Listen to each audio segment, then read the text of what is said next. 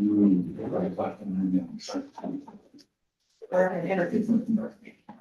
I forget it. No.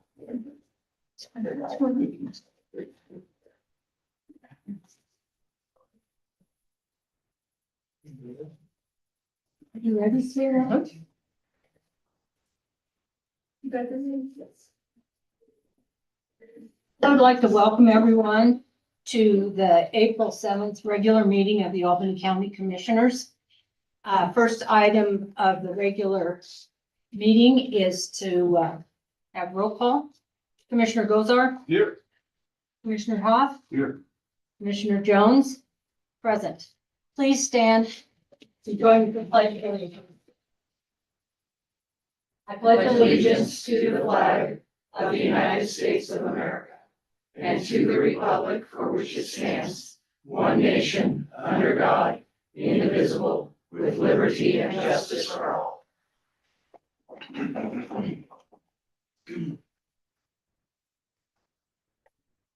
Item 3, we have several public hearings. The first one is the Bingham Zoning District Amendment Application ZDA-01-06.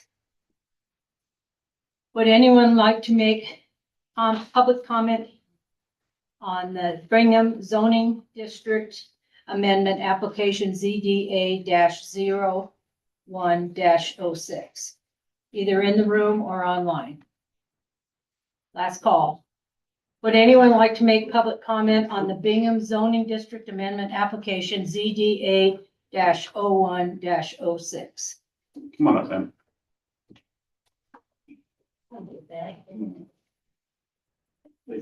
Thought you were closing the session already. Well, it was close.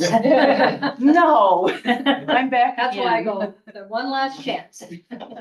Hi, I'm Jan Hart, and my husband and I reside at 41 Two Rivers Road. And I just wanted to comment on the ZDA-0126. Is that the correct number that I pulled off the website today and yesterday and the day before? I just wanted to let you know, I did provide my comments to a previous application to do ranchettes on the same tract of land. Now I understand that they want to change it to rural residential. And under rural residential, when I was at the planning commission meeting, they were toying with 20-acre plots to blend into the surrounding. But I want to comment and say that I would rather see it stay as agricultural as 30-acre plots at minimum, so that it blends in with the surrounding properties that are there.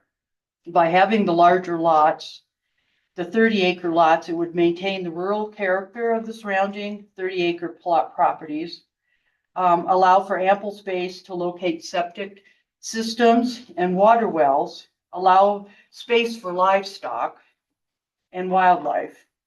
The 30-acre lots would also reduce, number one, it would reduce the number of lots on that 146-acre plot, but it would also reduce potential dust and county road maintenance costs, which was something that was brought up during one of the meetings that I attended. They would also it would decrease the number of water wells needed, draw down from the Laramie river aquifer, reduce risks to water pollution to the adjacent Laramie River. The reason I asked about the permit is when I pulled off the current permit that's listed, I see that there is no supporting documentation like there was in the first permit application, and I was wondering, is that normal? The previous permit application had consultation with Game and Fish and all the different agencies and the road and travel, and I don't see that that's provided in this permit that was provided on the website. So that was a question I have. So I just want to thank you for your time. I would really support 30 acres and no less than that, just for the way it is out there. Any questions? Thank you. Okay, thanks. Thank you very much. We need to have public comment from everyone that would like to give it. But anyone else like to, come on up. I'm Jordan Lindstrom. I live out on 230. I've heard about this project, but I'm a general contractor here in town in the county, build houses. I think rural residential would be a great benefit to the county. I have a lot of potential clients that are looking for those, rural residential areas that they could have some 4-H pigs. I got a client that would love to not have to have them out 30 miles out of town on his parents' ranch and actually have them close so that they can have the kids close to other activities with sports. And I really think this would be a benefit to the whole community to have some more options, because there's a lot of people that have horses, cows, all that. And I could name about 5 people that are actively looking for something up that alley to build. And I would love to build out there. I think it'd be a great spot to build and just really help the community and help everyone see the great way of life of living in the county can be. I live in the county, have horses. And so just that lifestyle with their kids and being close to town, relatively close to town, in and out would make everyone's lives a lot easier rather than, having to look for these opportunities farther out of town, or they don't have the money to pay for 30 acres. They might only have the money for 10 acres. So it would be a lot more beneficial to a lot more people. I'm in favor of seeing this go through. Thank you very much. Anyone else like to make public comment? Mr. Corson, come on up. Easy on the mister, heavy on the jack. Thank you. I'm Jack Corson. We live in 2 places in the county. We ranch 50 miles north of Rock River, up by Toltec Reservoir, above Toltec Reservoir, those type of things. We drive 50 miles of dirt road one direction. And the lady, I can agree with, I can see her consternation dealing with road and bridge and different things like that. But in my opinion, I'm also on the Conservation District Board here in Laramie for the Albany County. One of the things that I've noticed as doing that is our tax base with what's going on within the county and housing and all that stuff is going down. And to meeting, and you all are struggling with this, to meeting and servicing the needs of people in this county, especially rurally, is a struggle. If you make that go to 30-acre lots, we're taking the opportunity to create more tax income for us to service this county and those type of things. I know Rob Fisher, I knew him very well, and we talked about his budget, those type of things, and it's hard. Just the cutting edges alone to get back and forth. And so I'm in favor of this. I also live at One Dog Tail Trail, which is not very far from 2 dog trails. I live on a 5-acre lot, have all those type of things. It's very productive. It provides enough space for us to bring a few horses to town and then also our animals and those type of things. And so to me, having the opportunity to build and to add in a close proximity to Laramie is a positive thing, not only for people, but also for the tax base. Thank you. Thanks, Jack. Anyone else like to make public comment? Come on up. My name's Grant Easy. I don't have near as much experience as probably anybody else, but from the perspective of my wife and I are wanting to build and buy a house in the next couple of years. And so we've been following this project a little bit. And we are not rich people. I don't know how the rest of the room feels, but I'm not a rich man. And if we see these lots go up to 30 acres, that then becomes impossible for us to afford something like that. And I'm sure I'm not the only one who feels that way. So we would love to see something, smaller that we can afford, especially as Laramie needs housing. We've seen it. We've watched land in the county really closely to try to find something in our budget range. And when you jump up to those higher acreages, it just doesn't become feasible for what I would say the normal person like me and my wife who are just wanting to live in the county and have a chunk of land that, we love the county. It's beautiful. And for us, we would like to see it go through. Thank you very much. Anyone else like to make public comment? Come on up. Your bright smile back there in the background. Good morning, commissioners. Deep breath. My name is Janet Coulter, and I reside at 264 Two Rivers Road in Albany County. Thank you for your service and the opportunity to speak today. I've spent a lot of time thinking about the zoning request and revisited the Albany County Comprehensive Plan to ensure that my concerns align with that vision. I keep coming back to certain points that the zoning request ignores. Efficiency over speed. Page 9 states it is not how fast we grow, but how we grow. Quality and efficiency. Infrastructure realities. The natural resource framework directs growth towards existing infrastructure. For that reason, most of this property is in low growth priority zone 4, with a very small portion in zone 3. Fiscal responsibilities. Page 48 discourages development that is inefficient to serve. Our own county engineer has noted that growth of this nature may require consideration of additional personnel, a long-term taxpayer burden. Environmental and safety risks. Page 17 warns against developing floodplains. With the Laramie River nearby, there could be physical constraints that pose genuine safety and environmental risks. I am concerned about long-term ramifications should a change be approved for the areas adjacent or nearby this property. My thought is that this is running toward the wrong goalpost. We are incredibly fortunate to have wide open spaces we do. We don't need to become another eastern state with western scenery. Our priorities should be fiscal responsibility and the well-being of residents that already call this area home. Judicial use of public funds can provide for health and well-being of all county residents, preserve our local economy and natural heritage. I am not against development, but it must be responsible. Growth will come, but at this time, encouraging development in areas clearly outside a growth plan that obviously took a lot of time and input from many people and entities only strains our resources and the unique nature of Albany County. For these reasons, I strongly oppose any zoning amendment change to the B3 properties land. And I will add that I desired to live in this area for 50 years. And I would hope nobody else would have to wait that long, but I did it and I'm glad. And 35 acres is a super parcel for 4-H entities. When you get a bunch of smaller parcels together, it gets a little cramped with livestock and lean-tos and things. Thank you. Thank you very much. Come on up. Thank you. My name is Matt Willie. I live on Mill Iron Road, which is just off of Two Rivers Road, about a mile from this property, so I can see it out my front window. I'm here in support of the request to rezone as rural residential. I'm just going to echo a couple of things that were said already. My perspective stems a little bit from my own experience as someone who has built a house in this area recently. When my wife and I were looking for a tract of land to build on a few years ago, we had a difficult time finding the right piece of property in the right location for the right price. We were looking to build north of Laramie because our kids go to school in Rock River, and it was just very difficult to find something that wasn't completely out of our price range, but also still allowed us to do some of the things that I think a lot of people in the area want to do, which is have enough space to have a few head of livestock and to not be so riddled with covenants that makes it impossible to do things with your property.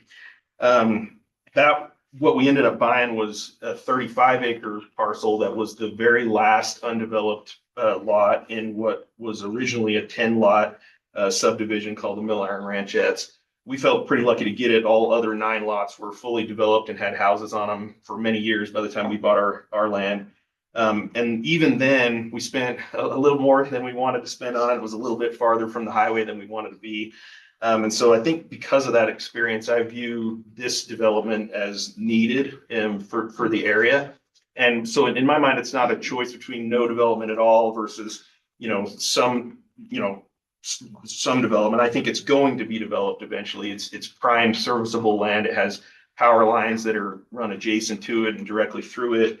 It's close enough to the highway to be convenient, but not so close that you have a crazy amount of traffic. So I think it's going to be developed. I think the question in my mind is what is a reasonable, compromise in terms of preserving the rural feel, but also having lots be affordable for the average family. And so I think this strikes that balance at 10-acre minimum lot sizes. I think that's a lot better than what's happening on the east side of the highway in terms of preserving, the rural nature of the area. But it also, makes it so that, you don't have to be a millionaire to buy property and build a house out there. So hope you'll take that into consideration as you make your decision.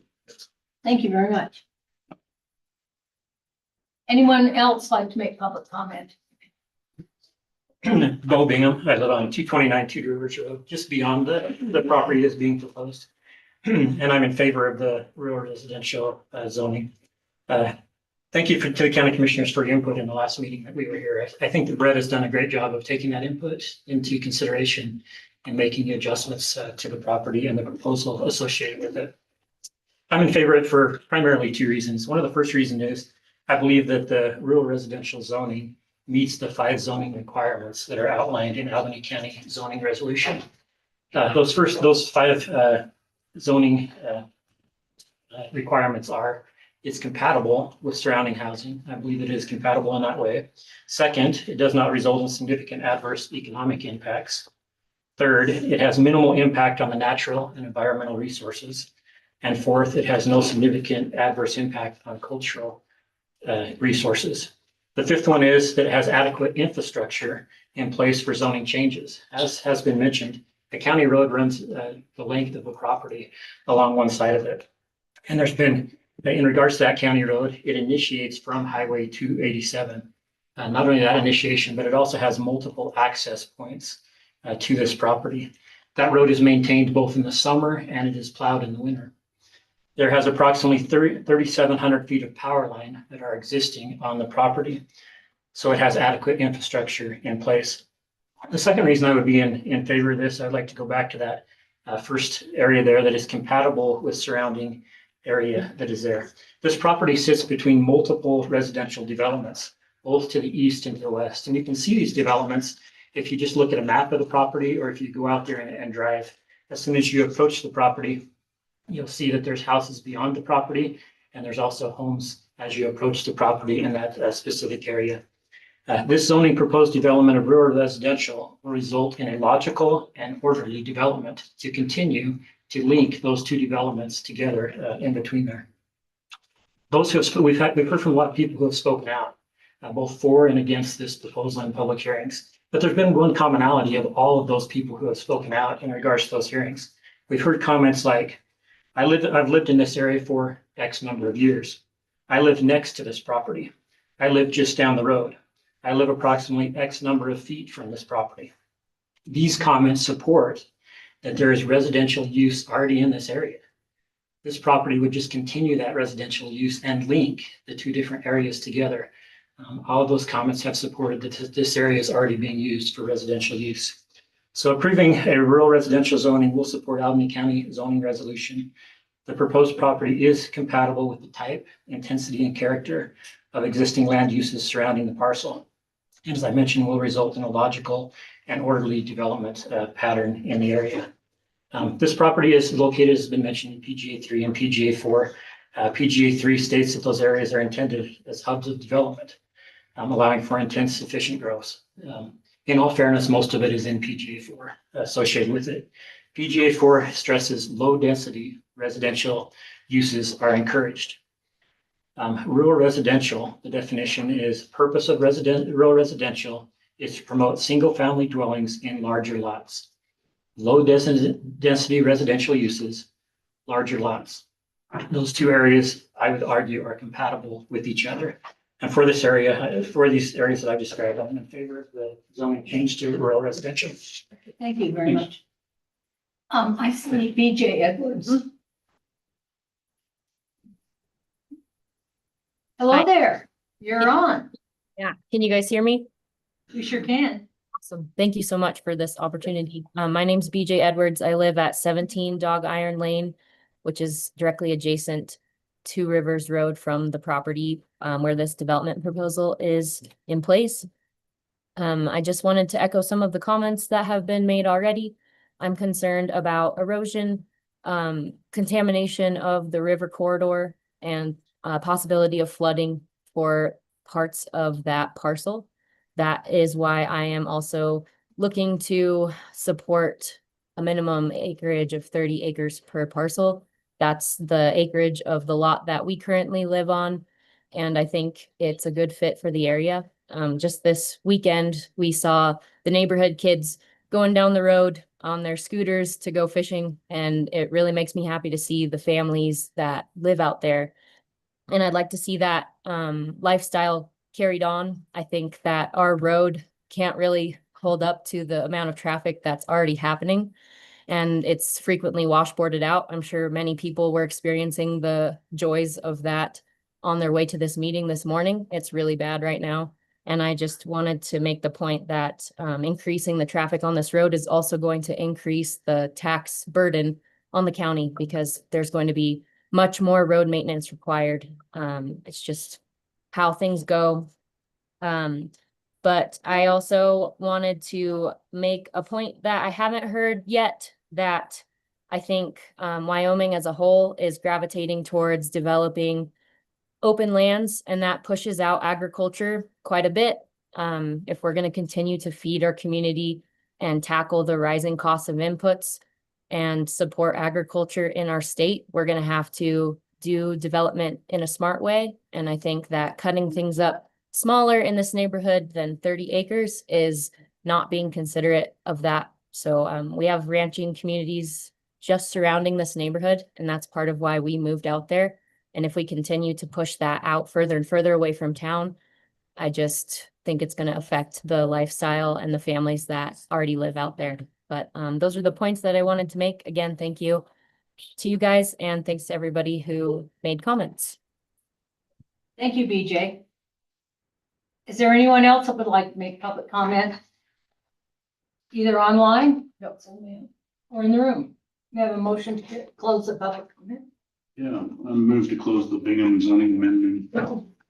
Public comments. GBA 1-26. 1-26. Second. All those in favor?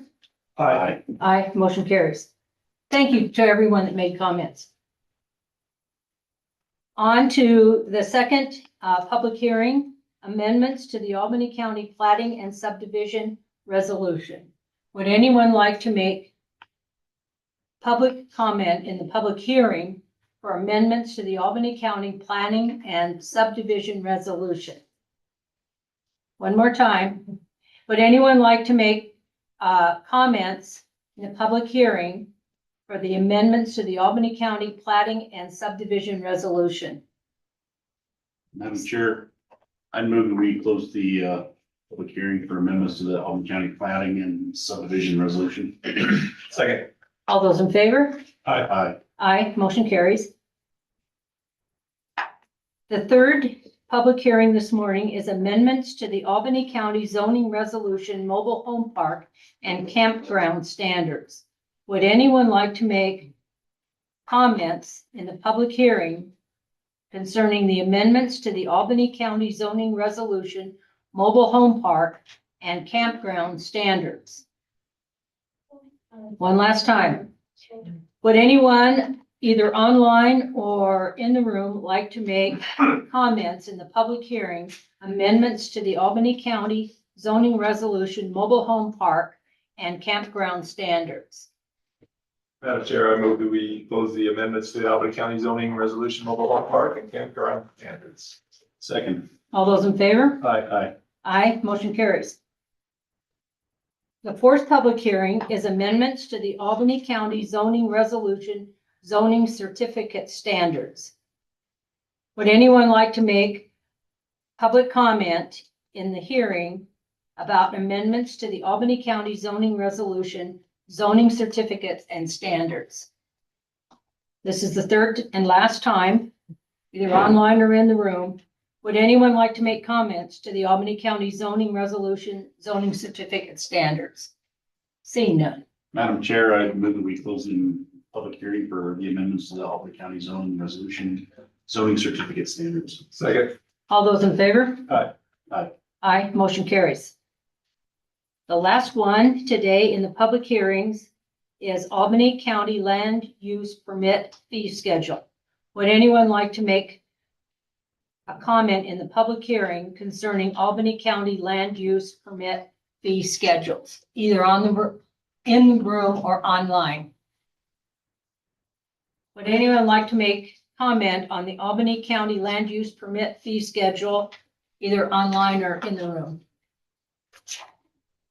I have a motion Madam to. Chair, I move we close the public hearing for the Albany County Land Use Permit Fee Schedule. Second. All those in favor? Aye. Item 4, comments from the public. We'd certainly take comments from the public. If it's pertaining to an agenda item, let's save those till that agenda item. But if you have any others, please feel free, either online or in the room. Anyone like to make public hearing today? Sure. Are you coming to make public comment? Yes, please. Very good. It looks like you're going hunting today. That's because it's open season on Correct. open lands for wildlife corridors within the city limits. Now, I want to thank you and your organization for the support in America's 250th year of our country. This is the 25th year of KOCA 93.5 FM and its operation within Albany County, serving the public, serving the community. And I just want to make an open invitation. The celebration will be May 2nd at the Lincoln Community Center, 365 Grand Avenue.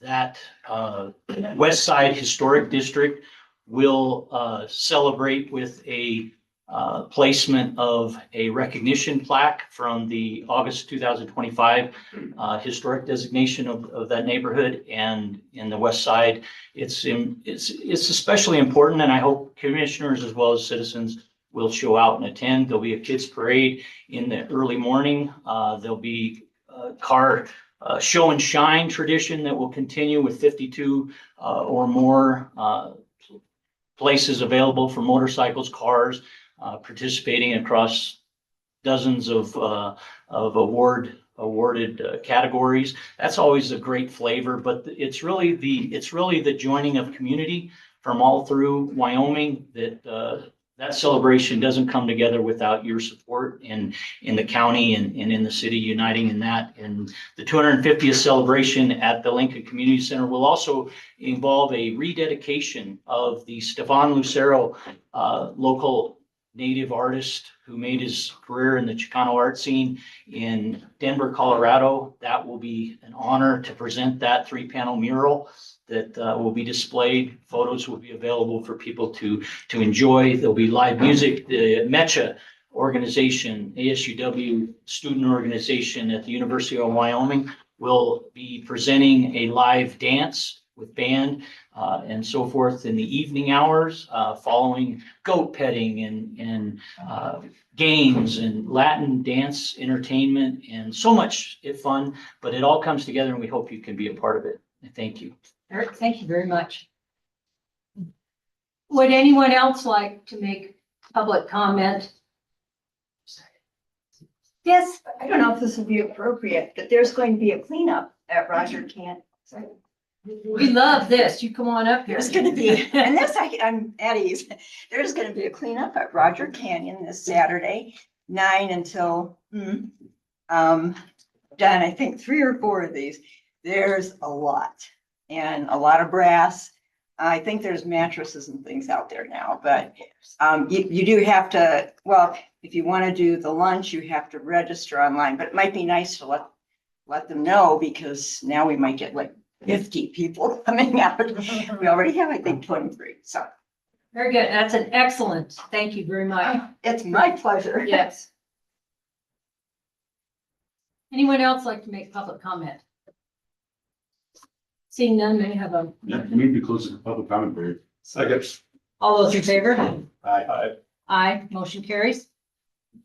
Item 5, consideration to changes on the agenda. Good morning, commissioners. I just need to add a letter of commitment to item number 27. That is what I emailed out yesterday, yes. Last week got away from me and I didn't have time to complete it.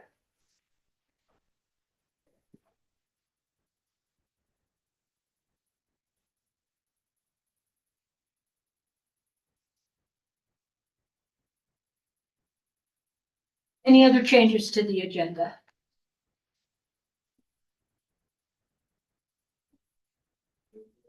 Item 6, disclosures. That's sure enough for me. All right. All right. Item 7, approval of the consent agenda. Madam Chair, I move to approve consent agenda as presented. Second. All those in favor? Aye. Aye, motion carries. On to the regular agenda. Item 8, present for discussion, Albany County audit for fiscal year 2025. Good morning, Madam Chair. Jason Lund with Carver, Florrick and James is online okay. on Zoom. He's going to present the audit. And I just, before he jumps on, I just want to say thank you to him and his team because they did an amazing job. They accommodated us during legislature and did everything online. I think we all have carpal tunnel though from emailing back and forth, but they did a fantastic job and it's always fun. Well, as fun as an audit can be to work with this team. So. Thank you, Take it away. Jason. You're on, sir. Hey, it's good to be with you. So I'd like to go over the audit report with you today. Is it okay if I share my screen so you can see the audit report, or would you rather not? No, you can. You can. Let me just. Okay, sounds good. Kayla's working on it right now, just so. I have no idea how to do that. Make him a co-host. You have that ability. And a Let's co-host. see if I can. It doesn't seem like it's locked down, so There you go. There we go. can you see my screen there? We can. Okay, great. All right, so what you're looking at here, this is our audit report. We've concluded the audit work.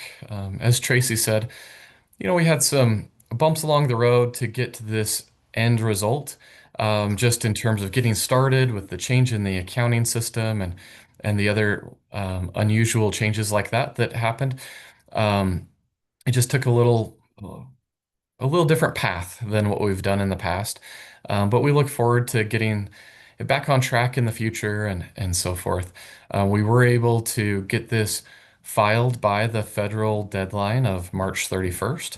And so we got that submitted to the federal government on time. And so the first thing that it talks about here is our opinion over these financial statements. And it is our opinion that the accompanying financial statements present fairly in all material respects the respective financial position of the counties, governmental activities, the business type activities, and the component unit activities. And so a clean opinion over the financial statements as a whole. This is the first part of the presentation. I'm going to talk about our reports, and then we'll go over the numbers after that. So, in order to form this opinion over the financial statements, it took our team a lot of work. We went through and we looked at the cash accounts and the investment accounts.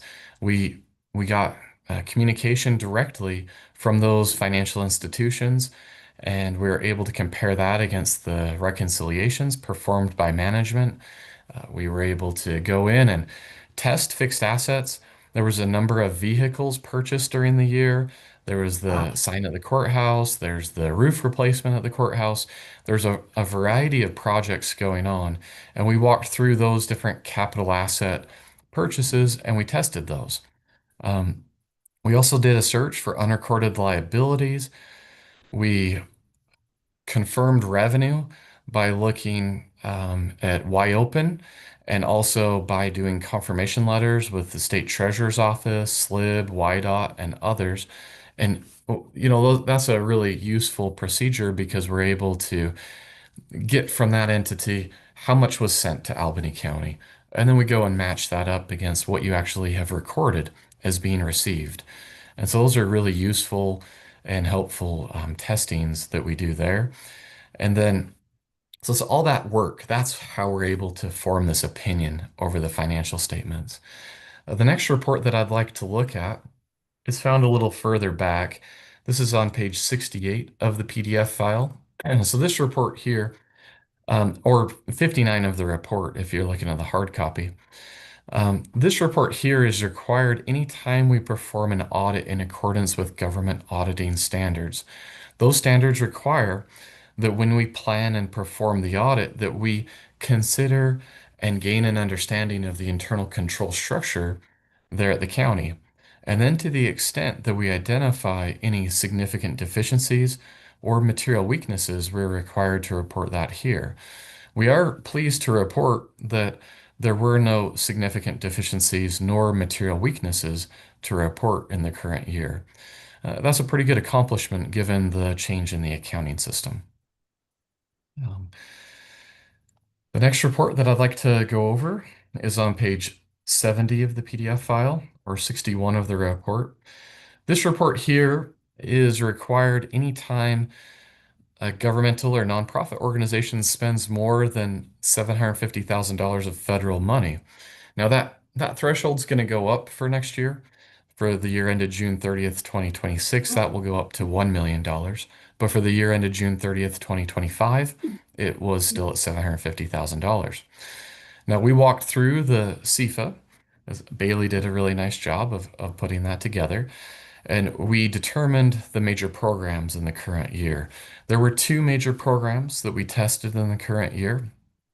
The first being the COVID Capital Projects Fund, which funded the library project. And so we went through and we tested the library project, looking at a variety of compliance points, including allowable costs and allowable cost principles and procurement. And so we walked through those different compliance points and we looked for non-compliance and other deficiencies in the internal control structure. And then the other major program that we tested was the opioid crisis funding. And so we again looked at similar compliance points for that major program as well. We looked for non-compliance, for significant deficiencies and material weaknesses. And we're pleased to report, as we go down to the summary of all of this, down on page 73 of the PDF file, we're pleased to report that we do not have any findings over federal awards either to report. So very, good results over this audit. And that's really our report over the financial statements and over the detailed testing and the internal controls that we looked at related to Albany County. Now, the next part of my presentation is to go over some of the numbers, and I'll go over those numbers kind of briefly because some of this, we're sitting here in April of 2026, and these financial statements are dated June 30th, 2025. So I'll go over those ever so briefly, not to take too much of your time. But before I do that, are there any questions about the work that we performed or the results that we've reported?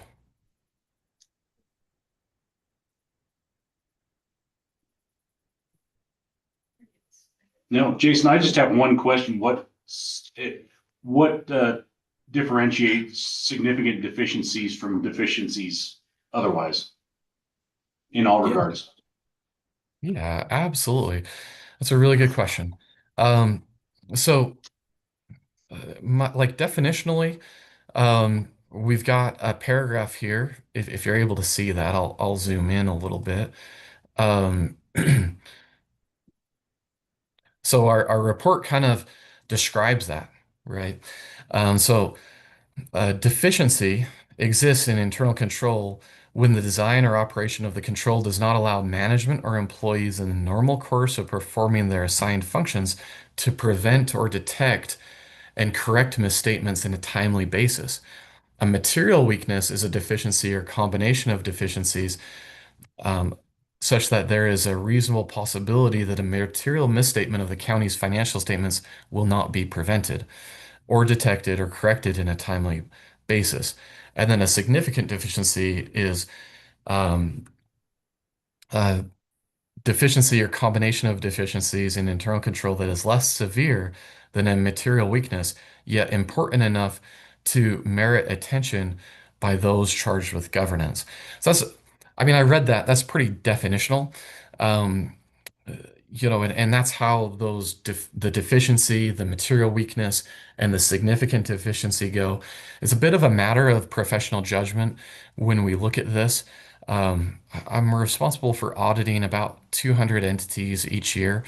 And so, of those 200 entities that I'm responsible for auditing each year, I would say that about 30 to 40% come away with some sort of a deficiency. The county in the past has had deficiencies reported, but so it's really quite an accomplishment for management and everything, given the changes that occurred, that they're able to walk away without any of those significant deficiencies or material weaknesses being reported. Um, and so it's really about that. It's like when we walk in, if there's a mistake that isn't being prevented or detected by management in the normal course of business, then that's when we go to evaluating whether it's just a deficiency, it's significant, or it's material. And that's a little bit of a matter of professional judgment on our part. Does that answer your question? It does. This didn't make it into our packet, so this is the first time I'm seeing it this year. Okay. Yeah. Thank you. That's a really good question. And it's laid out in this particular report right here, that definition. And and and I'd be happy to elaborate on that further if you have more questions. I don't, thank you. Apologies, I didn't realize they were getting in there. Okay. Any more questions before I go to talk about some of the numbers? I'll go ahead and change. I don't see any, so go ahead. Okay, sounds good. All right. So this right here, this is the statement of net position. The statement of net position folds together all of the short-term and long-term assets, all of the short-term and long-term liabilities, and it sets forth kind of a holistic look looking at both governmental activities and business type activities. And then there's this column over here for the component units, which includes the library and the fair board. Those are combined there. There's a combining schedule in the back of the report, so you can see those broken out separately. But for purposes of this presentation, they're combined. As you look at this, and this presentation is prescribed by the GASB, so we don't have latitude in how this is presented. But you can see here, overall, you've got for the primary government cash and investments that add together to about $51 million. And so overall, total assets of $90.9 million with liabilities of $16.8 million.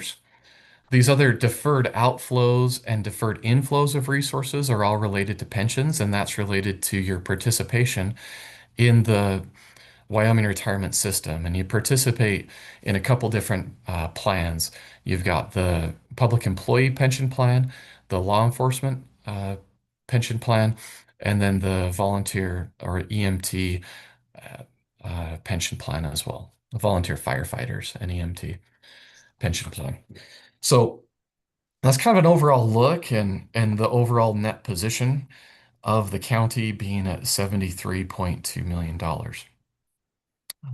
As we go on to the next page on the statement of activities, you can see overall the change from last year. And again, this is expressed on a full accrual basis of accounting with all those long-term assets and long-term liabilities. So there's some non-cash activity going on here. And you can see overall the primary government had an increase of $1.8 million. And so that took the net position from $71.3 million up to $73.2 million. We'll go on to the next page. This next page, this is the balance sheet for governmental funds. So if we go back to that previous page, there's the different columns there. And this is the governmental activities. That's that column. But this presentation here is expressed on a different basis of accounting. This does not include any of the long-term assets, nor does it include any of the long-term liabilities. And so you can see here, total assets for governmental activities of $52.7 million, liabilities of $7.2 million, and overall fund balance of $52.7 million.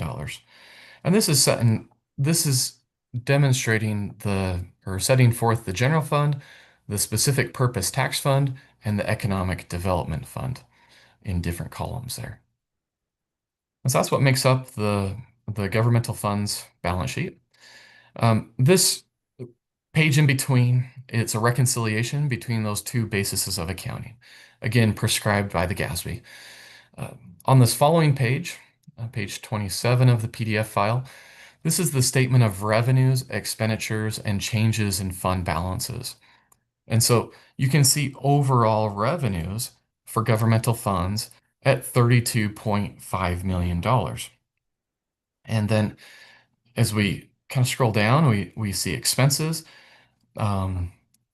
as listed at $29.1 million. So overall, there was a positive change in fund balance of $3.3 million. And that's contrasted against the look at the full accrual basis of accounting, where the change was at $1.5 million. So there's more positive results on this different basis of accounting. We'll go on to the next page is again a reconciliation between those two different bases of accounting for the income statement. On the following page, page 23 of the report or page 29 of the PDF file, this sets forth the business type activities, which is your commissary enterprise fund, and then the internal service fund. And so that shows the assets there of $26,000. And then for the internal service fund, you've got a net position of $1.6 million. We'll go on to the next page. This shows the income and the revenues and expenses associated with this. The commissary fund being close to break even. And then the internal service fund, there was expenses or claims paid in excess of premium revenue by $400,000. So, you know, this audit report, it's lengthy, and sometimes I worry that if I keep going, I'll be over explaining and giving you more information than what you want. So at this point, if there's any questions about any particular footnotes or so forth, I'd be happy to go into more depth. Or any other questions, I'll be happy to take that now. So Jason, quick question. In that accounting, I saw that there were special purpose taxes included in that as a statement of position for the year, but that money is not to use for county operations. It's specifically targeted to places. And so that is a little confusing, I think, when it first got to the board and now here. That is not money that we can spend on salaries or whatever else we need to the government. It just is for what that was approved for by the voters. Is that accurate? Yeah, that's accurate. And that's why it's broken out in its own fund, separate from the general fund and in its own column. But yeah, that's accurate. Are you available for further follow-up if we need? Absolutely. Yeah, 100%. I have no question. There are no questions in the room. So I'm going to say thank you very much for presenting this and appreciate everything you do. Yeah, thank you. Thank you for your time and have a good rest of your day. Thank you. Bye. Item 9, present for discussion the overview of Laramie Regional Airport and discuss the role of specific or special purpose tax excise tax spec funding in sustaining and improving the airport infrastructure that supports commercial air service, public safety operations, and economic development within the community. Good morning, Amy. Good to see you. Morning, Chairman Jones, Commissioners. Thank you for having us today. Before I get started, I wanted to let you know really quickly, we've had some personnel changes at the airport. Our old operations manager has retired, and Chip Lucella is our new operations manager. So I wanted to introduce him for those of you that everybody pretty much knows Chip, but if you don't, I'd like to introduce him as our new operations manager at the airport. Thank you very much. Thank you for stepping up. Yes, and he joins our team full-time in June. He'll be with the Laramie Police Department until the end of May. So we're looking forward to having him on board full-time. Today, I just wanted to come and kind of talk to you about the state of the airport. I did this presentation for the city and I thought it would only be appropriate if I kept everybody here in the loop as well. So I'd like to start with real quick, the state of the airport. We talked a lot when I started about inspections at the airport, compliance at the airport, and what that looked like. We just recently completed our FAA Part 139 inspection, and what that is our commercial, that's the hardest certificate we have out there. It's what ensures that we have commercial service coming to and from the airport in Laramie. We did an excellent job this year. We had 3 minor findings. Those findings were cleaning the inside of our taxiway and runway signs, which is, we're now going to take the lid off and clean them off twice a year on the inside. We had one of the wrong fire extinguishers on a fueling truck. We got a new truck this year. We took that truck in and had the wrong fire extinguisher on it. We have since changed our process on how we do an intake of a vehicle and have the right fire extinguisher on there. And lastly, we had a no smoking hazardous sign on a fuel truck, which a hanger or a ladder was hanging on the back of it and partially obscured it. So we added another sticker so that people don't smoke around our fueling truck, which you really can't smoke on the field anyway, but we'll put that on there just in case. I wanted to talk to you about our passenger enplanements, what that looks like. So in 2023, our passenger enplanements were 18,197, 2024, 19,277. And in 2025, so last year, they were 19,656. So the community is using this airport. We're increasing demand. I think with our new 5:30 a.m. departure, we're going to see that demand go up quite a bit. Many of our business travelers were having to drive over to Cheyenne to catch that flight. They are now able to take that flight out of Laramie. So we're also seeing a lot of the surrounding areas come in. Carbon County is using our airport quite a bit as well. So we are watching those statistics and watching the need for the airport steadily increase. When we talk about passenger enplanements and their loads going up, we also look directly at our revenue. Kind of a snapshot of the airport revenue and things that we are constantly watching. In 2020, the revenue for the airport was about $1.3 million. Last year, our revenue was 2.3 million, and at the close of this year, we're projected to be at 3.1 million. What that is 69% revenue increase from 2020 to 2025. And from 2025 to this year, we're projecting another 36% growth. So essentially, in the last 5 years, the revenue has increased at the airport by 131%. So we are watching those. We consistently see how we're doing, where the revenue is. Cost of doing business at the airport continues to increase. However, we are seeing that we're able to pull that revenue along. We're getting to the point where I'm a little bit worried. Have we maxed that revenue, or are we going to find new revenue streams? So that we're focusing on that quite a bit moving forward. And now that we're in compliance, that's something we can focus on. Recently, the Aeronautics Commission for the state of Wyoming completed an economic impact study for all airports. They hired Wilpert Engineering, and they came in and did this economic impact study. So for a while at the airport, you couldn't get onto the internet or do anything unless you answered all these surveys. We put surveys out in the community. Everybody that flew into the airport, we asked them to fill them out. You could do them on paper or you could do them digitally. They came back this year with everybody's results. The Laramie Airport brings in 38 million of direct and indirect revenue to this community. I found that very interesting. And then we bring in 1.5 million of direct tax revenue. So a major contributor to this community is and supporting indirect and indirect fees. The last 2 years, we've asked the county to put in $205,000 as well as the city. So in total, we've put in $410,000. With that being said, for every dollar that the commission and the city put in, we return to the community $93. So the rate of the return on investment is pretty high at this point. We're happy to report that that continues to trend upwards. When we talk about revenue opportunities and when I talk about the future of the airport, we're not looking locally to raise that revenue. Locally, we are looking at to help with the operational costs, but we are looking at possibly building a hangar for development. And what a hangar does is people fly in overnight with the winter or with bad weather, and they want to put their planes in a hangar overnight. A citation can be upwards of $1,200 a night. So when we do hangar studies and we look for return on investments, hangars are something on the actual airfield that can generate revenue for us, potentially $250,000 to $500,000 a year.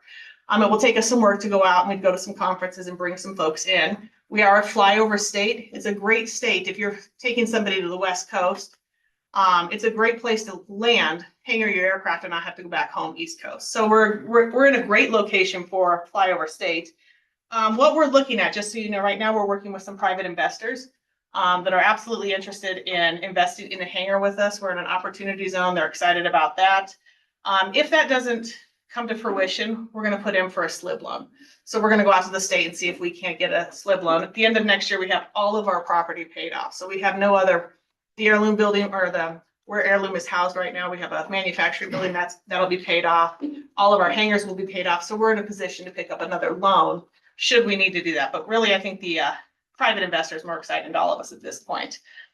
We're also looking at for revenue diversions. So I don't know if you recently on Facebook, you would have seen there was a Southwest flight. Everybody said it's coming from the hospital, landed at the airport.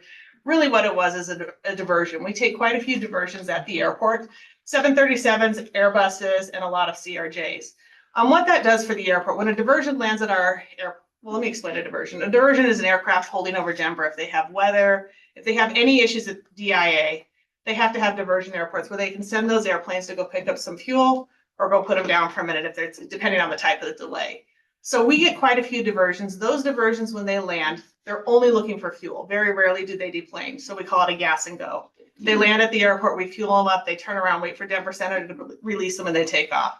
Those can bring us between $2,500 and $3,000 net on fuel because we charge them more. They're not a scheduled carrier, so we charge them more to land. So we are working with United Airlines and Southwest. We're approved for both of them to bring in more diversions. So that is a revenue opportunity. The airport just had ACARS installed, which is it works with Denver Center and the aircraft. So a lot of times pilots would land here from, let's say United lands. They would have to have fuel releases sent to the FBO. We'd have to print them out, run them out to the airplane. Now that we have ACARS, those flights are communicating directly with Denver Center, so they're not having to rely on cell phones. So that does create quite a bit of revenue for us. So those are our two main revenue streams that we're focusing on this year and how to increase those revenues so that we can continue to bring in more revenue to the airport. Long-term sustainability, something that we think about as we're moving forward. So we just completed a master plan, which is a 20-year plan for the airport and how to move forward. We have all kinds of, you could dream big on this, put everything on it. And if the funding shows up, you can certainly move forward with some of those events. One of the things we're looking at is our airports, taxiways, and tarmac. This next summer, so not this summer happening now, but 27, we have a pavement repair project, our taxiway, our apron. So when you go out to the airport, we have a huge piece of pavement out there. That pavement it's really corrosive. I mean, it's almost going to gravel. It is a $15.3 million project. We have the funding approved by the FAA, the state, and then the airport locally comes up with 2.5%. We have that money set aside and we're ready to do that. That's going to be huge for the airport and help maintain the infrastructure. As we move forward, we look at our taxiways and runways and worry a bit about how are those going to maintain. We look at PCI numbers, which talks about the weight of an aircraft and the durability of the pavement. We have a lot of rehabs and we have a lot of rehabilitation coming up on those taxiways. The airport is required to put 2.5% up to match FAA funding and state funding. And so we are projected out for the next 10 years on how we're going to do that. I wanted to talk a little bit about the SPET tax. The $4 million that the airport is on the ballot for, that is going to help us match that cost to keep all those pavements open.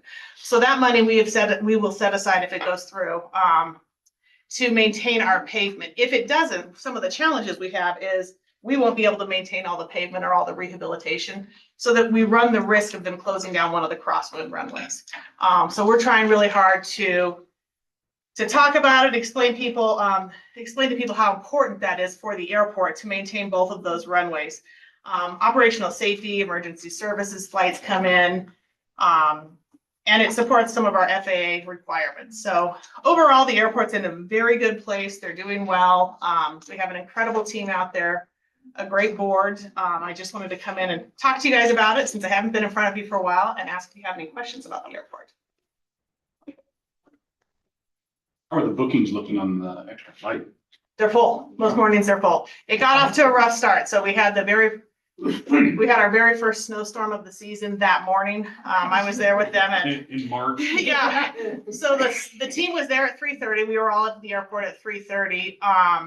There were some weight and balance issues. So we're having a little bit of, we call it the knock, the Denver Center There's some newer folks that working at the knock, and there's some newer pilots, which is exciting to see lots of new pilots, but they don't want any contaminant on the runway. Previously, we've had 80 feet wide, we've put down de-icing, we have de-icing fluid to open those runways. So we've been spending some time and educating how they want to see it versus how we've been trained to do it. So we're making some adjustments, but that flight did go out late. I was concerned. And then our 10 p.m. arrival the next night was actually delayed to arrive at 9 a.m. the next morning, which is terrible, right? So people are coming home. So we really started watching how this flight was going to work. And we had about 3 days of we stumbled into it, and now we're doing great. So, but they are full. I'm looking to see if Cheyenne numbers change, because when we pulled the credit card numbers, many of them were from our community. So. Maybe with a early or departure and a late arrival, that increases your staffing, Yes. right? Somebody can't be there from 3:30 in the morning till 11 at night. It's definitely presents some staffing challenges. How are you addressing that? Are you able to address that? We hired a full-time employee, as you know, is very expensive with all the benefits that go into it. We hired one more part-time employee. We're spreading the shifts out. Some of the challenges we're having is we're going to have to identify a training shift. Somebody who has kind of a floating shift that can come in, because we're constantly training at the airport. It's not once a month. It's not every single employee. We lay eyes on them and train them at least 4 hours a month. So we're trying to figure out what that looks like. Right now, the team is doing an excellent job, has been flexible with their schedule. So same amount of staffing. We're spreading out the shifts quite a bit. So. Well, that all sounds very exciting. It is. The airport is doing really well. So I'm excited for the community as things start to change.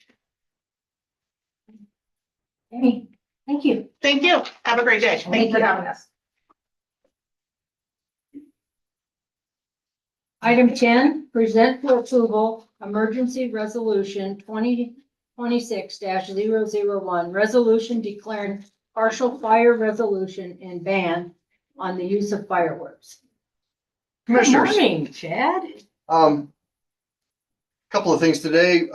Like to discuss what brought about the need for this resolution to begin with, and then maybe transition into a brief crystal ball discussion about what this season is likely to look like.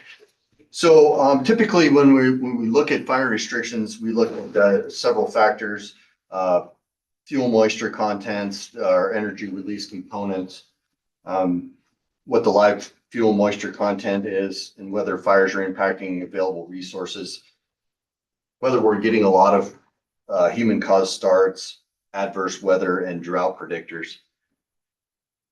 This spring, we've been forced to kind of color outside the lines a little bit, because there is somewhat of a lack of historical comparative data. Some of our federal partners are now sampling fuels in areas that are historically in snowpack. So what do these data mean? We don't know, because it's kind of a new thing. So we're looking at some different factors that aren't necessarily in our normal predictors. And some of those are the soil moisture content, and we look and see that overall we have a very low soil moisture, which is going to probably delay the green up a little bit.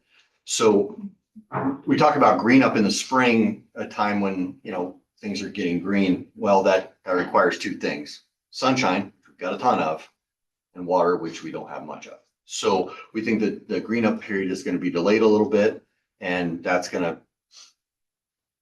we'll wait and see when that happens, I guess, when we see some rain. One of the other factors we had to look at is, because we didn't have significant snowpack, particularly in the lower areas, our standing grasses that are in areas have not been mushed down, for a technical term. In our world, when those grasses get snowpack on and they're pushed down into the soils, that helps us out with fire. Now we have a standing dead canopy of grass that even when we get green up, when you have a little bit of green grass underneath it, which is nice, there's a whole lot of dead grass above it, which those factors are going to increase our ability to suppress those fires, because they're going to move quickly through that canopy. So we also look at this time of year with kind of the extraordinary fire weather we're having. Our federal partners and some of the agencies are still in the process of staffing up for the season. We're really early, and that has not occurred. Talking about airports, we haven't stood up the tanker base in Casper yet. So availability of aircraft, fire aircraft is not what it would be during the normal fire season. So some of these other factors went into this decision to move into restriction this time. My intent is that these won't be a year-long restriction, even though that indicates on it that they will expire November 1. I feel that it's a certain point, and I'm hopeful that we will be able to temporarily lift these restrictions and go about our day as we normally do. So I wanted to talk about what I see kind of seasonally, what might be happening and on a longer term basis. The federal government and our federal partners, particularly on the BLM side and the DOI side, are going through a restructuring and have recently established the U.S. Department of Wildland Fire, brand new department, whole new thing. Department of Interior has combined resources into this department. The company line from our friends is that it's not going to affect anything that happens on the ground. However, any sort of change like that, any sort of transition in my world is a watch out situation when we look out and say, as we're making changes with resources and who's who in the zoo with that sort of thing, it's something we want to watch out for. We also think that because of the Rocky Mountains being historically low on precipitation and in the low and the high areas, we think that there's likely going to be a significant drawdown of resources throughout the season. And I've personally observed over the years that when there is major fire behavior on the Front Range of Colorado and in some more populated areas, when we get a significant fire event, we're bumped down the list in terms of priorities for those types of things. So this is also a consideration moving forward. I think that one of the other outside the box looking things is water availability this year. You know, it's going to be a discussion. If you watch the news on the Front Range, they're already going into watering restrictions and all kinds of other restrictions. I think it's going to affect us as well.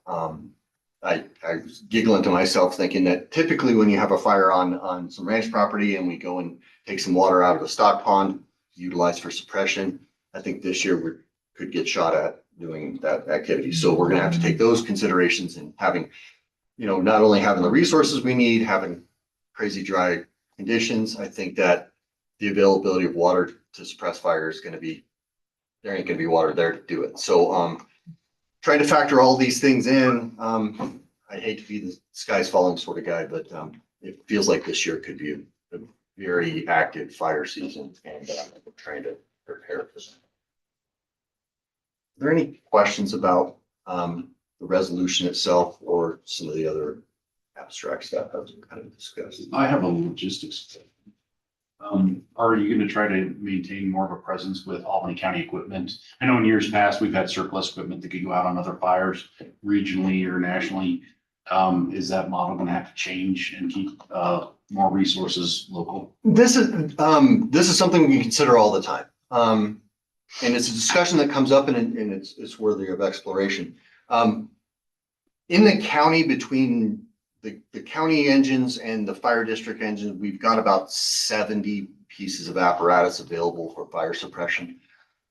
Even during our most aggressive sharing our resources, we have 2 to 3 engines out. It's not necessarily something huge. It doesn't impact our local response a great deal.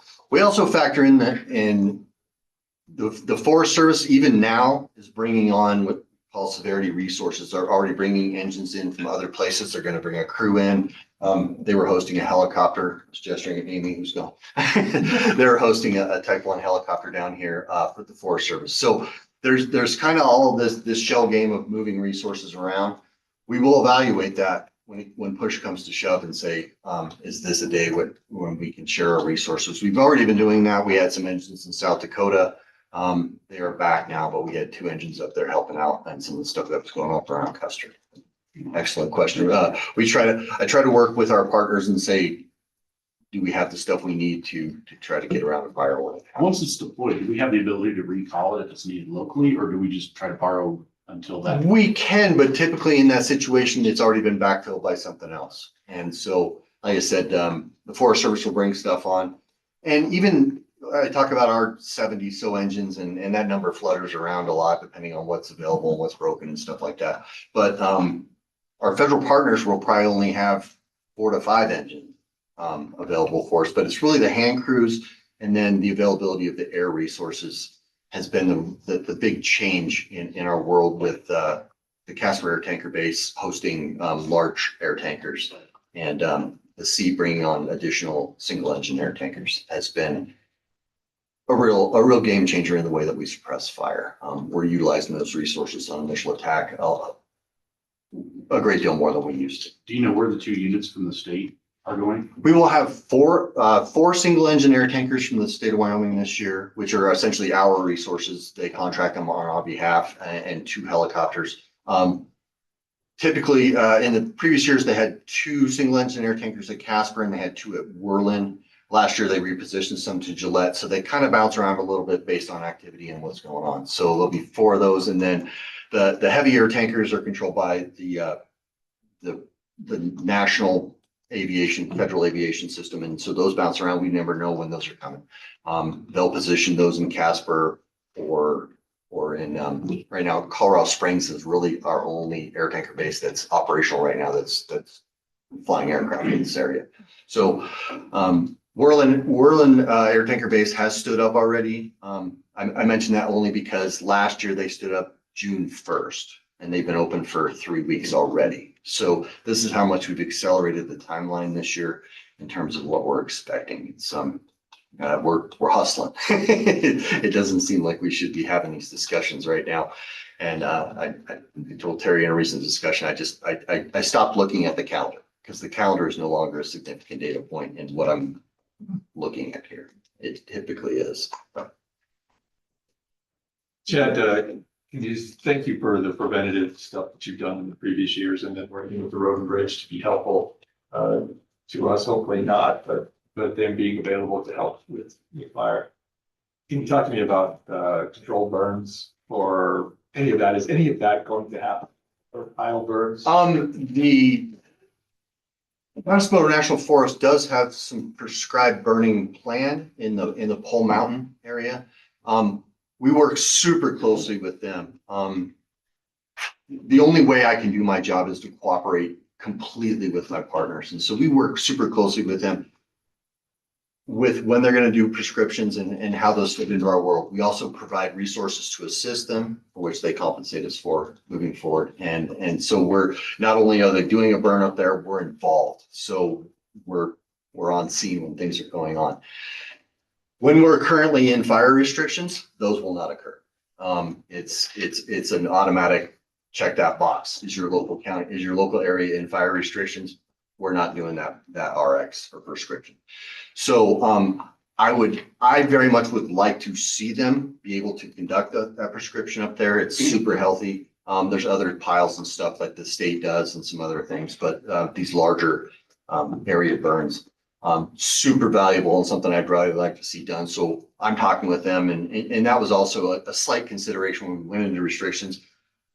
Knowing that when we do this, that essentially shuts that operation off, which is something that we'd like to see move forward. So if we temporarily lift the restrictions, they may be able to re-engage and look at and see if we can have a time when those prescriptions can occur. I hope they do.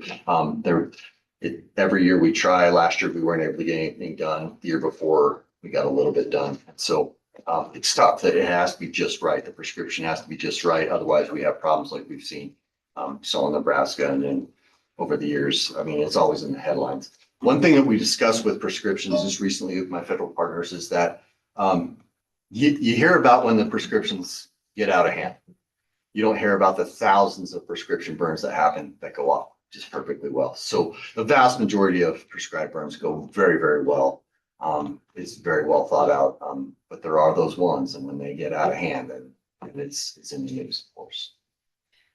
Does that answer your question? Yeah, it does. Thank you. So it says in here that it's for fireworks. What about open burns?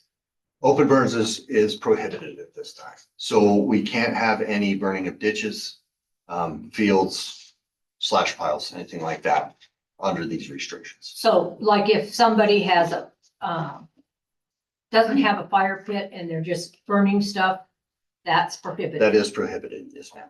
And the burn barrels are a timed. Yes, we're allowed to do burn barrels. A caveat to that discussion is if we have a slight period where we have some precipitation, if in the next several weeks we get 4 inches of heavy wet snow, I can write a hall pass. So if a landowner contacts me and has a pile, I know that there's 4 inches of snow out there and they want to get rid of that pile, we can do a per basis discussion about whether we can do that. I do that pretty frequently for some of my landowners. They know when it's a good day to do that, and we'll have that discussion, and then we can give them an exemption to these restrictions. We do that quite a bit.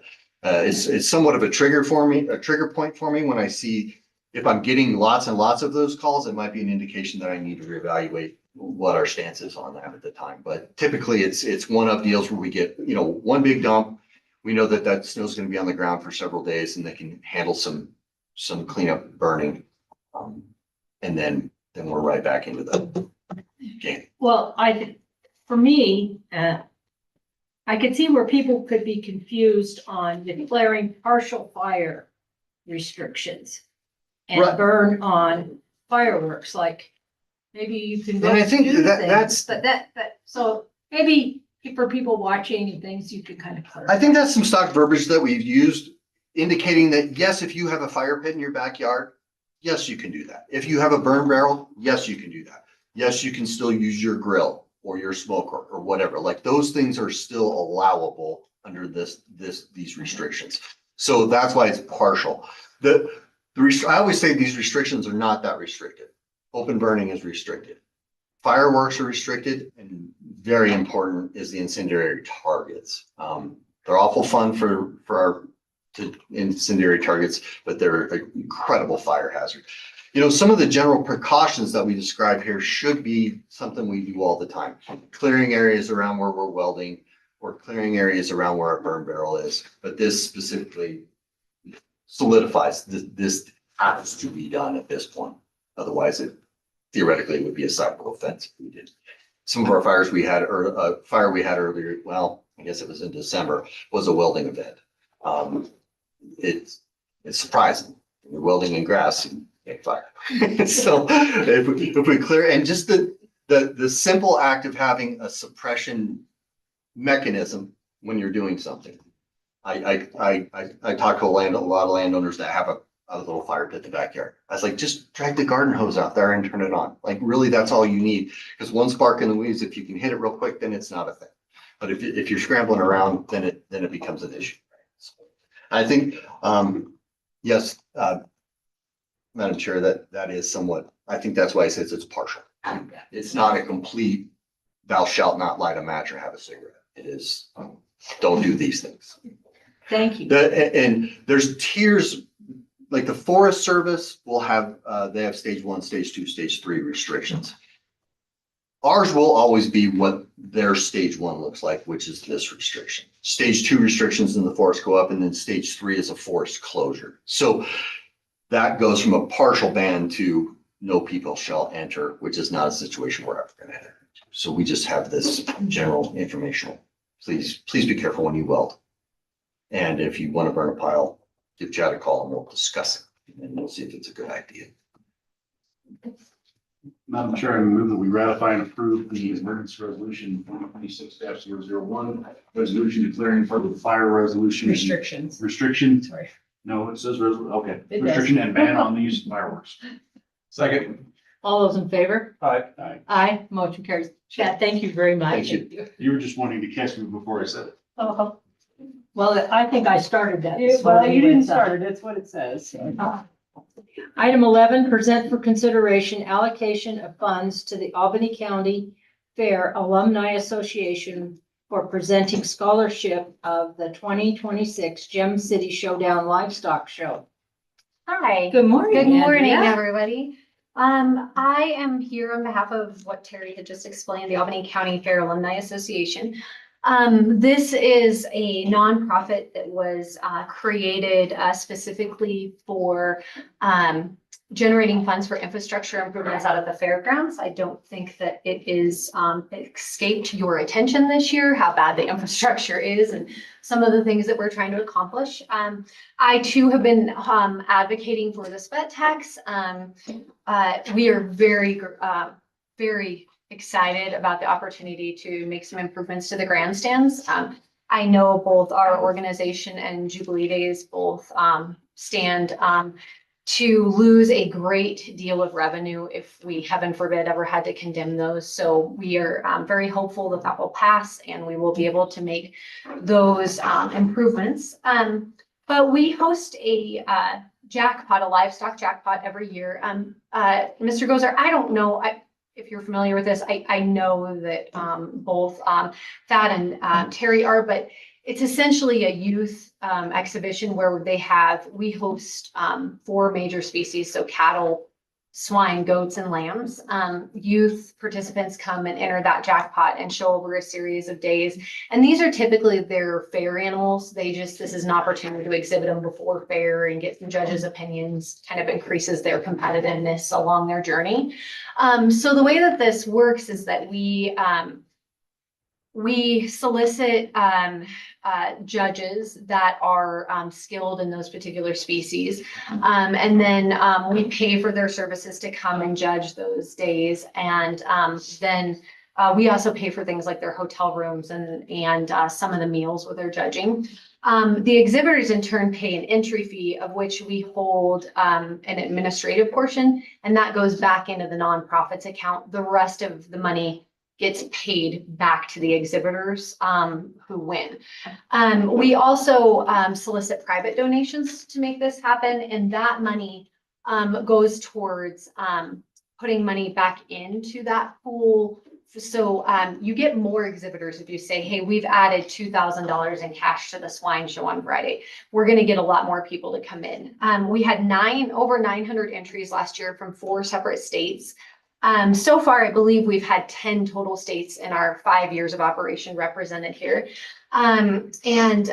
So over those 3 days, they usually come in on Friday night and leave on Sunday. We know that we don't know to what degree, because we haven't, at this point, it doesn't make sense for us to pay for a professional survey to know what the economic impact is. But we know that they are filling hotel rooms, they're eating meals out, enjoying downtown shopping. We see a lot of bags coming back from downtown. So it's really heartwarming that we're able to do this, because it's a lot of work, and by the end of it, we're exhausted. But we feel like it is helping in the smallest way our purpose for improving infrastructure, but it's also helping to boost the economy. This is always going to be the weekend before we start our statehood celebration or Jubilee Days. So it kind of helps lead into that. Last year, the commissioners were very gracious with a contribution of $5,000, which covered our administrative costs, which is our judges and our awards for our kiddos. We do separate days. You either win a belt buckle or you win banners, or like last year we did garment bags, but sometimes backpacks. It just kind of depends on what's trending in the livestock industry. We would be asking for the same donation this year if you guys are so inclined. So far, our foundation has been able to provide new lighting and a new sound system at the rodeo grounds, which has been beneficial for youth organizations like high school rodeo, but also for Jubilee Days. We were also able to replace the sign at the main entrance of the fairgrounds, which was a much needed facelift.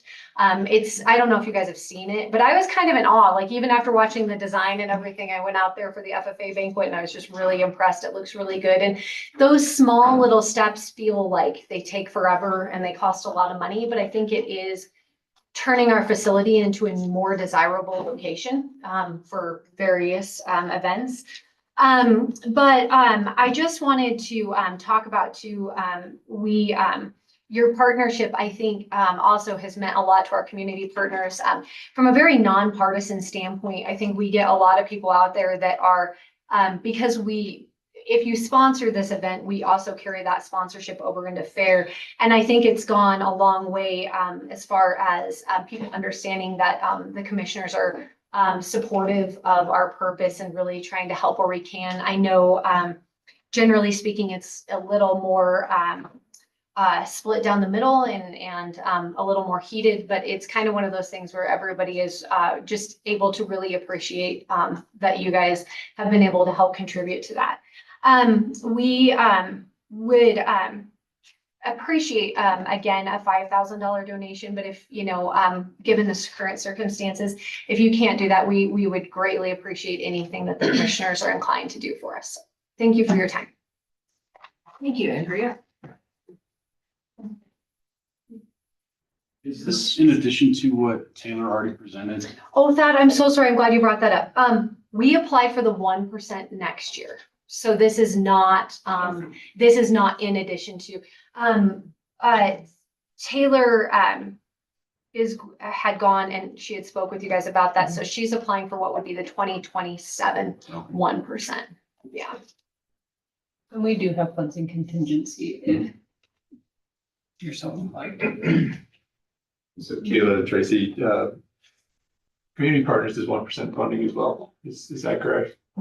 Do we have any limitations on what 1% funding can do with this sponsorship? Is it paying salaries? Or what did you say again? No, sir. It actually pays for our judges that come for their, so we pay them. Yeah, I guess you're right. That is a salary. It's their commission for the sale, or for the show. And then we also pay for their hotel rooms and meals out of that. But they're independent contractors. Yeah. Right. So they're it's just like, it's for not this paying, show. It's it's not not paying like the they're. people that are working there. Yeah, we It's don't all have, volunteer. we don't have any paid employees on our foundation. Yeah. Thank you. Yeah. My question is, we were just in a meeting with the city council not a couple weeks ago, 37 entities for community partners. Yeah, yeah. Mhm. We ask a lot more of the definition of how that money is going to be used. Yeah. And also a reporting of the definition. Yeah. I'd like to see that with this. I mean, it's nice, but it feels like this is, I don't feel like I know exactly. Yeah, no, I can appreciate And that. I think we need to do that. Yeah, and so you understand kind of, I can give you actually a pretty brief breakdown, and I'm happy to email you guys our proposed budget. So because there's just three of us and we kind of throw this together, what we do is when we contract with those particular judges, we really try to geographically secure ones that won't be as expensive, because the way that it works is you either pay a travel per diem or if they're close enough, you can compensate for that in what you're planning to pay them. So for example, I have a judge that will just come in for Friday night. Their salary is $600. Their hotel will end up costing us about $200. And then we budget a small portion in for meals. But because she's coming from Casper, we don't have to pay that travel per diem. We have had in years past where we've hired judges. It's an odd thing, but like, if you know about dog shows, it's like you have this judge that is particularly good at maybe shepherd breed, right? Well, it's the same with species. So we'll hire a judge that's really good with cattle out of Illinois, and that may cost us a little bit more. So we may end up paying them more like $1,000 because they have to travel, and we either buy their plane ticket or pay a per diem, and then we pay for their actual services at the sale. But yeah, I'm happy to break that down in a budget for you.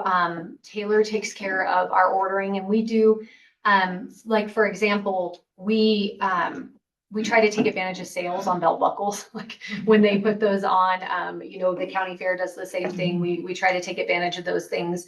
But yeah, we're happy to provide you guys with a specific breakdown. It does feel as if, one of the other things that I didn't mention was that, we do go out and partner with small businesses. The reason that this is for us an ask every year is, and I just say this because I'm also a small business owner, and you guys probably know, we're asking the same group of people continuously for support. And one of the things that we try to be very intentional about is that we do not ever want to cross the lines of affecting the junior livestock sale, which always happens the first weekend of August. It can get confusing for people because the same people are involved, particularly when I was on the fair board, with both events. So we avoid those people that participate in that sale and or sponsor the fair, just to make sure that we don't ever take away from our own county sale. Yeah, and I think my discussion is for you, but not also for you. I think maybe as a county, we need to 1% requests like this, maybe follow the same community partners so that we have an ability to understand what's being asked and then a follow up with the receipts. I think that's just good accounting Yeah, practices. Commissioner Gozar, I don't see this as any different than FFA that approached us in the fall. My thought on this is we could take that money out of that $15,000 contingency that you have. There's about 11,000 left there. We do a contract with them as well. They do the same reimbursement requests. They're just asking for the request a little later this year. No big deal, but we would just treat it like any of the other 1% community partner funding. Yeah, I understand the money's there, but the process is different, right? So Process is different. I That's why think we we should keep- make the process similar. Because I think what I see here today, because I've had to ask Andrea what exactly what is paid for. I didn't have to ask that with the community partners, because it's part of the online form that you've created that is really helpful for a person here. So that's just it's not your issue. We're growing up and figuring out how to do this. Yeah, and I think you're right, Pete. I think one thing to think about is that's what we kept the contingency for these oddball times when, I think it was project graduation was always off on theirs as well, and they came in at a different time. Trying to get them on schedule, and I think now you guys will be on schedule with the 1% That's- because they're applying for the 1% for next year is what Taylor went and spoke to the city and county for. So Yeah. this is the same exact thing. They're off schedule is what it is. Because of the fact that the jackpot falls before the end of the fiscal year, that's kind of where that odd, but now for what Taylor requested with the city and the county, that goes on for next year. You know what I mean, for this next cycle. So it'll be right on track with that. But I think Bailey's correct. If you guys choose Are you to- saying you would have liked to have her fill out the application? Yes. Gotcha. For all 1%, so anything. Oh, I got you. 1%. And I think we did do that with the FFA group, and this one just kind of got. I think now we're gonna need a check mark to figure out which year we're pulling from. So if it's the 2025 contingency, or if it's an additional, I thought you were reiterating Taylor's points in the other evening. so- Okay, and we can have her fill out the application and come back, at the next meeting with the application and the agreement. If you guys want to move forward that way, you just let us know which direction you'd like us to. I don't necessarily think we need to do that. I won't speak for these two, but going forward. Going forward, gotcha. If we could have Thank people you. filling out the Yes. same forms and the same departments. that would Maybe be have like an super off standard. year check on it to know that Yeah. it's not part of the big ask. It's an off year. I got it. Bailey's got that. Okay. I got it. Bailey's got it. Yeah, I'm okay with the funding. I'm not okay with the accountability setup, so. And we'll do an agreement if you guys choose to approve it. Okay. Was that a second, first, or? I don't know. There's no I'll move it, since it's consideration item. I'll move to allocate the funds for the Albany County Fair Alumni Association for presenting sponsorship to the 2026 Gem City Showdown Livestock Show with the contingency The of 1% documentation, yes, on 2025. Second. All those in favor? Aye. Aye. Well, Thank you so very much. Thank So you. I'm gonna follow up with Kayla's office then to get the. Bailey and you'll Bailey. get all With that. Bailey. Okay, perfect. Thank you so much for your time. Thank you. today, guys. Thank you, We appreciate Andrea. it. Thank you. Thank you, Bailey.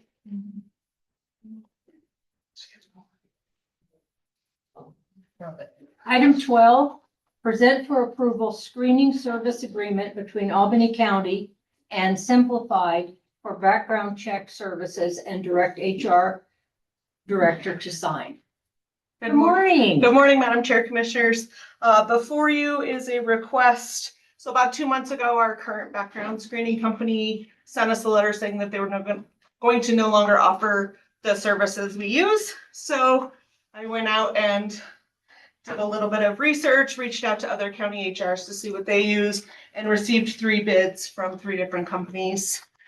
With Jennifer's help, she worked on the end user agreement that I would sign so that we could get this, so we could get this in place to continue our background screenings for applicants. As you can see from the memo, Simply Verified actually came in the cheapest at $35 a screening. Currently, we pay $67.11 per screening. So the 35 and then any county pass through. So our county charges $20 for a background screening to complete the screening request. So that would be passed through to us. Simply Verified will not add any additional charges. So we're looking still at about saving $10 or $11 per screening, but it could be up to $55 per screening. So.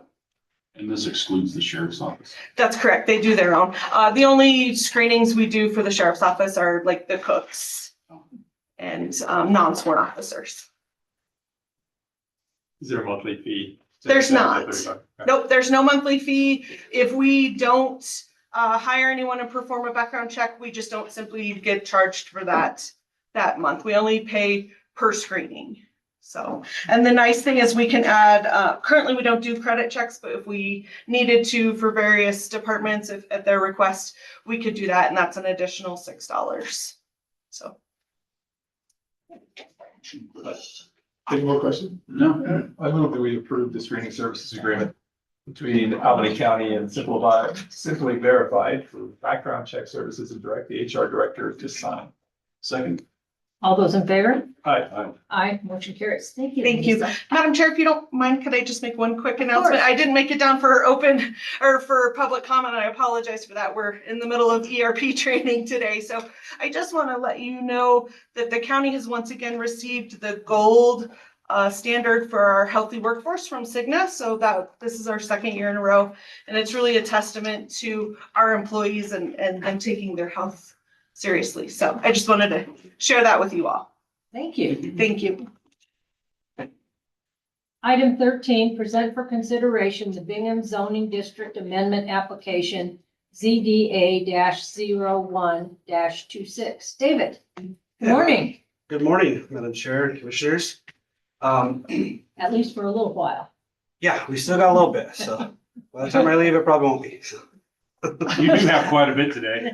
Yeah. First off, I just wanted to address the question at the beginning with one of the comments.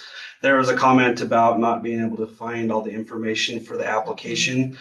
Just for your edification, everybody else here, when we receive an application, we put that application as is online on our website under the planning projects page. So that will just be the application and probably a couple of maps. Once it goes to planning and zoning, we put together a packet. So it'll have the application, it will have a staff report, it will have all the reviews like Game and Fish, Whitehall, all that. That's put together and that is put into a packet, which is available on our agenda page. So there's a Planning and Zoning Commission agenda page, so that's available there. When it comes to you guys, we pretty much do the same thing. We put together a packet, it goes to the clerk's office, and then the clerk posts it on the agenda page for the Board of County Commissioners. So there's actually 3 places that you can find information, but it can be confusing. If you just go to our projects page, you're just gonna get the application, but it's in those other areas. And I'd also invite anybody that is wanting information about an application that has to do with the planning department to contact us. We'd be happy to find that information. Anything in our office is, well, most things in our office are public, accessible to the public, so we can provide that. So I just wanted to do that really quickly to answer that question. As for the staff report, this is a zoning district amendment that's been applied for by Brett Bingham. The request is to change zoning from agricultural to rural residential. This was sent out to review to a number of folks, and we received a number of reviews from these different agencies and county departments. I'll just kind of go through some of the highlights. Jeremy Sellers, superintendent of the Albany County Road and Bridge Department, didn't have any issues, but did note the increase in development along Two Rivers Road will have a higher demand for road and bridge maintenance. Laramie Rivers Conservation District reviewed it and commented on soil degradation, reclamation, and invasive species. Wyoming Department of Transportation, they just noted that traffic impact study may be required based on the traffic estimates, and that any work within whiteout right of way will need to be properly permitted and licensed. Game and Fish looked at this as well. They commented and requested wildlife friendly fencing along the Laramie River, I guess, and throughout that area. And then that's a bit up for those. So applicants are required to go through a number of impacts and address those. Those impacts were addressed by the applicant. They provided notice as required. They posted sign and provided the certified letters to neighboring property owners. And so just a brief history of this application. So there was a previous application request, or the applicant previously requested ranchette zoning, which is a 5-acre density zoning. And they went to planning and zoning and the Board of County Commissioners, and it was ultimately denied based on just being too dense. So they brought back a less dense application, as was recommended by actually some of those in planning and zoning and others, where they recommended taking advantage of the lower density zoning districts. So they brought back rural residential. Rural residential is a 10-acre average or a 10-acre density zoning. So you basically doubled, or I guess half the density of the 5-acre ranchette. So the application, just my analysis, the application meets all the criteria required to approve a zoning district amendment. And the reasoning is as follows. The proposed zoning district amendment generally follows the suggestions of the Albany County Comprehensive Plan for the following reasons. A portion of the property to the east is within the Priority Growth Area 3. The rest of the area has growth efficient characteristics of Priority Growth Area 3. It's near a concentration of existing residences, existing utility lines, and access to a maintained county road. A portion of the property is also within Priority Growth Area 4. Low density residential uses are encouraged, and 10-acre lot size could be considered low density residential. The area meets more of the characteristics of PGA 3 than PGA 4. The proposal is consistent with many of the housing objectives of Chapter 11 of the Comprehensive Plan. The proposal meets the objectives that direct growth to developed areas. The Two Rivers Road area includes a number of developed areas, including a concentration of residents to the east of the proposal. It's near major roads. It has direct access to Two Rivers Road, which is maintained by the county, which intersects with Highway 30, which is less than a mile away. And where development can accommodate employment. The proposal would provide additional housing for those who wish to work in Laramie. Many of the people that live out there already commute into Laramie for their jobs. The proposal is compatible with surrounding area in the following ways. The property is contiguous to ranchette zoning, which is the higher density zoning, 5-acre allowable density. On the east and west sides, there's a portion of property that I believe is like 30 or 35 acres, could have 6 lots if it was ever subdivided. On the west side, and then the east side, you've got all of that land that's been divided along the road there, and then along that other, I think it's Sage Drive up there. Many of the properties in the vicinity have been developed as residential lots with single family homes on a variety of parcel sizes between 2 and 35 acres. Surrounding lots include single family homes and outbuildings. This proposal is logical and orderly as it's contiguous to the properties to the east that are zoned ranchette, and a logical continuation of similar development. Planning and zoning reviewed this, and their discussion, they discussed this. They found that the variety of densities they talked about the variety of densities surrounding the proposed application. They didn't feel this was conducive to 10-acre density on rural residential zoning, and they felt a less dense zoning would be more appropriate for the area. So planning and zoning's commission's recommendation was to deny the application based on the applicant's failure to demonstrate the proposed zoning district amendment complies with the criteria specified in the zoning resolution, chapter 3, section 5C, 6B, and C6C. And as follows, they noted it does not follow the guidelines of the comprehensive plan, is not compatible with the surrounding properties. So that was their recommendation. I'd be happy to answer any questions that you have. I'd also like to invite the applicant up. They have a brief presentation they would like to meet as well. So, but I'd be happy to take questions at this time. No, have him come up and Yep. do his presentation.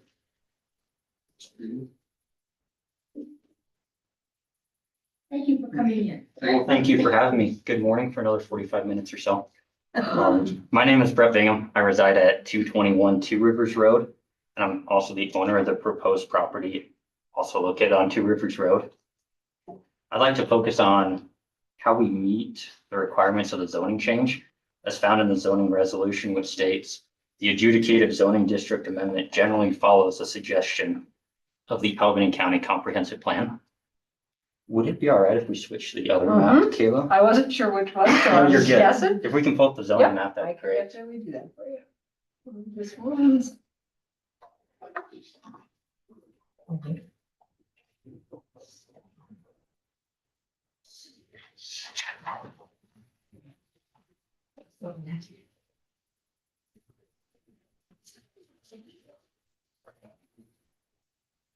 Perfect, thank you. I've marked the proposed property. We can zoom kind of out just a little bit. I marked the proposed property with a black arrow. And then north is situated to the top of the map. If you look to the east of the property, you'll see a large square in the tan zone. This is all ranchette zone property. If you look to the north, and then you look out to the west, to the south, you'll see additional tan marked areas. Those are also all ranchette zone properties. Closer in on the property, you're going to see a section just to the south, to the west, and to the east, bordering the property on three sides that are all ranchette zone properties. And then if we go back to that initial block we looked at in the beginning, that large tract of ranchette, just to the east of that is an orange colored section, which is rural residential. And that's what we're applying for today, which is going to be a lower density than the tan portions that we do see all across the map and surrounding the property. Last December and January, I proposed a zoning change to ranchette for the current property. This decision I made based on the zoning map. And you can see kind of the bordering ranchette properties that we just reviewed. I wanted to offer a zoning that was most compatible with the properties around it, and for that reason proposed ranchette. While presenting, we received multiple comments that pertain to density. In December, the Planning and Zoning Committee commented multiple times how they felt rural residential was a better idea in their minds. During our previous meeting with the county commissioners, I appreciate Commissioner Gozar's comments when he mentioned that this property is the perfect situation for middle ground zoning, with rural residential being one of those options. For these reasons, striving to help alleviate neighbor concerns while showing a willingness to work with others in the area, we decreased the density and reapplied for the zoning of rural residential. The proposed property covers two growth areas, PGA 3 and PGA 4.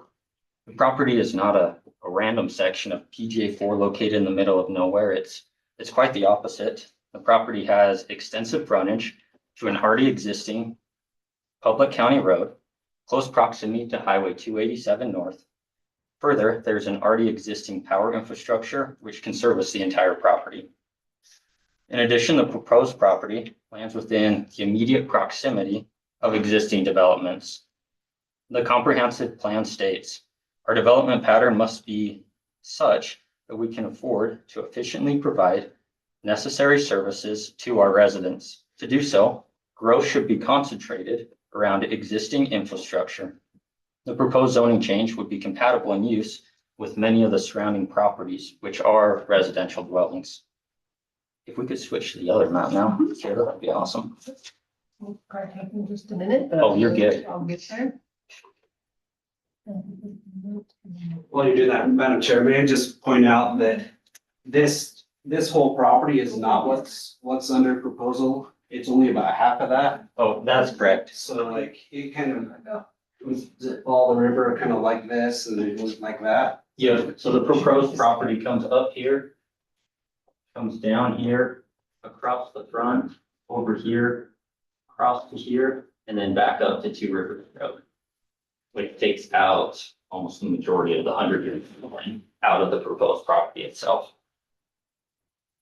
So you're not dividing that whole parcel? No. That's just it's in your application, it's just the red? The GIS map has the new location marked on it. The zoning map doesn't quite have the new boundary marked on it, but it'd just be the southern half of that and nothing on the north half of that parcel. Awesome, thank you, Kayla. So once again, I've used a black arrow to mark the proposed property. You can see we land in that red-orange transition zone, marking it as an area that has a high growth efficiency. In the comprehensive plan, it defines growth efficiency, a measure of the proximity of existing and future developments to existing infrastructure and services. The closer the proximity to multiple services and infrastructure, the higher the growth efficiency. And the map shows that where the location is at is in that high growth efficiency area. In the comprehensive plan, as far as it covers residential dwellings in regards to progressive growth area 4, it states that low density residential uses are encouraged. Low density is typically defined as lot sizes 1 acre or greater per residential dwelling. With this in mind, the proposed zoning of rural residential would be very low density, falling in line with PGA 4, which calls for low density residential uses and encourages them. The comprehensive plan states Albany County will continue to attract new residences. Long-term and newer residences can live side by side with city and rural residences working together to make decisions. Laramie and Albany County need more housing opportunities to meet the growth and demand for a growing community. This is a perfect example of an opportunity that fits within the guidelines set forth by the county for growth in a community in need of housing options. In section 2.4 of the comprehensive plan, it details the vision. It says our vision is to support responsible and sustainable growth. Change is happening in Albany County, and we do not wish to stifle growth, but accommodate and welcome growth that offers positive impacts to our community. I believe this zoning change supports the vision of the Albany County. And so I'm happy to answer any questions that you have for me and appreciate your time. Can you speak to me, first of all, I want to tell you how grateful I am for the process that you've taken. However, how this vote comes out, you've been approachable by your neighbors. You've taken bad news from January and made another run at it in a really kind and generously done. So thank you for that. Can you talk to me? We have one step between agriculture and rural residential called agricultural ranchette, 1 per 10 acres with a 20-acre average. Can you tell me why you didn't choose that? I chose rural residential based off our previous meetings. There's a lot of support for rural residential coming again and again and again. And the other reason for that is I think it's been spoken to by some community members earlier that we need to make things a little more affordable for people. And we also need to consider the business and all the obligations that go into making something like this happen. And in considering those 3 factors, rural residential made the most sense to accommodate everyone. So with an agricultural ranchette, you could have a 10-acre piece and a 30-acre piece, and as long as they had 20 acres as an average, you're good. And so I just want to make that clear. I think as I sit here and think about the property tax that is on the ballot in November, I think I really have to have a conversation and listen to our road and bridge discussion, right? That's how we pay for services. And in light of the fact that we might have half of the tax revenue, starting January first. That road is already difficult to take care of, I've been told, and adding more, make it more difficult yet. So we'll be adding services in a reduction of economic, revenue environment. And so, that thought, could you address that for me? If you were in my position, what would you think about that? I would consider the potential of the property. If we go with the ag residential, we're going to once again cut those number of lots that have a potential to be out there in half again. That would in turn cut the future tax revenue in half as well. Two Rivers Road is already a serviced road. And so in order to take care of that, I think I'd rather have more residences combining tax money going into a pool than less residences. I think it's also important to note that it does have a concentration next to a lot of other individual ranchette properties. And all of those together would work together to make a comprehensive or a compatible development that would build off what's already out there. Thank you. Don't have any more. Anything, Ben? I really don't. I have a comment. Based on the last time you presented, a lot of your neighbors, and we've had conversations, and I've had conversations with some of the folks, and I've traveled out on Two Rivers a couple of times now just to see what the condition is. Sometimes it's just to see if road and bridge is keeping up on it. Sometimes it's a complaint from the community. And I just don't see, as this develops, I don't see a huge impact of that road beyond what it already is. Something that the county can't step up and maintain. And like Commissioner Gosar said, that's additional tax revenue that goes directly to road maintenance and that kind of thing. That and I see how the struggle that everybody else has building in city limits. And right now, Mr. Gersh could tell you there's a lot of folks looking to do developments in the county. Not necessarily to skirt regulations, but to get what they can afford, what they desire. So that's just my 2 cents. But I think what you've done is you took the advice, and I'll echo Commissioner Gosar's comments. You took the advice that your neighbors offered and dropped the density down. And I think what you're proposing is something that your neighbors would expect the size to be, if that lot were to be developed. I just have a comment. And in doing, the rural residential, that helps people with making housing more affordable.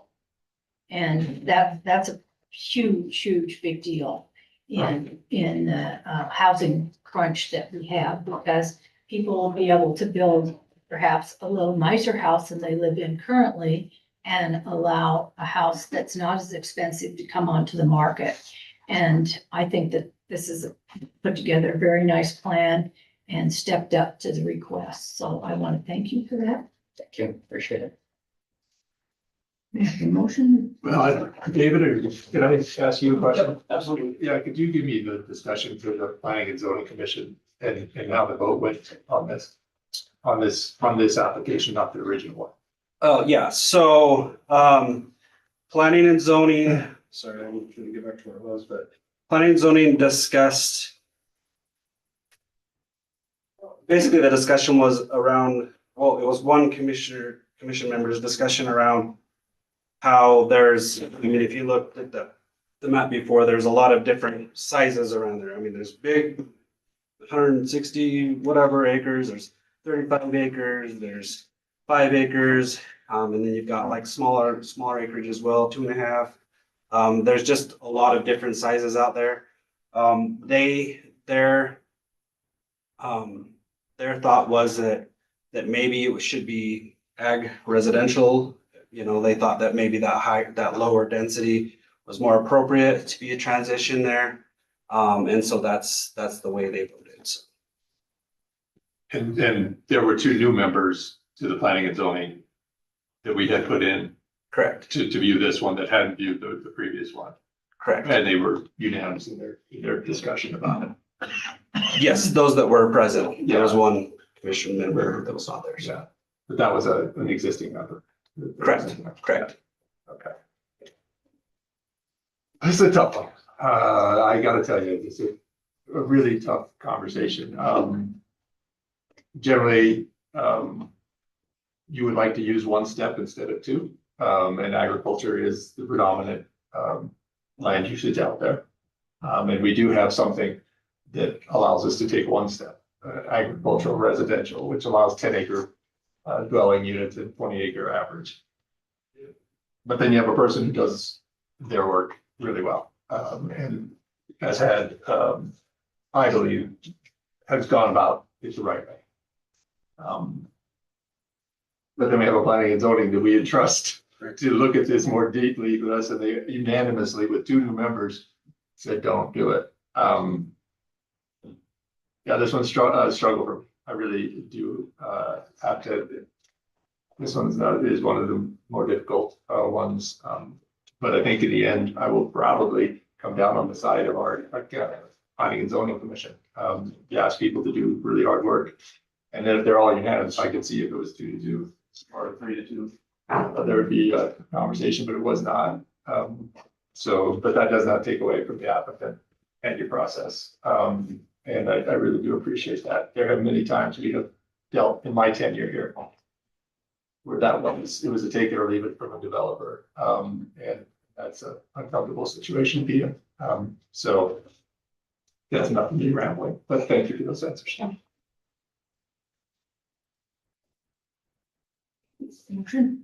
I'll move it. I don't know if it'll get a second. I move to approve the recommendation of the board. Recommending the Board of County Commissioners approve the Bingham zoning district amendment ZDA -01-26, adopting and incorporating the staff analysis, finding of fact and conclusions of law as each are stated in the staff report. Second. All those opposed? Aye. I guess I did that backwards. Yes, I was gonna say, I wasn't sure where you were headed. No, that's okay. Sometimes I need to be guided. Okay. Okay. All those in favor? Aye. Aye. All those opposed? Aye. Motion carries. Thank you very much.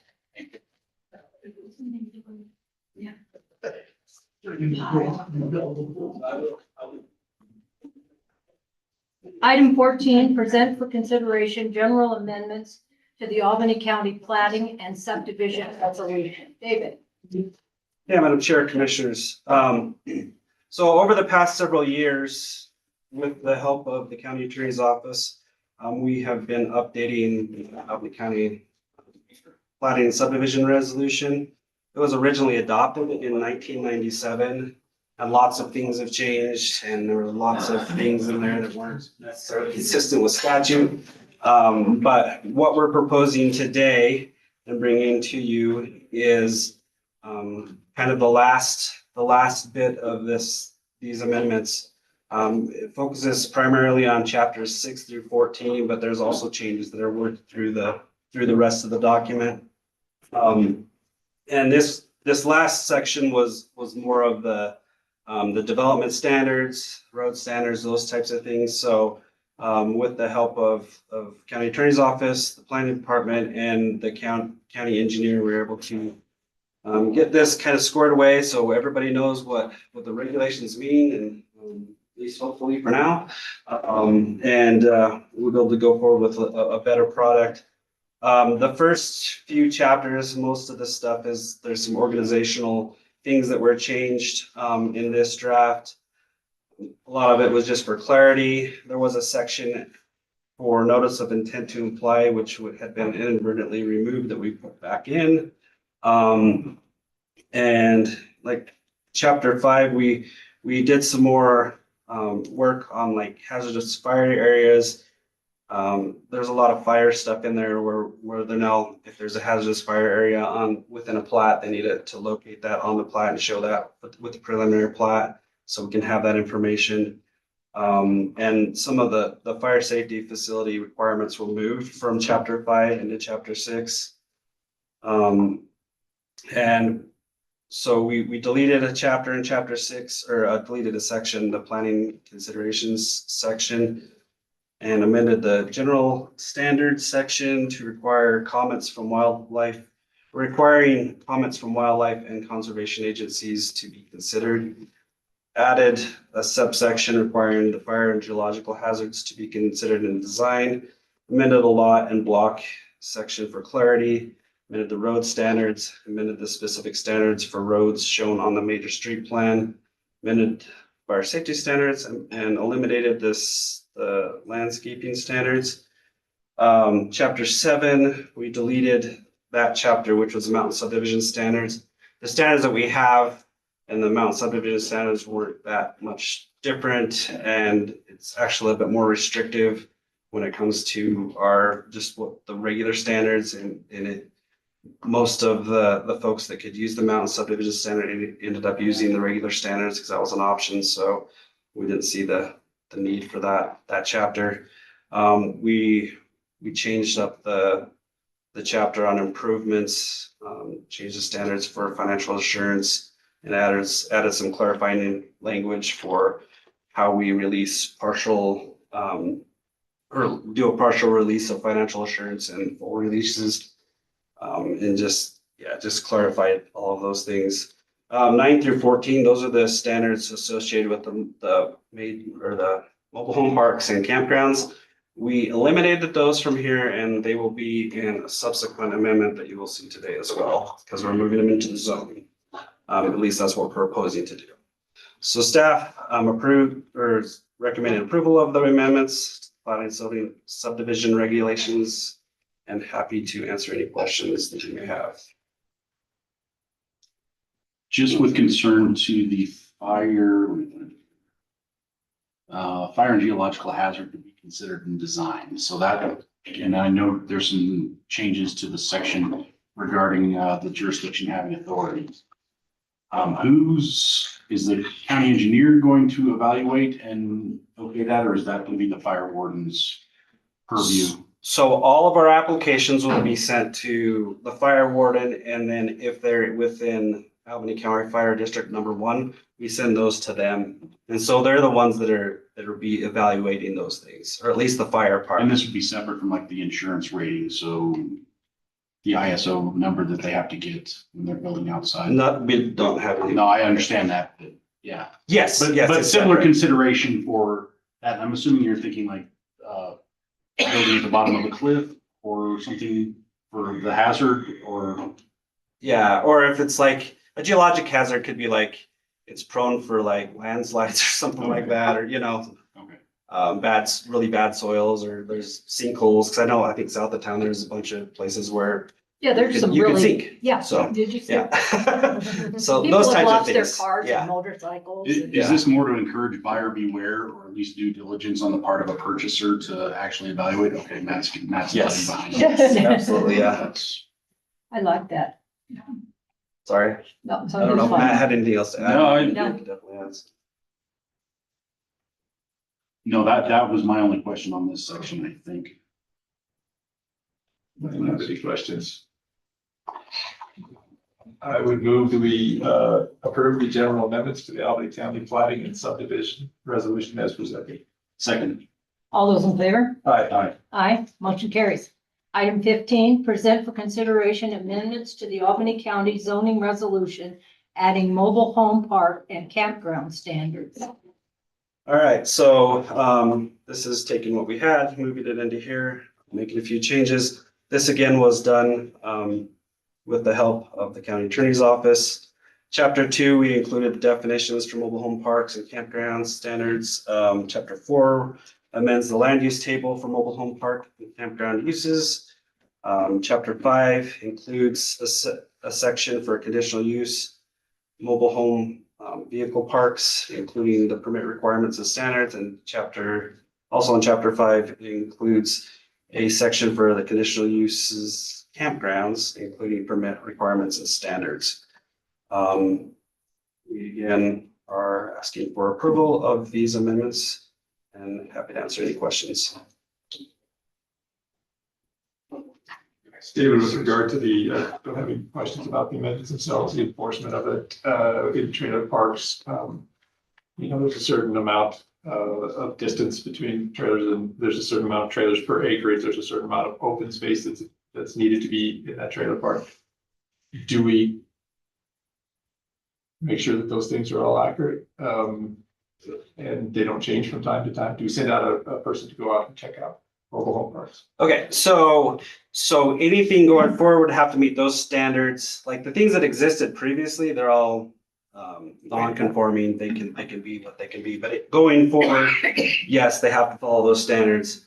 As for checking on things that are going out on, our office will still be we'll be letting folks know that we'll be doing an annual inspection. It's not going to be in the regulations, but we will still be able to check for any nuisances or, make sure that, things, we walk by the wastewater system, make sure that's functioning and not coming out of the ground somewhere or whatever.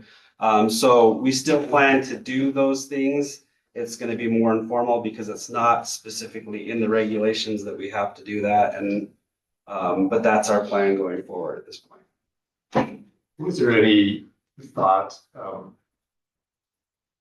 about regulating if water meters are put in, that they're actually accurate? I know where you're going. I have actually been told quite a few times by residents that they do not believe the water bills that they are getting from meters attached to their house, that they didn't put on the trailer park put in there. Mm-hmm. Did you consider that, or is that maybe a question for Matt, that we can't even do that? Well, and that's what we've discussed, that we can't regulate water. That's utilities, which we don't, like, our land use regulation doesn't extend into regulation of public utilities. That would be a separate cause of action, with a different state agency. If there's anything. So Could we regulate the meters, so that the meters created a certain amount of tolerance, or that they were accurate to a certain level? By not regulating the water, you're regulating the type of meter. So, but I have a question on that, because I think this is a really good point, but I'm not sure that what we're talking about are public utilities. I don't think that they're getting their water from the city. They're getting their water from the city, but you're talking about a meter like the landlord would attach to a property, so essentially behind the meter accountability? So is it like centralized to? Yes, that's what I think it With the is. centralized well, there's some with, to be perfectly honest with you, private equity has come in and bought trailer courts and has just determined, in my mind, this is my editorializing, that more profit needs to be made. And so you can only push the rent so far, and then you need to find other ways to derive profit. These meters are not tested that I know of by anybody or any entity. So they're essentially saying, well, you use 4,000 gallons this month, Matt, and that's what it's going to cost you. And there's no recourse by the person who's been charged with the 4,000 meter bill to say, well, let me see that meter. What is the tolerance of that meter? Other than just say, yes, I have to pay it. Are you asking essentially for a certification on the meter that the person reading it and the meter itself is accurate? What I'm asking is, how do we help people who are? No, I get it. I know exactly where you're Yeah, headed. we're all on board with that, I'll tell you. I know like KOA too, for like some of their long-term, or whatever it is now, actually put meters on at the sites for their long-term guests, and those guests know it, but that's a meter that is installed by either an electrician or the power company that has a vested interest in the accuracy of their device. What I think you're talking about is they show up with a meter and the number could be the number, just, there's no accountability for the flow. Is there a way to regulate that from the county standpoint? I think that is getting too far into private contracts. Okay, so there's a civil thing between the tenant and the. That's really where it is. And Because it's that's a- not a regulation of a land use. I mean, that's like a very distinct component of land use, which is almost, I mean, when you're getting into like an individualized meter, that's nearing code, like level of I guess specificity. my concern is the city has the ability to regulate in city limits. The folks that are really getting thrown at them are the county. They are. Well, Without recourse. unfortunately, these people should never sign the contract to move in. I don't know that they get a choice. That's, and you know, if Well, it's yeah, covered by the well- contract, then it's completely out of the county's ability, and that's under the residential rental act. And if they're in the county, it's a well, likely, unless they're Yes. on one of the external things, that water is regulated by the state. I don't know that we can come in after that. Just even if it were in our purview within zoning and land use, I would be very cautious about regulating water of the state in whatever form that looks like. Yeah, That's, you know. yeah, I was just, sorry about going down this rabbit hole, but these are. It's been 3 hours. Everybody. Our 3 hours is up. Yeah, and I mean, I understand the concern. Yeah, For these are sure. county residents Very much so. and Yes. they're being, in my opinion, being taken advantage of by non-state entities. And my job, as I see it, is to protect county residents. And if there are ways that I can do that innovatively and creatively without going against state regulation, that's why I'm talking to you guys, because you know much more about it than I do. I see the need as it comes into my door every day when we open the clinic.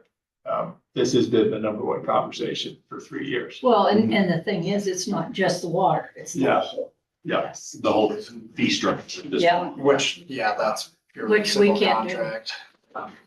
Okay, I'll be quiet. The Thank best- you for that. But you The know best what? I think this advocating. is a conversation that was good to have, Yes. because I think that it needs, this way people know, we've talked about it, we're concerned about it, and we know what's going on is not right. And I think you as commissioners, you know, if anyone ever approaches you with that, you can point them to Equal Justice Wyoming, which, you know, provides essentially a visit free. Totally. Some of it is Free they and provide reduced. free and reduced cost legal services. The other thing you can do is either through individuals reaching out or as the commissioners reaching out, looking at asking the legislature to put regulations in at a state level or statutes in at a state level. And or granting the county the authority to do those things, because right now we don't have the statutory authority. Because anything that's like just residential rental, you know, the Consumer Protection Division at the AG's office, they won't look at that because it's all to be privately enforced. Could you send me some of the wording that would be helpful to you to get into legislation? Understanding where I'm at in this to get to the county commission association. Are we too late in the process? Oh, for an probably, interim but, topic? yeah, but Oh, maybe not. maybe For not. next- Okay. No, I think that, I'm just afraid we're gonna run out all of our low income residents. That's, I mean, they're. you know, that need to rent. Yeah. Because, I mean, there's lots of people that are affected by this. And the sad thing is several of those trailer parks used to be really nice trailer parks. And locally owned.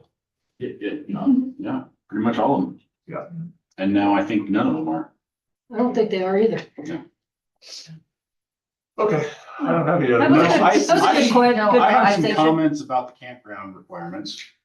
Okay. And we're trying, so we've got some campsite locations in 2 acres or larger for the general requirements.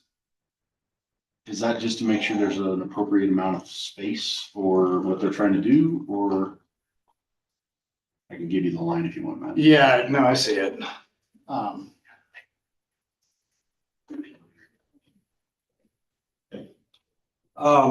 One of the things that I did was I went through and checked out other people throughout the county, how they're doing the regulations. And that, I would imagine that's probably what I saw the most was about that, is having that amount. Yeah, I mean, really making it, having enough land to do something reasonable. So if they have less than 2 acres and they still want to put in pads, they just have to go through a variance process. They could ask for a variance to reduce, I mean, if they had like 1.9, you know. And with that, we'd probably say, well, that's fine, you can go smaller, but you need to have less pads and not increase the density and try to shoot one. Sure. Okay. Yeah. And then I guess my other comment or question would be the service building. Does it have to be a freestanding structure, or if it's adjacent to another property or another, like if there's a hotel or guest ranch or something like that that wants to provide camper space and they already have showers and facilities, would we be requiring them to have an additional structure for all that? That was a carryover from what was existing. Yeah, that was a Okay. carryover. I think that's how it's written, is it does have to be a standalone thing. But again, that would be, I mean, if somebody wanted to go through the variance process, they could ask for that. As long as, I mean, if, it would depend on the circumstances, right? So like, just because the next door neighbor has, you know, all those facilities, they'd have to have some kind of a contract or something to do that as well, again. Yeah, because you're gonna be loading up some kind of system. Right. Okay. Right. So yeah, and that was something that was discussed and we ended up just leaving that in there, but that's something we could come back. I'll tell you, I've been here 18 years, actually today. 18 Really? years today. Congratulations. Yeah, so, Thank you. and I've had like a number of, you know, calls, quite a few calls about these campgrounds, mobile home parks, all these things. Nothing has ever been applied for in those 18 years. But I know that there's some people that I talk with. No, I am not kidding. I'm floored by Nope. that. Nope. But I mean, I do have a couple of different people that are really looking into it right now, but yeah, just give you some perspective on these. Yeah, that's interesting. Yeah, because we get more complaints on this. I would expect a public comment to be kind of a lot more along these lines. Yeah, okay. So it doesn't preclude. I'm okay with it as long as there's a variance process and. Any more? I'll make a motion. No, I don't know. All right, I move that we approve the amendments to Albany County zoning resolution adding mobile home park and campground standards. Second. All those in favor? Aye. Aye, motion carries.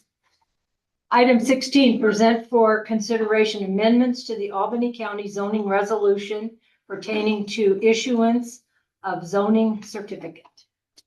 All right, so the changes here, I mean, we're just really bringing some of the definitions and verbiage to be consistent with everything we just did, like with the mobile home park stuff, mostly because just to match up, make things work. We made a few changes, or we're proposing a few changes. So we changed the term land use permit to zoning certificate to be consistent with the Wyoming statutes. Amends language for clarity, and this is in chapter 1. Chapter 2, we amended the conditional use definition. Added that the zoning certificate, this is a zoning certificate that applies to building structures and or land. Deletes land use development permit. A lot of those two things are really just to like be as close to what the statutes say to make sure everything's consistent. Because what we can do is we can allow zoning certificates, or we can permit zoning certificates. And so conditional use is a zoning certificate. Most of the things we do are considered zoning certificates. But anyways, chapter 5, we amended the chapter title to read zoning certificates and procedures. Amends the purpose statement to specify zoning certificates are for building structures and land uses. So we added the land uses portion. Amends zoning certificate section, adds a paragraph dividing the types of zoning certificates to include structures, land, and conditional use permit. Adds a requirement of zoning or conditional use applications to comply with all standards of the zoning resolution and amends notice requirements for mail to be consistent with everything else I think that we're doing right now. So, also, I have one additional recommendation for you to consider that's in my staff report here. We'd like to recommend that one of the sections be changed just a little bit. Chapter 5, Section 2, subsection A2. We would like it to read structures which are not located on a property for longer than 6 months. It said fixed to a permanent location, but we have too many people that are like, well, what if I move it all over the property and I move it here? Do I have to get a permit? Like, if it's on the property for more than 6 months, we want a permit for it. So we don't want to be dealing with that. And that just tightens up that language a little bit. So What are they moving? Like a shed? yeah. Or whatever. They put something Some on on skids. something on skids. Oh, I put it on skids, so I don't need a permit. It's like, how long's it been there? How long are you gonna have it there? Well, what if I move it? So Yeah. we're just making sure. Just asking. Well, you know, you don't ask, you don't get, so. So we're recommending approval of these the zoning resolution amendments, including what I just mentioned to you and read to you. So, And which section was that? It was Section 5 or Chapter 5, Section 2, subsection A2. Nobody has any questions? I have the motion. I just have one question under the site plan. Have you had any more people with issue with the 2 acres or determining the property boundary line? We have not since Okay, the one okay. person. Yep. All right, we'll leave it as is and I don't, yeah. Yeah. I mean, we'll revisit it, but really we haven't had any problems since then. So. And I know Jerry Hammond, I had a conversation, you said, yeah, there's 3 surveyors in town, pick one. Yeah. And you may wait and wait and wait. What I can tell you about is our regulations, every time we change them, like now, we're gonna get a lot of complaints for, 3 or 4 or 6 months. Then after that, everybody just is like, okay, this is what they are. Well, I move we approve the amendments to the Albany County zoning resolution pertaining to zoning certificates, including the amendments to the published version, Chapter 5, Section 2, subsection A, period 2, as shown above. Second. All those in favor? Aye. Aye. Aye, motion carries. Item 17, present for consideration of the Albany County Land Use Permit Fee Schedule. David. Yeah, Madam Chair, Commissioners. So Planning Department staff reviewed our existing fee schedule and came up with a fee schedule that better reflects what some of the time that we're using to look at these applications and go through the process. I will note that that much of the fee schedule, like the zoning certificates and some of those things, they haven't changed in quite a few years. So this is an update to those. But basically it'll increase fees for land use applications, increase fees for the zoning applications, adds zoning certificate categories, adds fees for signs, notice fees, included in the application fee. So we kind of structured it a little differently for that. Increased fees for water and wastewater applications, increased fees for wind energy, solar energy, and tower applications. Fees for subdivisions proposed to be based on the number of lots for preliminary and final plats. Require subdivision engineering review fees to be paid with the application. And are proposed to be based on the type of subdivision, whether it's a minor subdivision, which is 3 or less lots, or a major subdivision, and whether roads are proposed or not. And then added text amendment fees for those requesting changes in regulations, and added a fee for certified letters sent as part of enforcement procedures. So yeah. I take questions, I guess. I don't have any. I'd move that we approve the Albany County Land Use Permit fee schedule. Second. All those in favor? Aye. Aye, motion carries. Ooh, that was the easiest one so far. Item 18, present for consideration of directive to publish amendments to the Albany County zoning resolution pertaining to livestock production and schedule public hearing for June 2nd, 2026. David? Yeah, Madam Chair, Commissioners, just to start out, this isn't really about livestock. Why?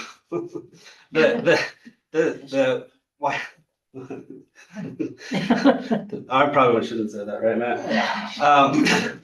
It depends on what your definition is, okay? Sorry. Okay, so let me explain. About a year or two ago, the Wyoming legislature changed some statute as it has to do with the fencing of residential land. So previously there was a statute that talked about fencing residential land, and it had all these standards in it, but nobody was doing it because it wasn't anywhere that anybody looked at it. Well, they moved it into the platted and subdivision standards to require us. So anytime somebody does a subdivision, they now have to either put up a fence, or they have to get all of their neighbors to say they don't have to put up a fence. So, this obviously increases the cost to developers by a lot, especially if they're doing larger lots. And so what we've done, and this doesn't take care of all of these problems, and there's more to it than just we're trying to do this. There's never been a definition for livestock production grazing. And so we've added a definition. We've amended the land use table by deleting the word commercial from livestock production, grazing, and storage of related equipment. We changed the ranchette requirement ranchette zoning to require conditional use and prohibit the use of small lot residential, neighborhood commercial zoning, and adding a reference to additional standards. And then a new section, section 9 in chapter 6 with a standard for livestock production, grazing, and storage of related equipment. So in essence, I'll kind of give you the big picture. What it does is we've required in certain places to have a conditional use or prohibiting commercial use of livestock. So in this way, now there's regulations. The statute for fencing requires that if you can't legally run, it's wherever you can legally run livestock, and basically that's anywhere in the county. This puts some limitations on that. So smaller lots, if it's prohibited or requires a conditional use, now you can't legally run livestock on open range. So if somebody comes in and wants to do a subdivision, small lot residential, everything around is small lot residential, it doesn't make sense for them to have to fence their property off, because everybody in that property is already just using it for a small residential lot.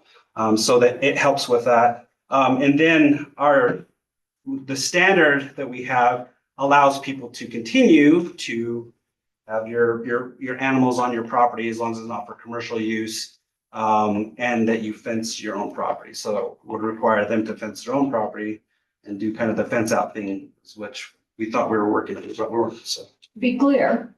The clean version of this didn't make it into the pack either. So if somebody wants to not. feed out a couple of calves and sell them, they can't do it? No, they can. That's not considered a commercial. It isn't? When you sell, that's commercial. Well. Or do they have a dollar amount? So it's not that, it's incidental, small scale livestock production and grazing, which is conducted principally for non-commercial and personal purposes, may occur in any zoning district. So that allows anybody what we're talking about for commercial is not incidental You and don't small want a scale. feedlot, full feedlot. Correct. Yes. Or where it's subordinate to whatever principal uses occur. So like a dwelling, and you have a few calves, that's incidental to the dwelling. Correct. Oh, okay.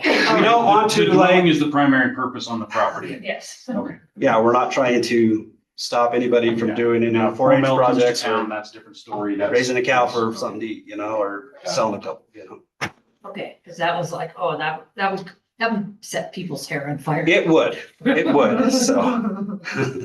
And we are trying to avoid that. Yes, we do. At almost all costs. I move that we approve the directed to publish amendment to the Albany County zoning resolution pertaining to livestock production and schedule of public hearing for June 2nd, 2026. Second. All those in favor? Aye. Aye, motion carries. We got through that one on the skin of our teeth. Item 19, whoops, or 18. 19. Present for approval resolution 2026-008, resolution appointing special prosecutor due to conflict within the Albany County Attorney's Office. Jennifer, good morning. Madam Chairman and Commissioners. Oh, no, it's afternoon. So sorry. Just good afternoon. This is a resolution to appoint a special prosecutor. As you said, we have a conflict in our office. The Carbon County Attorney's Office has agreed to take this case with your approval. Move that we approve resolution 2026-008, resolution appointing special prosecutor due to conflict within the Albany County Attorney's Office. Second. All those in favor? Aye. Aye. Aye, motion carries. Wow, that has. Sorry, it's getting rough. This was a record one too. Okay, item 20. Present for approval interagency agreement between the state of Wyoming Office of Secretary of State and Albany County Clerk's Office. Kayla. Good morning, good afternoon, Madam Chair and Commissioners.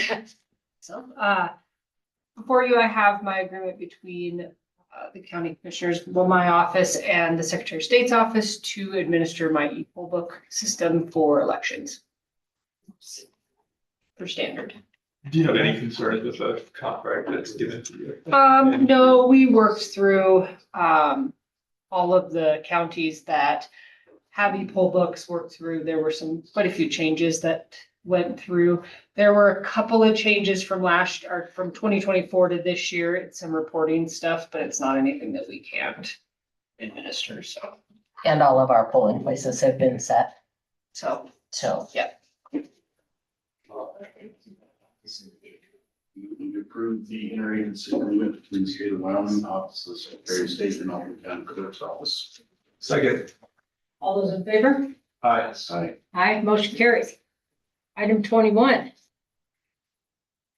Present for approval Wyoming Electronic Poll Book, WYEPB 2026 on-site election support for May 5th special election. Kayla. good afternoon, Madam Chair and Commissioners. This is our agreement between our office and Erican, which is the company that administers our state voter registration system. They have on-site support that comes during elections. They'll come the Saturday before and they'll be here till after the election.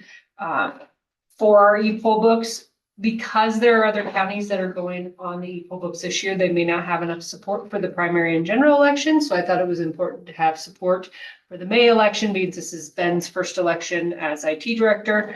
And so it will give us that extra support if we don't get support for the primary and general. So it's easier to have them for this. I moved it, anybody have any questions? No. We're waiting on you. We approved the Wyoming Electronic Poll Book, WYEPB 2026 on-site election support for the May 5th special election. Second.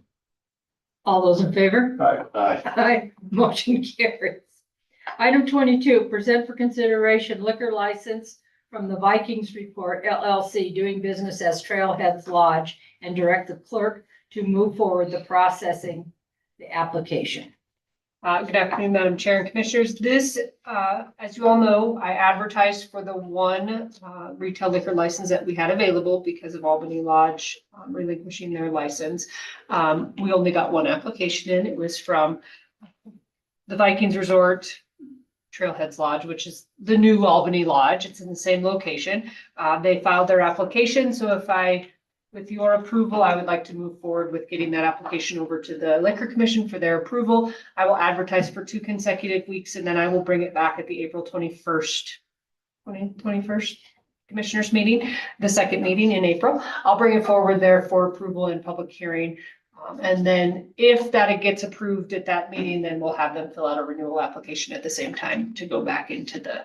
And then how long, then is it? If you approve it at the 21st meeting, they'll have their license on the 21st. Good, because they need it for. They do. Memorial Yeah. weekend. I have a question. Is this application redacted or is It it just is. not completely filled out? We redact them because we have a lot of issues with these spammer things on the, going through and sending random emails, and David can attest, he has the same thing with his application. So we redact email addresses, phone numbers, birthday. It's basically PPI, which shouldn't be on there anyway. So, if you see something that we don't No, I was redact it, just it does get concerned through 'cause sometimes if we it try looks really like- hard. Well, it doesn't look like they actually. It just filled the doesn't darn look thing out. complete. There's a whole lot of sections that are not required to be filled out. Yeah. Because that application covers every single type of license that is there. I mean, it's missing the county of. Yeah. Yeah. Oh, well, the top portion, if you're talking about, the top portion gets filled out by me once it's filed, but it's not necessarily filed until you guys have given me that to go ahead. So they shouldn't be dispensing alcohol or serving alcohol at all right now. I don't think they are. So if somebody were in this room, were at this location and asked for a drink and a donation, That, I mean, as long as they're not paying for it. So long as they're not selling it.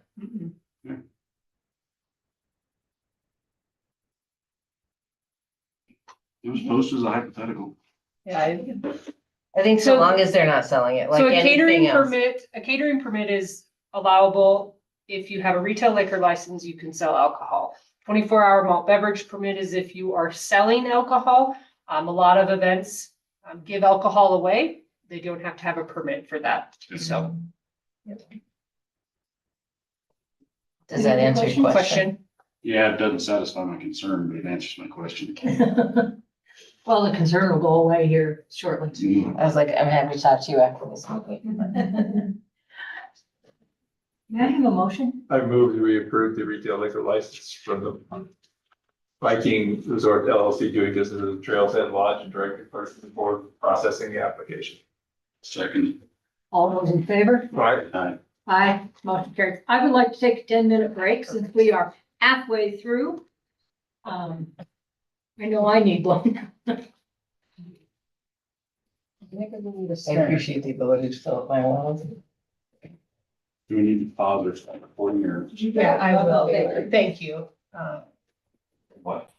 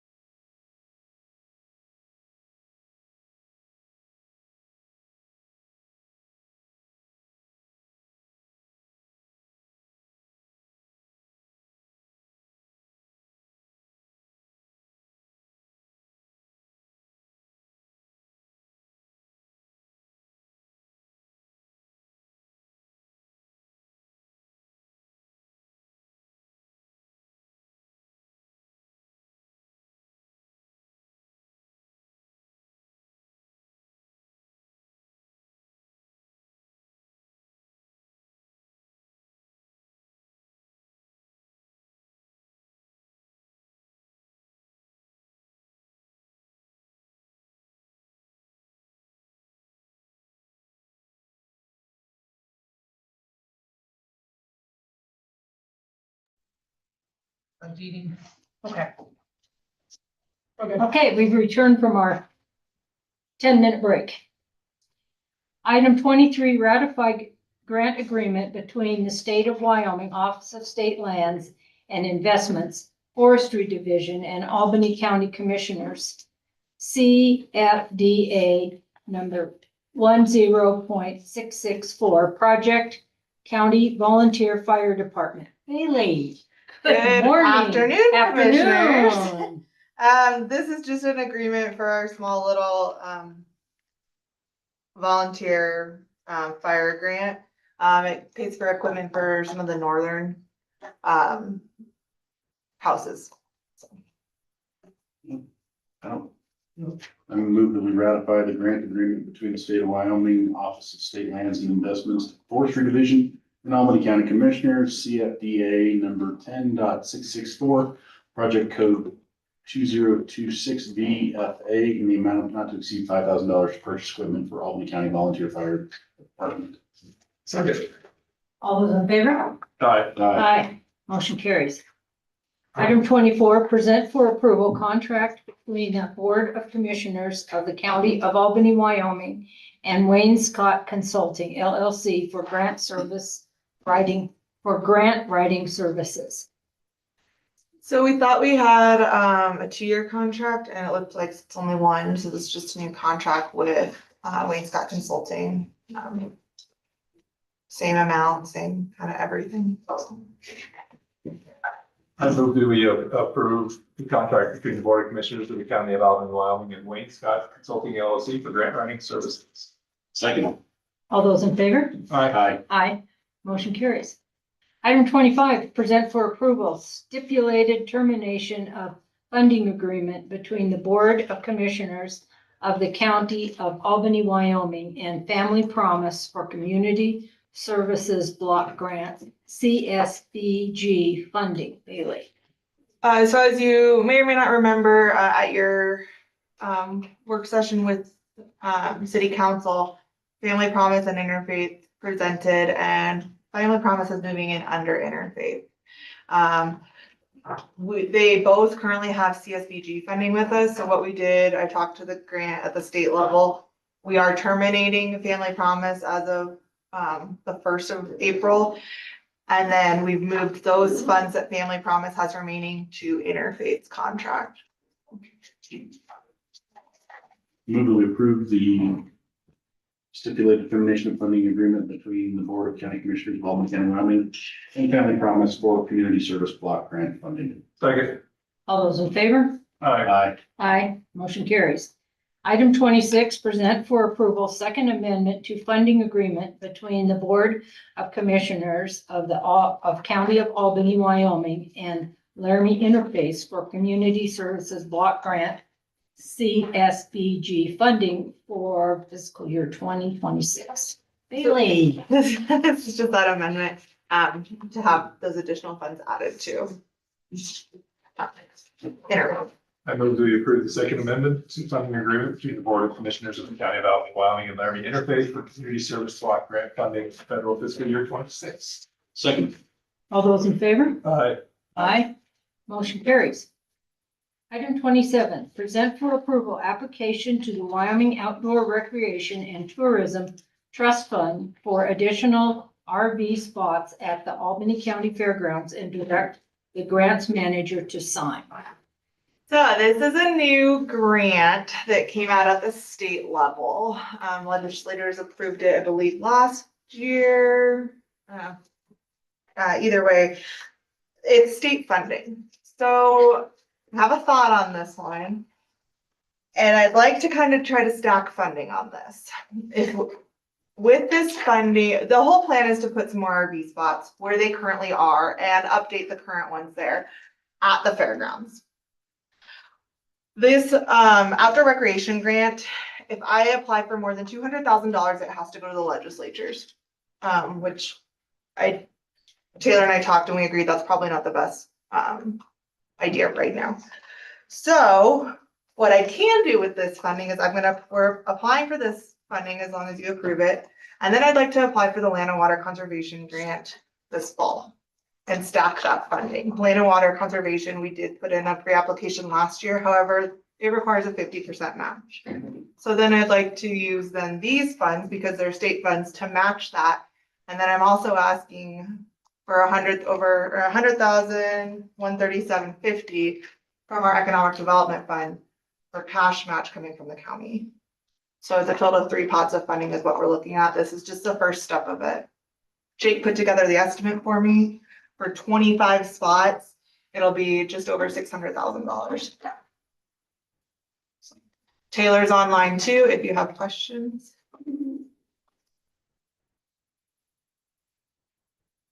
So what is the money coming from Albany County? Is that $100,037.50? Correct. And that will, I'm hoping to come from the Economic Development Fund, where we've pulled other things in the past, like airport funding and some Pilot Hill funding and things like that in the past. I think that absolutely fits within this project description. Hey, sorry, this one's exit only. Oh, in the future. Can you show me what's in that account? There's about $500,000 in the account. We do still owe $100,000 to Pilot Hill. That was approved last February, so we'll be spending that, so it'll be about $400,000 in that account. Okay. I move that we approve the application of the Wyoming Outdoor Recreation and Tourism Trust Fund for additional RV spots at the Albany County Fairgrounds and direct the grants manager to sign. And approve the letter of commitment. And approve the letter of commitment. Second. All those in favor? Aye. Aye. Aye. Thanks. Motion carries.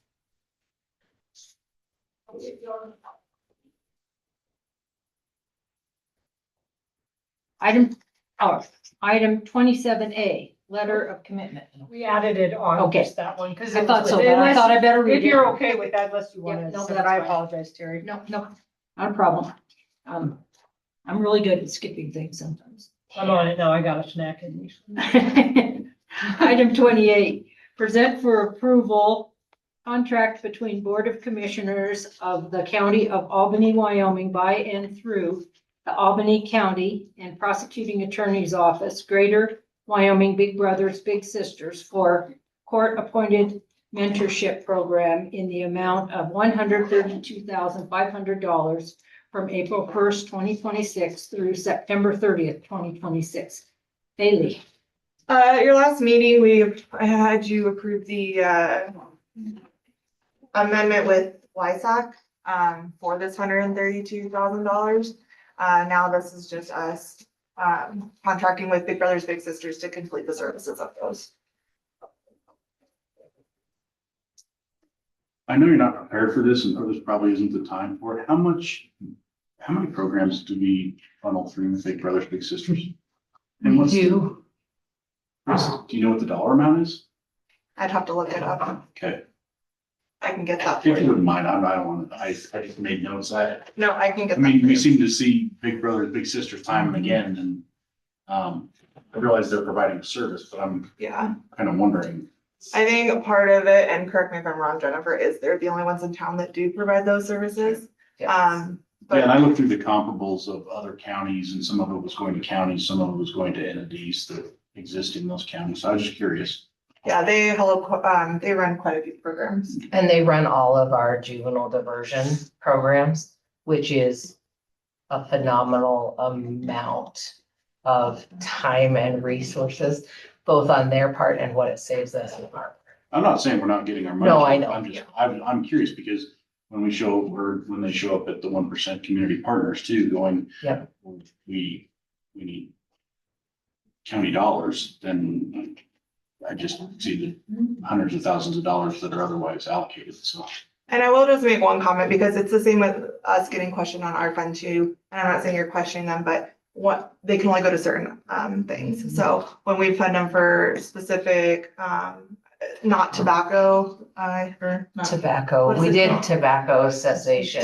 So That's for juvenile, right? it is for juvenile, but that is then to Big Brothers Big Sisters to put on that program alone. So, yeah, but I will look it up for you and I'll get those numbers to you. I appreciate it. Yes. And no rush. I just, when I was going through this, I made a note to ask, and didn't expect you to have an answer. Yeah, no, I will get it to you though. And I think all of our contracted funds, aside from the 1%, I don't know about those, but all of our contracted funds that we pay to Big Brothers Big Sisters are specifically designated for programs. Sure. Good, just to follow up on that, that's 30-some thousand a month, if I read it right.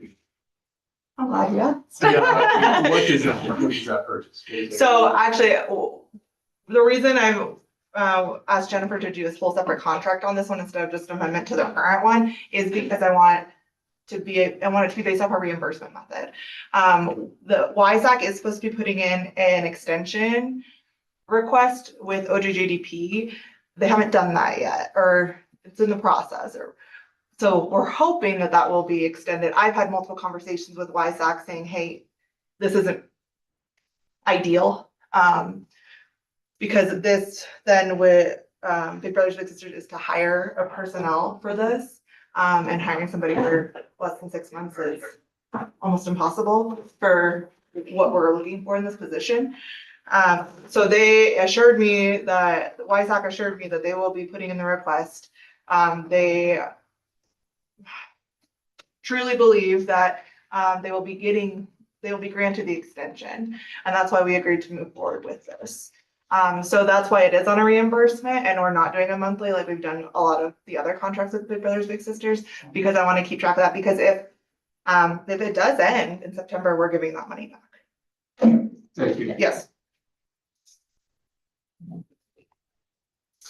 Well, I move we approve the contract between the Board of Commissioners of the County of Albany, Wyoming, by and through Albany County and Prosecuting Attorney's Office and Greater Big Brothers Big Sisters for the court appointed mentorship program in the amount of $152,500 from April 1st, 2026 through September 30th, 2026. Second. All those in favor? Aye. Aye, motion carries. Item 29, ratify Albany County Employee Handbook revisions. Really? So the reason you have me and not Anissa is it was one of my grants emailed me last week and said that they have concerns about our application that's currently sitting at the federal level. The application, our SAMHSA application for drug court, and it's a continuation application, so it isn't a whole brand new application. We were told we need to remove any I read it. DEI. I really wanted to bang my head into Reference. something. Yeah. So, they run it, we jumped on a call with our contact at SAMHSA, asked for a little more clarification, what we could do, because they wanted it done in 3 days. So, I pulled Jennifer and Heather's at a conference right now, else she would be here as well. Jennifer, so kindly with all the busy things she had going on last week, made those changes for me in the employee handbook. Those changes are on page 4, or sorry, section 14, page 6, section 32, page 14, section 33, page 14, and section 38, page 16. So Jennifer pulled up the executive order and had it use some of that language in our employee handbook, so that we were not drawing any red flags to us at the SAMHSA level. The added language is that, I don't even know how to phrase this. This is so stupid. Which The hard work in accordance with federal and state law. Mm-hmm. That was added to satisfy the requirement of a federal grant. Yes. It was mostly the removal of the language Yes. that was necessary. We left the accordance and left it general with accordance with federal and state law, so that as things continue to change on a regular basis, we don't have to update any further. We can just rely on whatever happens to be the current law when we are using the handbook. Personally, I'm offended, not that you guys did this, but that it had to be done. Small government people seem to be pretty prescriptive. think it's stupid. And I also think we should have that language handy when we have a change in leadership at federal level. So I'll be voting to bring it back if I'm still here. We certainly can amend back to complying with existing law and not executive orders when those executive orders no longer are governing. Yeah. If those executive orders go away, do we have to change those? So it's removed by act of Congress, or that's not available to do that. There's nothing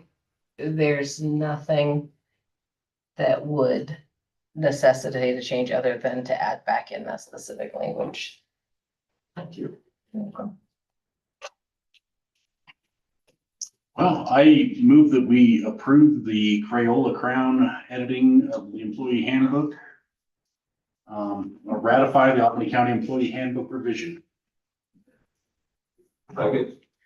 All those in favor? Aye. Aye, motion carries.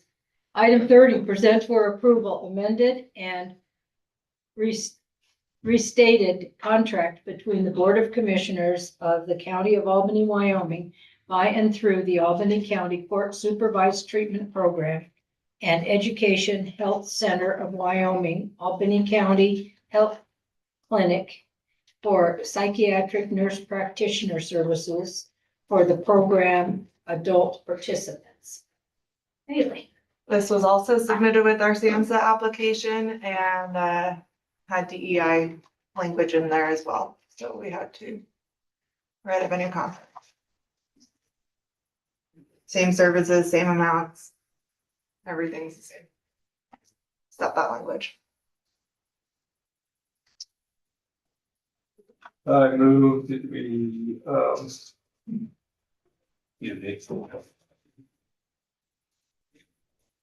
me to do it? amend and restate, approve the amended and restated contract between the Board of County Commissioners, Albany, Wyoming, by and through the Albany Court Supervised Treatment Program and Education Health Centers of Wyoming, Albany County Health Clinic for psychiatric nurse practitioner services for program adult participants. Second, and thank you. All those in favor? Aye. Aye. Motion carries. Item 31, present for approval Amendment 1 to the Master Agency Agreement between AMS and Albany County Adult Program and direct the County Court Supervised Drug Court Director to sign. Bailey. This is again part of that same deal. The AMS, we looked through their contract that we submitted to SAMHSA. Language appeared there as well. They were very helpful in getting us this amendment quickly, so we could get it submitted last week. Okay, move that we approve amendment 1 to the master agreement between AMS and Albany County Adult Program and Director, Albany County Board Supervised Drug Court Director. All those in favor? Aye. Aye, motion carries. Item 32, schedule a public hearing for May 19th, 2026 at 9:30 a.m. for the WYO Silver LLC Wyoming Business Council Business Ready Community Grant Application. Haley. So more exciting news, better news.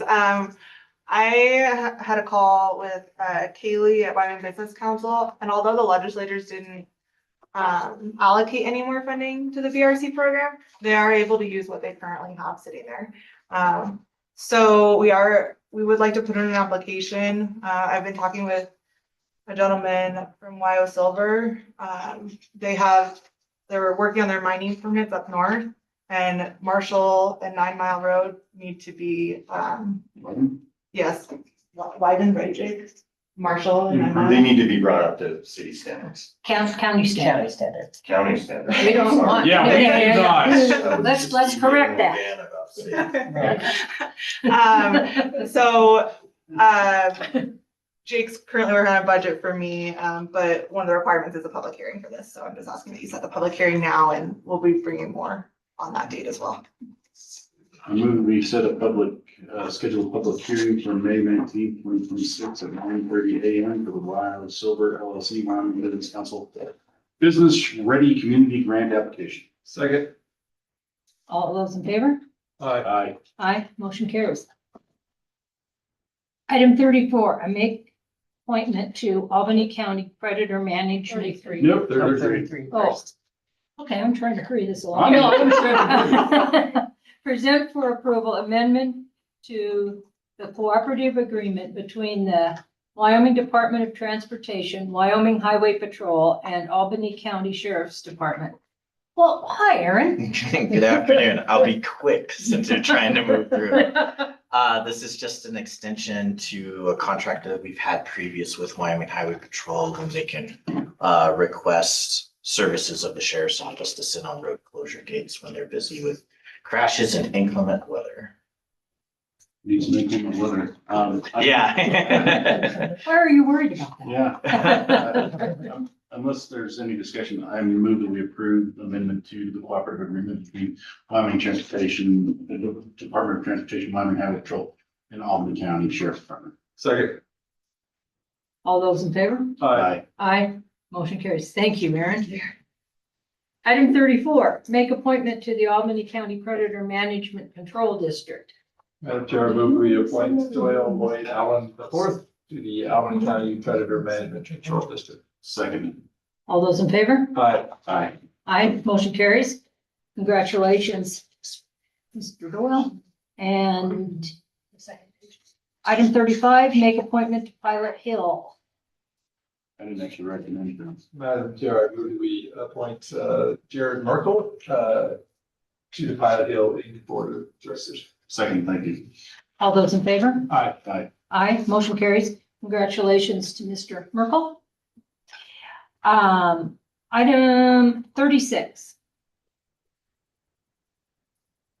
Is Betsy online? Oh, okay. Yes, right. We've been, Madam this has Chair, been I'm ongoing. here. Well, thank you. I'm so tickled that you are. Good afternoon, if it's okay to start. Thank you so much, commissioners, for having me come and talk a little bit about data centers. Of course, this isn't an action item, it's an information only item. I did send some attachments to an email over the weekend, and I won't go through the PowerPoint because it's pretty lengthy, but it's a great source of information for you to use and especially to share. Feel free to forward this email to any of your colleagues or to any of your constituents. And I do want to thank Brad Enzi for being here. You know, one of the things that we learn in economic development is it's a team sport, and you're fortunate to have a great subject matter expert in Brad.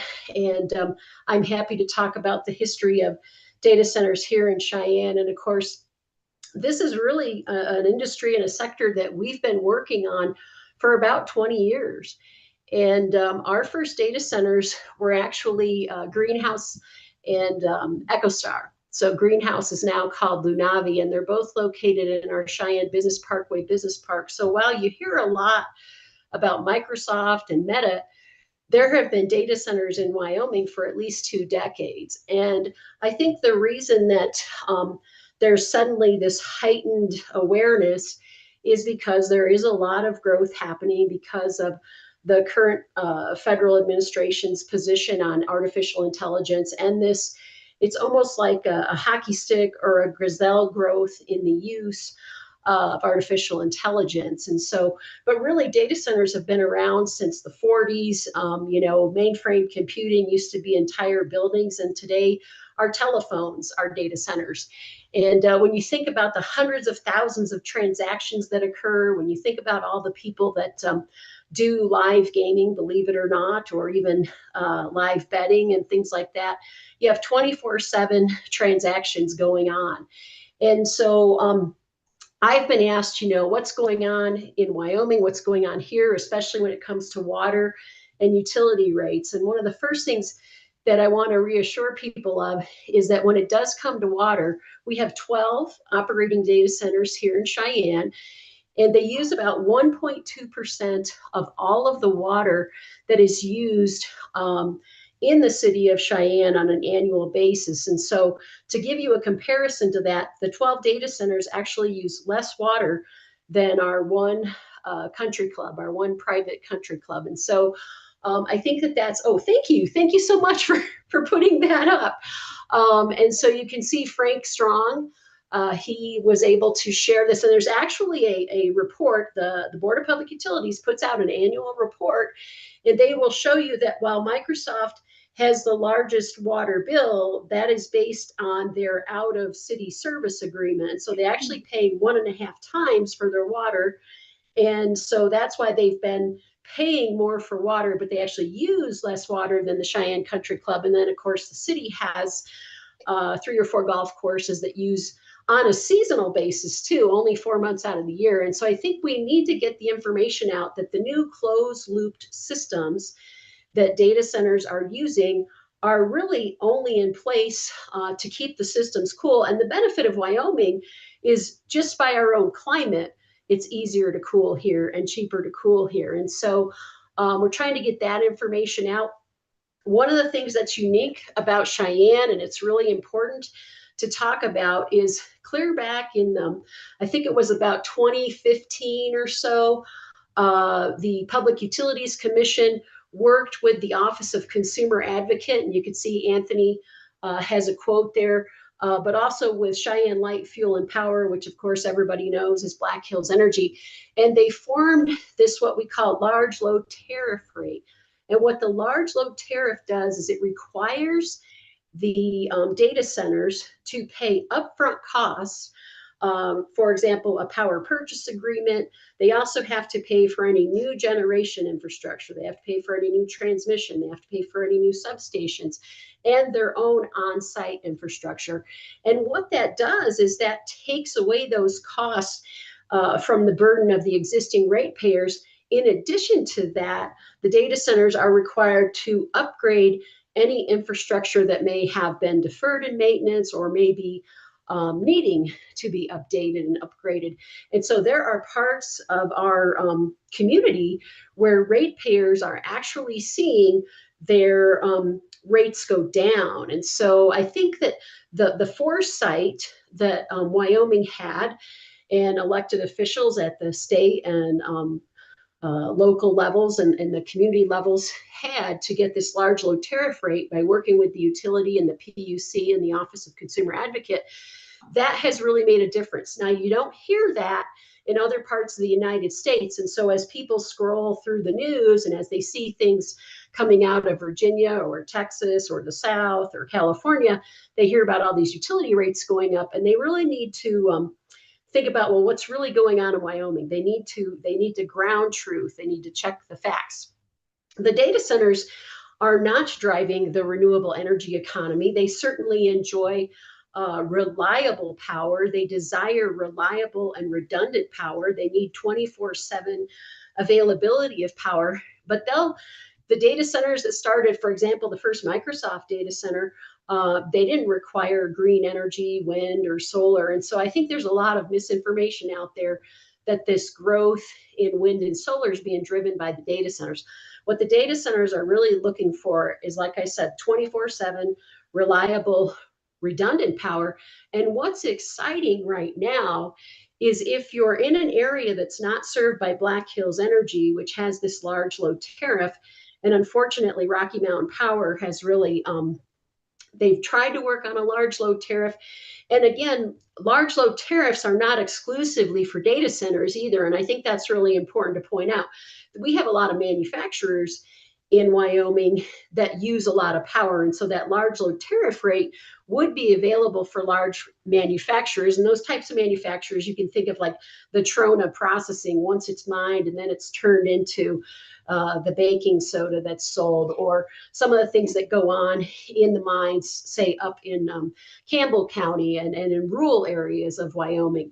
And so I think it's really important that we understand that what's happening now in rural Wyoming is this opportunity to have natural gas plants. And so we're really excited. And you can see a quote there from Pete Obermuller, wouldn't it be great for Wyoming gas producers to be able to sell Wyoming gas to gas plants that are in Wyoming serving data centers that are using a large amount of natural gas? And so I think what you're going to see, while we've only had this large development of data centers here in Cheyenne and Laramie County, I think this opportunity for on-site generation is really going to bring growth of the data center sector to other parts of Wyoming. And so that's very exciting. And we think that the key thing is to work on a couple different things that I didn't really talk about on this form. And we're going to have to talk about like land use regulations, and so there's parts of Wyoming and counties that don't actually have zoning, or they don't have a land use plan. And so we need to think about that. In Cheyenne, up until the December of 2024, our North Range Business Park, which is on the west side of town, that has Walmart, it has Microsoft, it has NCAR. That was actually a county PUD, and then it was annexed into the city in December of 2024. We just recently had another Laramie County PUD put in place for the Caruso and Tallgrass data center and the gas plant. And the reason that you want to have regulations is, for example, in our business parks and in these PUDs, you can have conditions, covenants, and restrictions. For example, we have on our staff a director of real estate and property management. And what Dante does is he goes into the business parks where the data centers are located, and he's not just looking at the data centers and what they're doing. He's just looking at all the residents of our parks and making sure that they're complying with those conditions, covenants, and restrictions. And we actually have commercial owners associations in those business parks. Those commercial owners associations, right, are just like your homeowners association. They're making sure that what's going on in those business parks or in that PUD is what should be going on. And they're also looking out for each other, right? And so I think there's something that we need to be doing and talking about how we get that done. Again, I talked a little bit about self-generation and the large load tariff and the closed loop system. And what's really important too is sitting down and talking to these data center developers, these data center companies. When you are in a business park or a PUD, you do not go through the DEQ's industrial sightings permit process. But what that gives you as a local government is an opportunity to sit down with these data centers and say, hey, you will have impacts on our community. There's a road that will need paved. Can we put it into a development agreement that you'll do that? There'll be sewer and water that has to be extended. There'll be fiber that needs to be extended. We need it extended beyond your property so that it goes to the furthest part of your property, so that it creates opportunities for those adjacent property owners and just things like that. Maybe you need a trail instead of sidewalks, curb and gutter. Maybe there's just things in your community. And what we see is companies like Microsoft and Meta, they want to work with the county. They want to work with the city, Caruso, Tallgrass. They want to work with the community to make investments, because guess what? Their employees are going to be living in that community. And you can see there's a great quote there from Chris Tatlow, who's been here in Cheyenne since the first Microsoft data center came.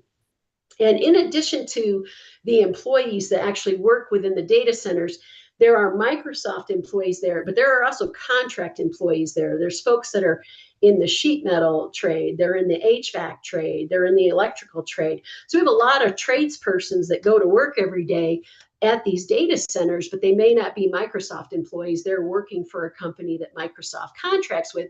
In addition to that, you hear about these thousands of construction workers. Well, what's interesting, and you can see, Chris will talk about it here, these folks come in and they never have left. So they came in back in 2010, 11, 12, when things were just getting started over there on the west side of town. And those employees have just stayed in town. So these are not short-term transient jobs. And what we're finding now, as other hyperscaler data centers come in, whether that's Google or Amazon or whether that's CoreWeave, we are seeing that the crews are just really moving within the construction projects themselves. We have a related data center that's going in on the east side of town by our Lowe's distribution center. And that's being built by Clayco. And so everyone's just kind of, moving from one project to the next one. And we're seeing families establish themselves, buy homes, take on longer term leases, things like that. And I mentioned Commissioner Malm. One of the things that I think is so important for folks to understand is, data centers want to pay their fair share. And when we think about taxes, one of the things that you have to think about is cost of service delivery. So as an economic developer, when a project comes to our community, the first thing I do is I run what I call a site stats analysis.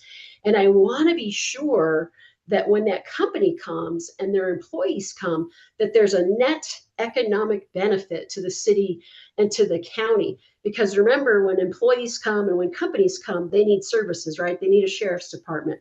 They need a public works department. They need, the snow plow. They need the school bus. They need all kinds of services, and they have things they need from all different levels of government. And so we have to look at, before we bring projects to our community, is there an upside?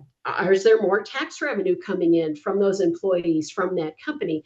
And you can see Commissioner Malm, he's probably one of the best champions that you could have for economic development, not just data center development.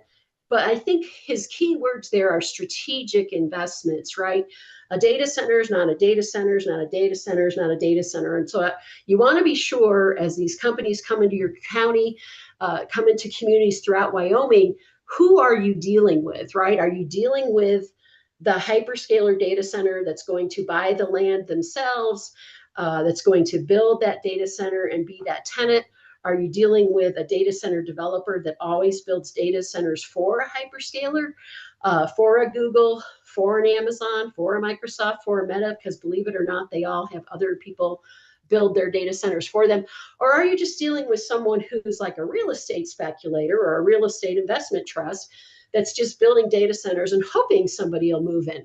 So you do want to be sure, and you want to advise your landowners to understand who they're doing business with and ask questions first, and just don't make assumptions. But I do think that Commissioner Malm will tell you that during this, not this legislative session, but the legislative session prior, where there were some cutting of property taxes at the local level, those were big hits to city and county budgets, local government budgets. And what the data center growth has done here in Laramie County, and especially in Cheyenne, and you can ask our mayor and our other city councilors, what's really saved our community has been this growth in the data centers coming online, and especially the sales tax on power. And I think that's a key source of revenue that we don't often think about at the local government level. But also when you think of that real property tax on these businesses, these are large commercial operations.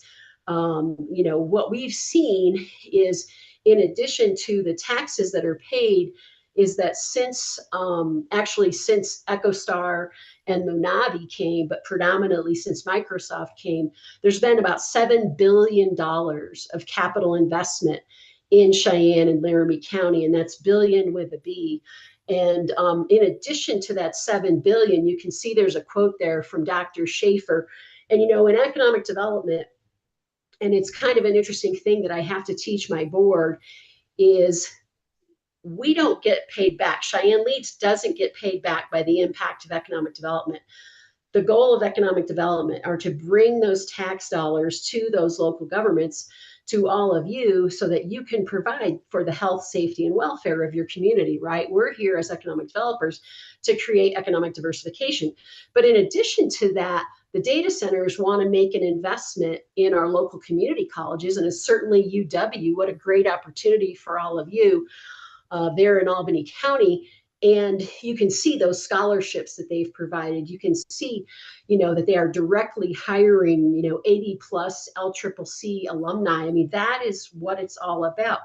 Keep in mind, though, it's taken us 20 years to get there, right? So I don't want everybody to think this has been like an overnight success. But I think what I'm telling you is there's ways to do it that are right, and it's happened quietly and it's happened thoughtfully. And so one of the things that this document here shows you is what have been the benefits, right? And so this last legislative session, and actually I've been here since 2020, yeah. And so 6 years, and I think every legislative session, there's been some conversation around the sales and use tax exemption on data center equipment. So, and it's one of those things where when times are tough, communities often, and it's every state, right? It's every state. There's 37 states that offer the sales and use tax exemption on data center equipment. And so consistently, your state legislators have asked the question, should we continue the sales and use tax exemption? There's also a sales and use tax exemption on manufacturing equipment. There's 100 and some sales and use tax exemptions that we have here in Wyoming. These are probably the two most notable. And so I had a question come out of Revenue Committee this last interim, so last year's interim, and it was, what have we lost? What have we foregone? And so essentially since 2010, there's been about $198 million of revenue foregone. That's not revenue that was collected and given back, because of course we can't do undue enrichment, right? So we can't collect money and give it back to a specific company. We can't do incentives like most other states do. But because of the sales and use tax exemption, we can compete with 36 other states to get data centers here. But it's not just the sales and use tax exemption. That's just one thing. What I can tell you is if the exemption went away, you wouldn't see the data center growth continue here in Cheyenne, and you definitely wouldn't see it in rural Wyoming, because these companies have to replace that equipment every 3 years. Because technology changes, right? I just talked about how computers used to be mainframe computers, and then they went down to personal computers, you know, with Apple and Microsoft, IBM, HP. They all built these little computers we can all carry, and now we're down to Surfaces and iPads, and then of course now our phones. So, but they have to replace those servers every 3 years, and those are billions of dollars of expenses. And you can see that right there. The data center equipment purchases since 2010 have been 3.7 billion. That's even more than the construction materials. So that's why the sales and use tax exemption is so important. But again, $7 billion has been spent here in Wyoming, has been brought here to Wyoming. And so essentially for every dollar that we have foregone, Wyoming has actually gained 35 real dollars. And so I think we really need to be thoughtful as we move forward, that in order to remain competitive, and I had the Tax Foundation do a study, I'll send it on over to Brad, but essentially if we were to eliminate the sales and use tax exemption on data center equipment, California would be the only state that was taxing at a higher level than we are. So I think that demonstrates, do we want to be thought of like California? And so I wanted to just take an opportunity to share with you some of the ground truths around data centers. I apologize, I've got to head off to a doctor's appointment that I wasn't expecting to have today, but I can take a few questions before I go. And thank you so much again for having me. Thank you so much, Betsy. Does anyone in the room have any questions? Looks, you've been writing things down. This is the second time we got this in January or February, from Betsy with your presentation at the WCCA. Who did you send the information to? Because I didn't receive it. I think you got it? Yes. I also think it went to Cami. I was actually put in your spam several times. So you have a great system. You should be proud of your IT department. Did you have any questions, Bruce? No. Okay. Anybody in the room have any questions? Betsy, no one is raising their hands for questions, so we'll let you scoot off to your doctor's appointment. All right. And thank you very much. And we're here to help. And Brad, thanks again for letting me come over and see your fine folks there. Take care, everyone. Thank you. Thank you. Bye-bye. Well, Brad, what would you like to add? Bear in mind, we've been here for at least 4 hours, Yeah. so. Yeah, Not a lot, just, I'm here for any questions on this. We are poised as a county to take advantage of this by virtue of the major gas transmission we have. You know, our power situation isn't ideal as of yet, but a lot of these will come with their own generation. that will then connect to the grid, which likely will solve some of our power problems. We also have one of the more robust backbones of internet fiber here due to the railroad that we can take advantage of, just because that was, you know, as you move east to west in the country, that's always been our portal, right? Since the 1860s, that's the right of way that went all the way through. And we definitely have advantages for that as a county. So here to help develop thoughts, you know, plans, you know, regulations. I hate to use the term regulations, but I think you they're know, ideas necessary. of how we get our arms around this, because it's coming. And I think the more thoughtful that we are as a community now, the better poised we can be, not only to cover off concerns, but also to have a clear and consistent way to deal with it. My last thought would be when Betsy talks about, you know, their deal to work, you know, to basically fast track to avoid the Section 109 hearings at the Industrial Siding Commission. I think we want to consider that because it retains local control. Often what happens, we don't get a ton of industrial siding that comes through. We've had a substantial amount with wind, but what we lose is the local control to have the discussion directly with the company that wants to come in and say, these are the things we need. Because it starts to be, well, Carbon County is going to have 22 people live over there. So they get, you know, they're like, we want some of those dollars. And it, you know, to the extent that we can retain that local control to have those dialogues and address community needs, concerns, and, you know, and make requests, I think that's worked very effectively for Cheyenne. So I just want to make sure that I understand that even though we skirt some of the process, we aren't getting rid of industrial siding. They're still there with their rules.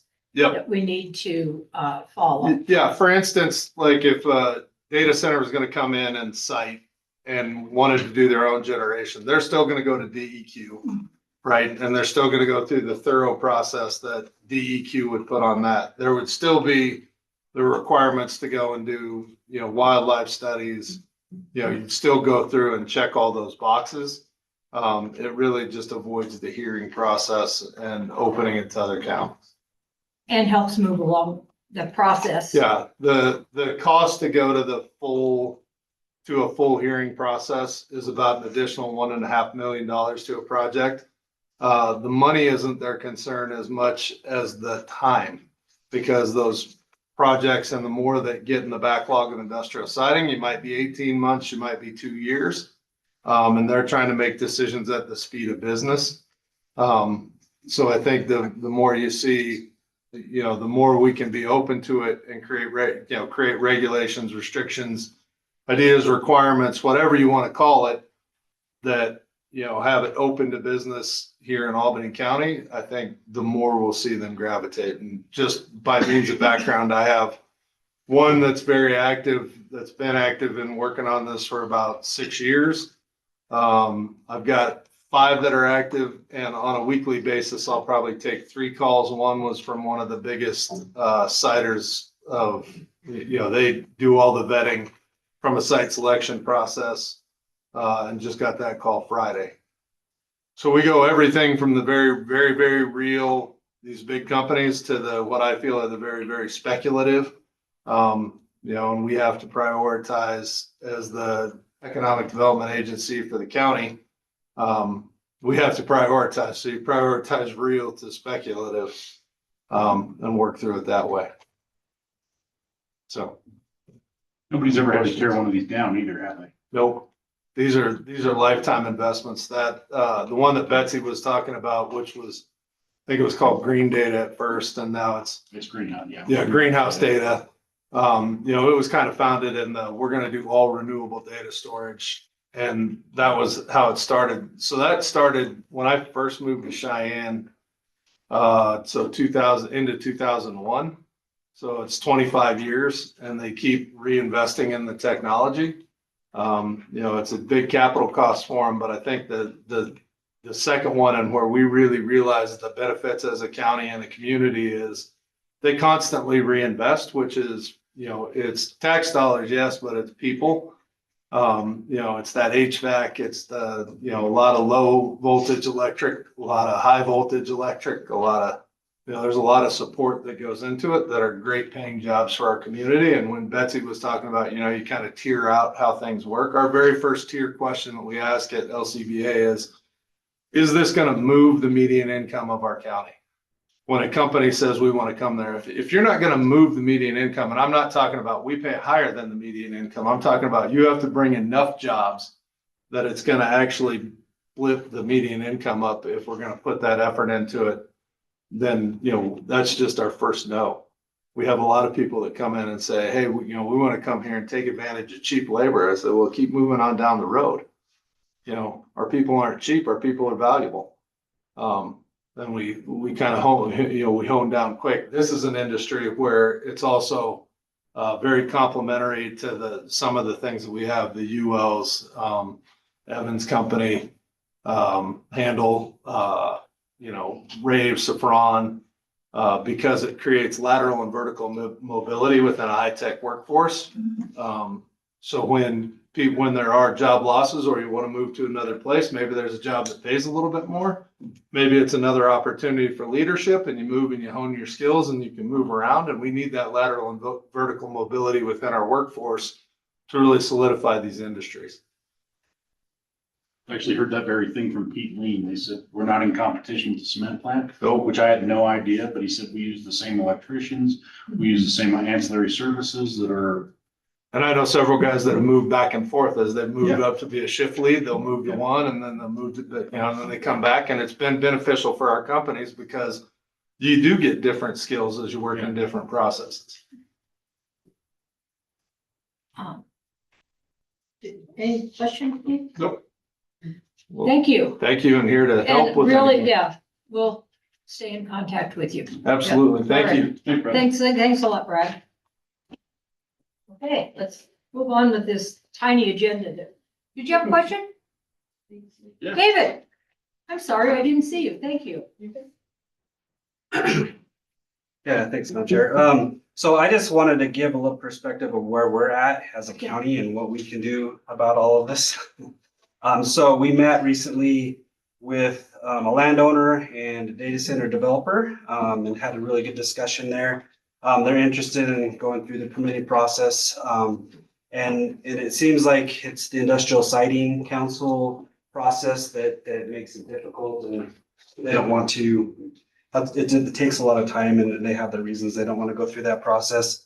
But as for us, the Industrial Siting Council currently preempts any of our industrial projects that will be $290 million or more in construction costs.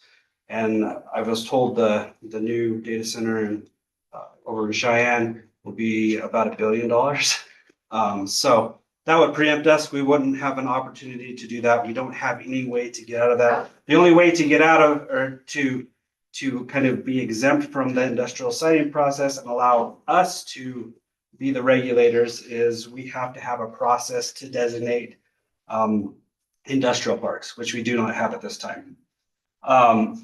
So there's that. Some of the issues just with this whole deal that's the first issue, I guess, is we don't have a way to create an industrial park to get rid of the public hearing stuff that was talked about at industrial siting. And then Albany County doesn't really have an established permitting process that addresses the impacts of data centers. Matt and I actually just attended a professional conference that talked about the impacts. There's a few. Obviously, there's noise from the low hum of all the servers. Water usage, which was talked about a little bit. She didn't address what the water use of a power plant would be, but for the actual data center itself, they do have a closed system that circulates it, and I don't know how often they have to recharge it.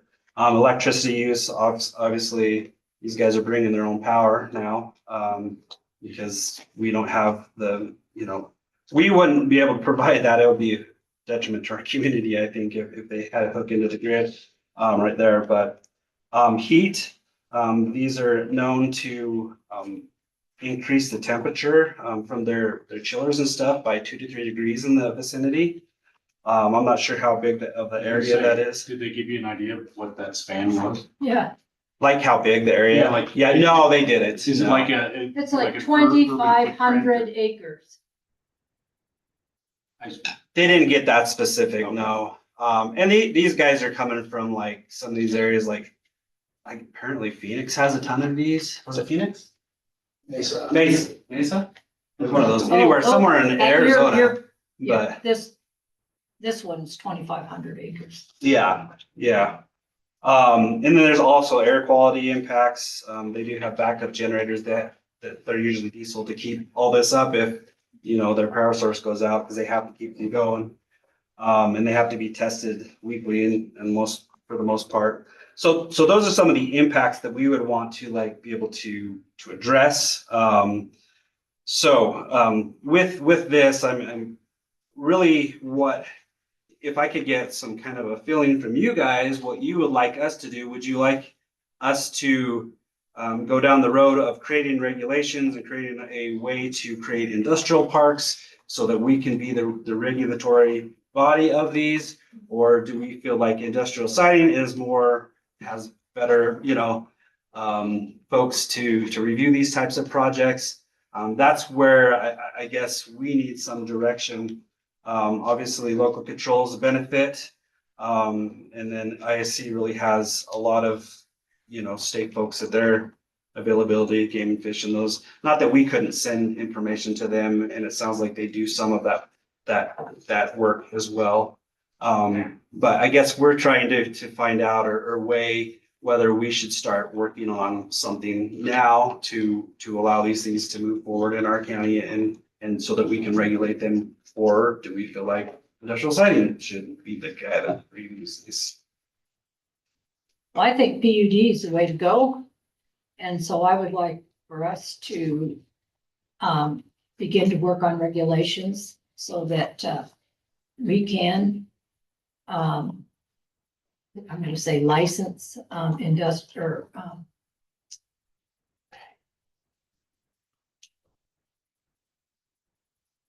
When the word just flips out, a business park, so we can do business parks. Sure. Okay. And I think Cheyenne provided a lot of information kind of as a roadmap to begin that. Okay, that's what I think. Okay, perfect. David, I think that if you're gonna regulate, you gotta be ready to regulate. Yeah. And so you don't just say, I'm gonna regulate and then follow behind. We found some of those problems with large scale wind development here, right? Setbacks, noise, all of the roads, all that stuff. So, if we want to do that, then we need to be serious about doing that. And use best practices and have it in place before we say yes. Well, that's what the, But not every, Cheyenne's regulations might be fine for Cheyenne. I don't know what they are. I'm speaking from ignorance. But they might not be exactly what we want to do here. So if you guys feel like you can do that with small crew, go tell us, give us an idea. But if you can't do that, maybe we have to think about a different way. Sure, and we haven't taken a ton of time to look into this and all of the, this is a new deal. We were actually thinking about it and we were gonna make some changes to our regulations, but they're really not gonna help because of the industrial siting preemption.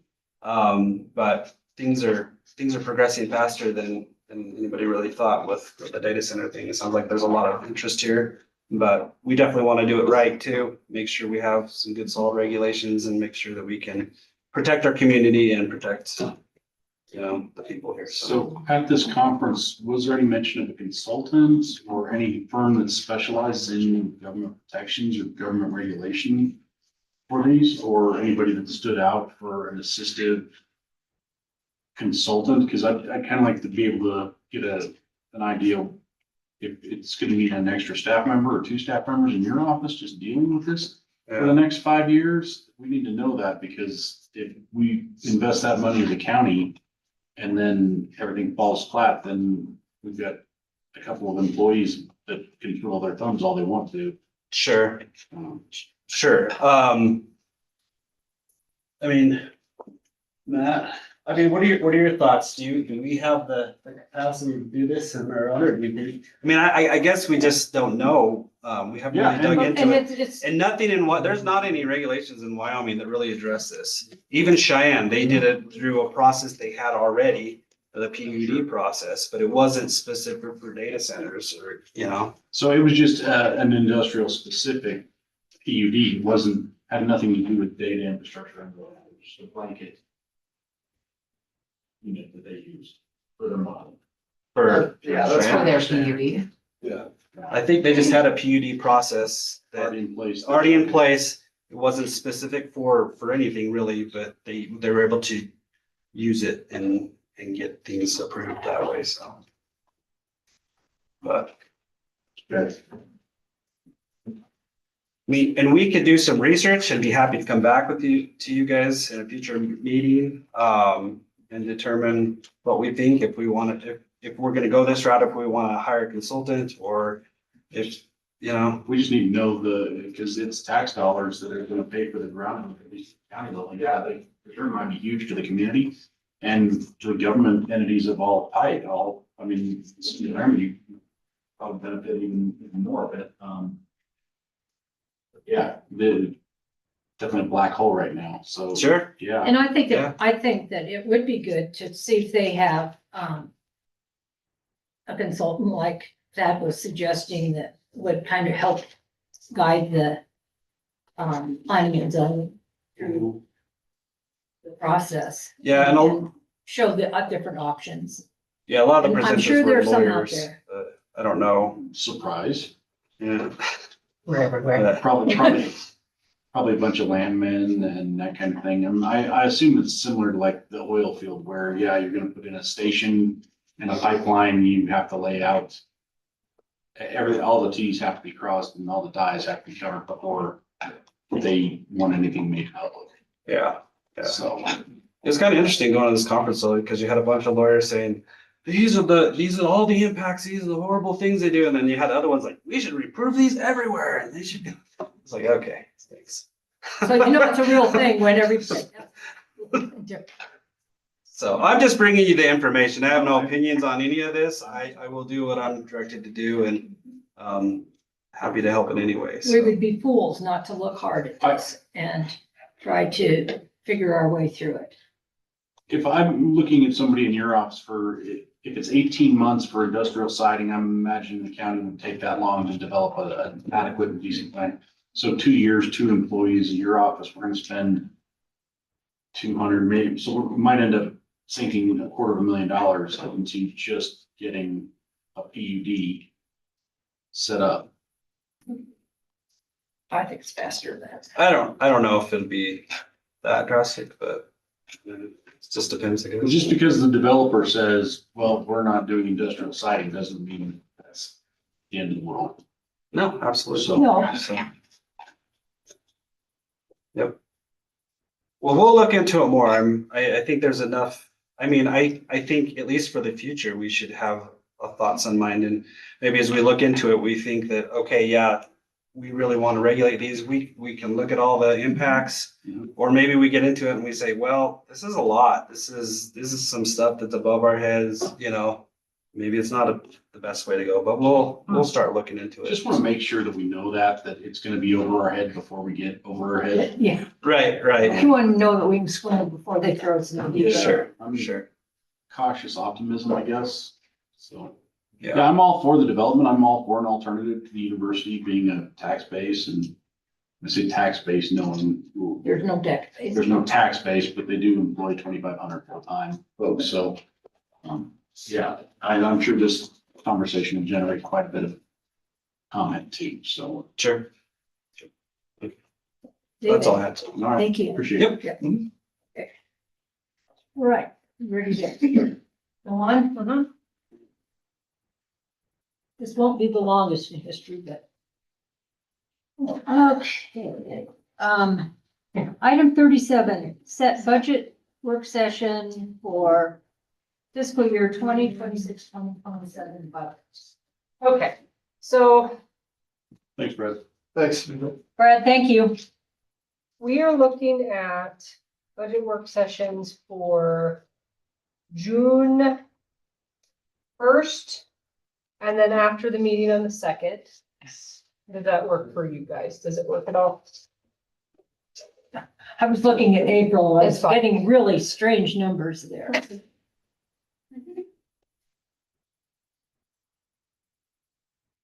And if we can get it all done in those 2 days, we were thinking the week of the 8th through the 12th. So what works for you guys? And we can kind of play it by ear. If we do, I don't know if we want to do all day on Monday, if you want to do half day on Monday, and then the afternoon of the 2nd.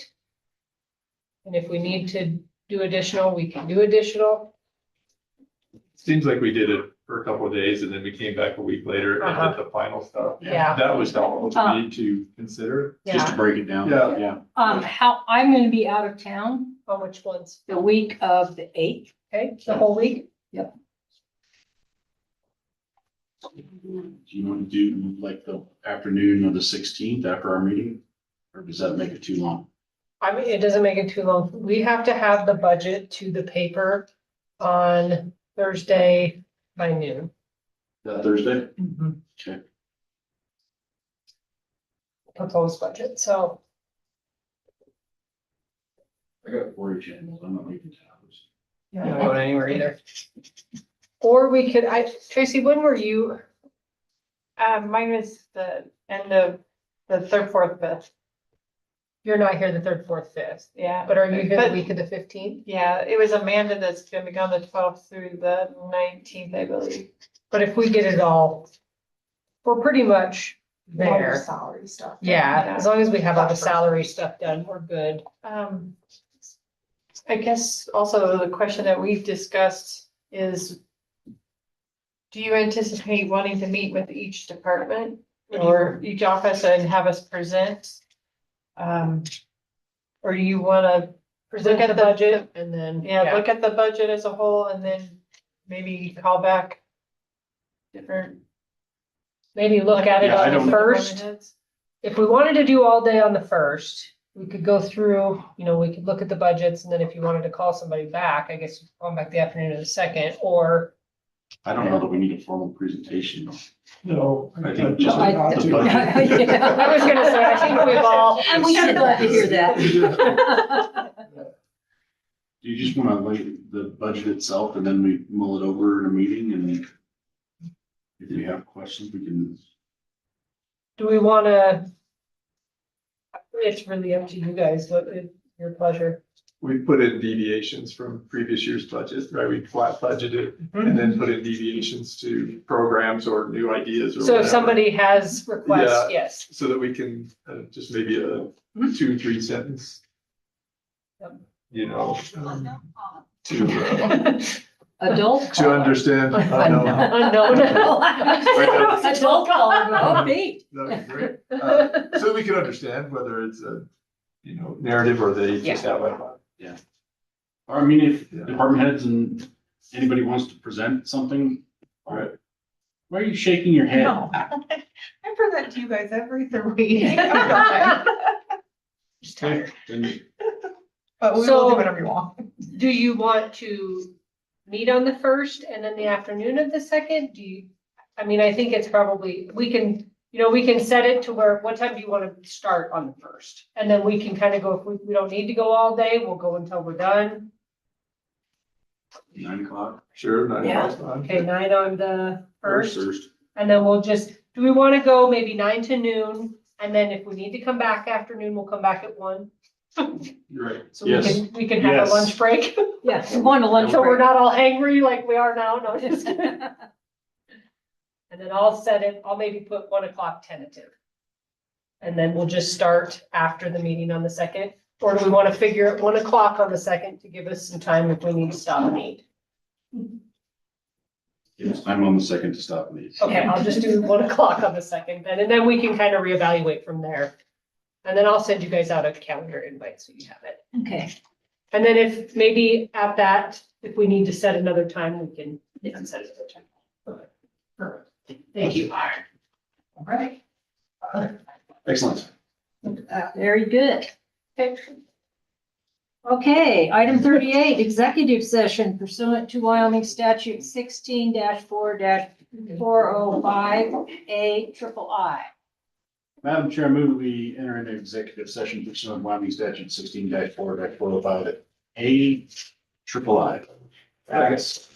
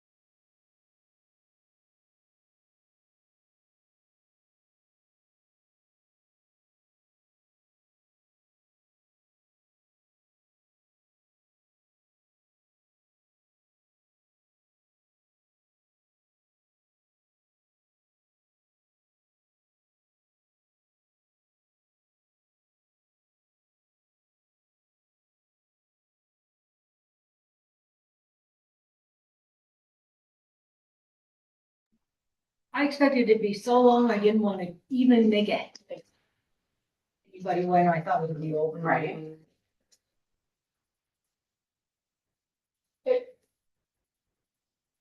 Sorry.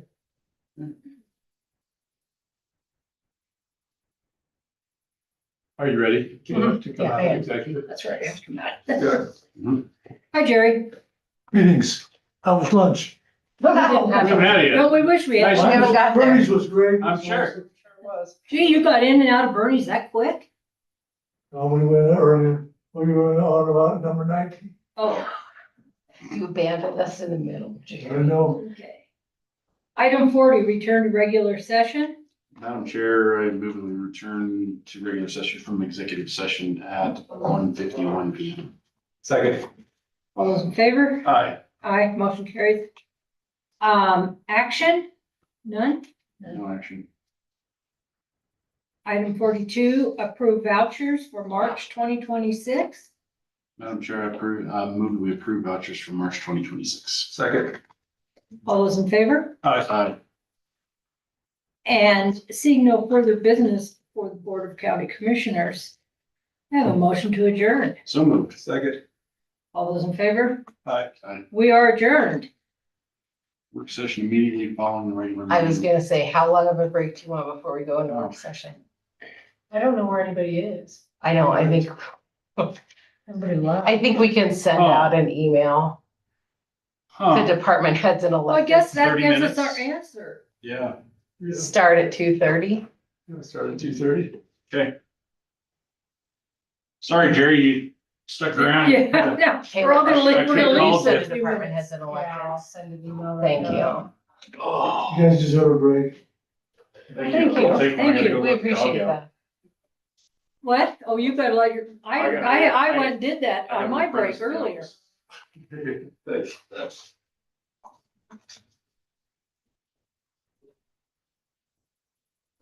Texting Darren, so he- Had to go upstairs and do a passport for his son. Oh, Who's saying I renewed my passport online the other day? You ever done that?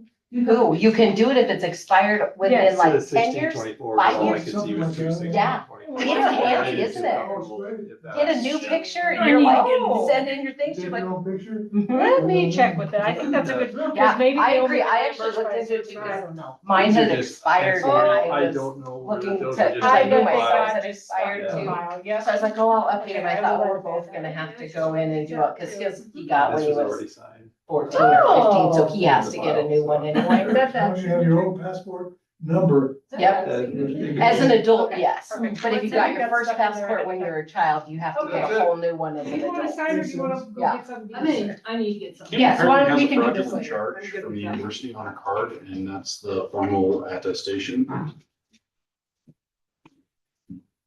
And I guess she said, that, and, bring that, no response from the all, so. You all deserve a great lunch after that. We got We're gonna 30 get minutes. We're gonna run and get Um, one right now. I haven't heard from her about it, but I'll reach out to her. Okay, so I'm See you good. all here at 2:30. Yeah.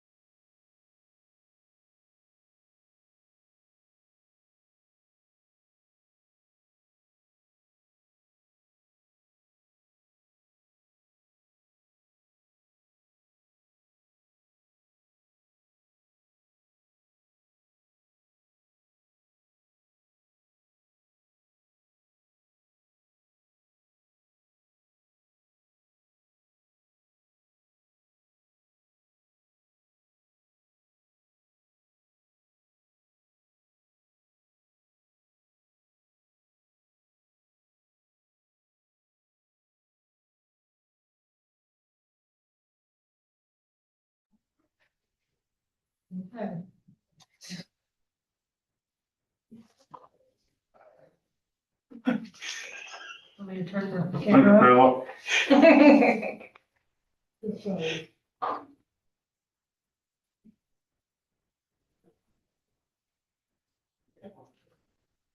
So you taking the run on this? Tracy raised her hand and wanted to do it. Oh, okay. I appreciate that, Tracy. Thank you. Friends like that, right? Drake's me all different I'd places. just like to remind everybody in the room, we just finished a 5-hour meeting. Here we So go. you might want to bear that in mind. But we did all of you a favor because we got something to eat. Yeah. Right? Is Chelsea coming down to you? No, I don't think Chelsea was gonna come down because she's still setting the values and doing the exemption. She said she was going to do Zoom. Did the Zoom link change? Okay. I didn't, I just paused it is all I did. I never turned it off. Should be the same. You just needs to log back on. The elected officials have met a couple of times after, I can't remember what meeting it was. Anyway, we have talked pretty extensively, took into consideration, Commissioner Hoff's question, I think it was your question about how much time on average, are we here? Personally, I had a really hard time coming up with that because while we work 8 to 5, it's never really just 8 to 5, and you guys probably know this. You're checking your emails and answering constituents on the weekends and in the evenings. I kind of feel like it's almost a 24/7 job. You may not be working all the time, but you're always on call in a sense. So it's really hard to, I think, put a time frame. I know during the 2024 election, Stacy tracked her time and I was here every time she was, and I think I averaged $3 an hour. So it's a pretty good deal, I guess, for the taxpayer. But it's not always like that. We have our busy times and we have our slow times. So, I think it all works itself out. I don't know if anybody else has any profound. Not all at once. Do I need to come up there? Yes. No, okay. There you throw, talk about. So my concern is, I believe my position should be considered one of the full-time positions. I'm currently a part-time elected official, and I just feel like between the demands of my job and actually genuinely being on call 24/7, I'm not trying to discount the jobs of my peers because I have no desire to do anybody else's job at all. I think it drives me nuts, but I do believe that this job, not me specifically, but this job, in order to have somebody who is committed to all of the things that this job entails, it should be recognized as full-time. And so I'm just hoping that we can hopefully move this position to more of that full-time situation. That way, moving forward, if it's not me, if it's somebody else, but at least that way, they don't have to have a second or third job to make ends meet. And then it takes away from the focus and dedication of this job. That was, I know, an issue with my predecessor, had a full-time job plus this one, and it realistically was 2 full-time jobs. And that can create some burnout that is already existing in a high burnout job. So that was my big thing this year, was just to hopefully be up to a full-time standard. I did some numbers. My time card was ridiculous, but then I average about 80% call response where I'm physically on scene. And then I'm at about a 32% autopsy rate where I'm physically taking autopsies. down to Fort Collins or Greeley. So I really try to be very hands-on, but besides that, I'm also handling every single case that comes through our office. Is reviewed, I'm doing medical record requests, speaking with families, everything like that. So I feel like this job is actually more full-time than it is currently allocated, I guess, so.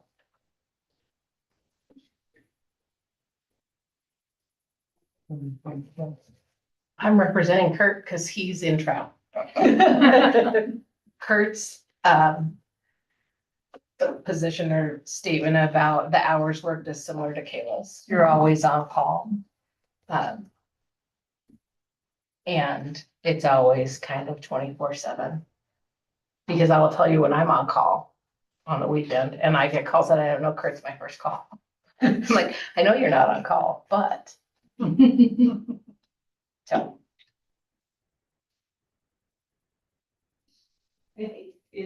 For my position, I mean, statute doesn't tell me I need to have an accounting degree. But you guys just reviewed exactly one of the biggest parts of my job this morning with the audit.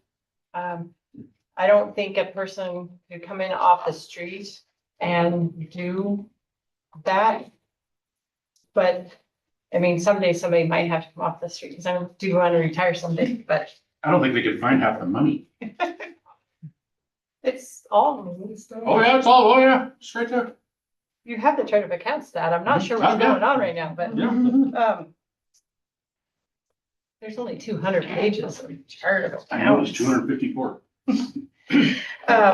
But I think that the level of commitment that I put into this job of like during the audit on a holiday week, I put in 50 hours and that was a light week because I took the actual holiday off. But there's times when, you know, we work fewer hours because it's a little bit quieter or maybe we're on vacation, but I have yet to have a vacation since being elected into this position where I have not worked. The phone is always on. People know how to find you. Sometimes people just want to hear the answer from the elected official. They don't want to hear from staff. So just like Kayla and Jennifer both mentioned, always on call. And this has been a position I think that needs to have a professional person in there, somebody who takes it professionally. But I'm I don't know. It, like I said, statute doesn't require that I have to have an accounting degree, but gosh darn, I don't know how I would survive a day without one. Well, I know. What? No, Tracy's back there. I'm just curious. Yeah, I wanted to make sure everybody knew that was the dog. Just was a sneeze. And I'm not-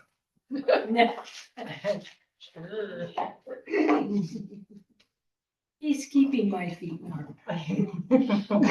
I thought 5 hours in the car was enough. He probably thought the same. Do you guys have a proposal, just to talk about brass tacks right now that everybody signed on to, or most people signed on to? I don't know if everybody signed on to it. We have kind of a proposal. The second floor group. The second floor. We have. I'll leave Stacy out. Stacy's been in trial. Stacy kind of has her own whole world up there, but we all are very supportive of the attorney's office. Because Kurt does have to have professional certifications and be, you know, a lawyer and pass the bar exam and all that thing, so. And we feel Kurt, nobody wants to do that job either. I don't want that job. But we discussed. There he is too. I was gonna say they're probably on afternoon break. Probably a little break. Yeah, we're. Quick, close the door. The legislature this year also increased the amount of reimbursement that is available for county attorneys. And I believe over a 4-year period, that was 44,000. So if we divided that 44,000 over the 4-year period and raised Kurt up roughly 11,000 in the first year and then 11,000 every year thereafter. And then we talked about on the non-attorney side for clerk, treasurer, and assessor, and the others, however you guys see fit, I guess. Basically raising us up what the department heads went up during the time when we were unable to have increases. So in that first year, And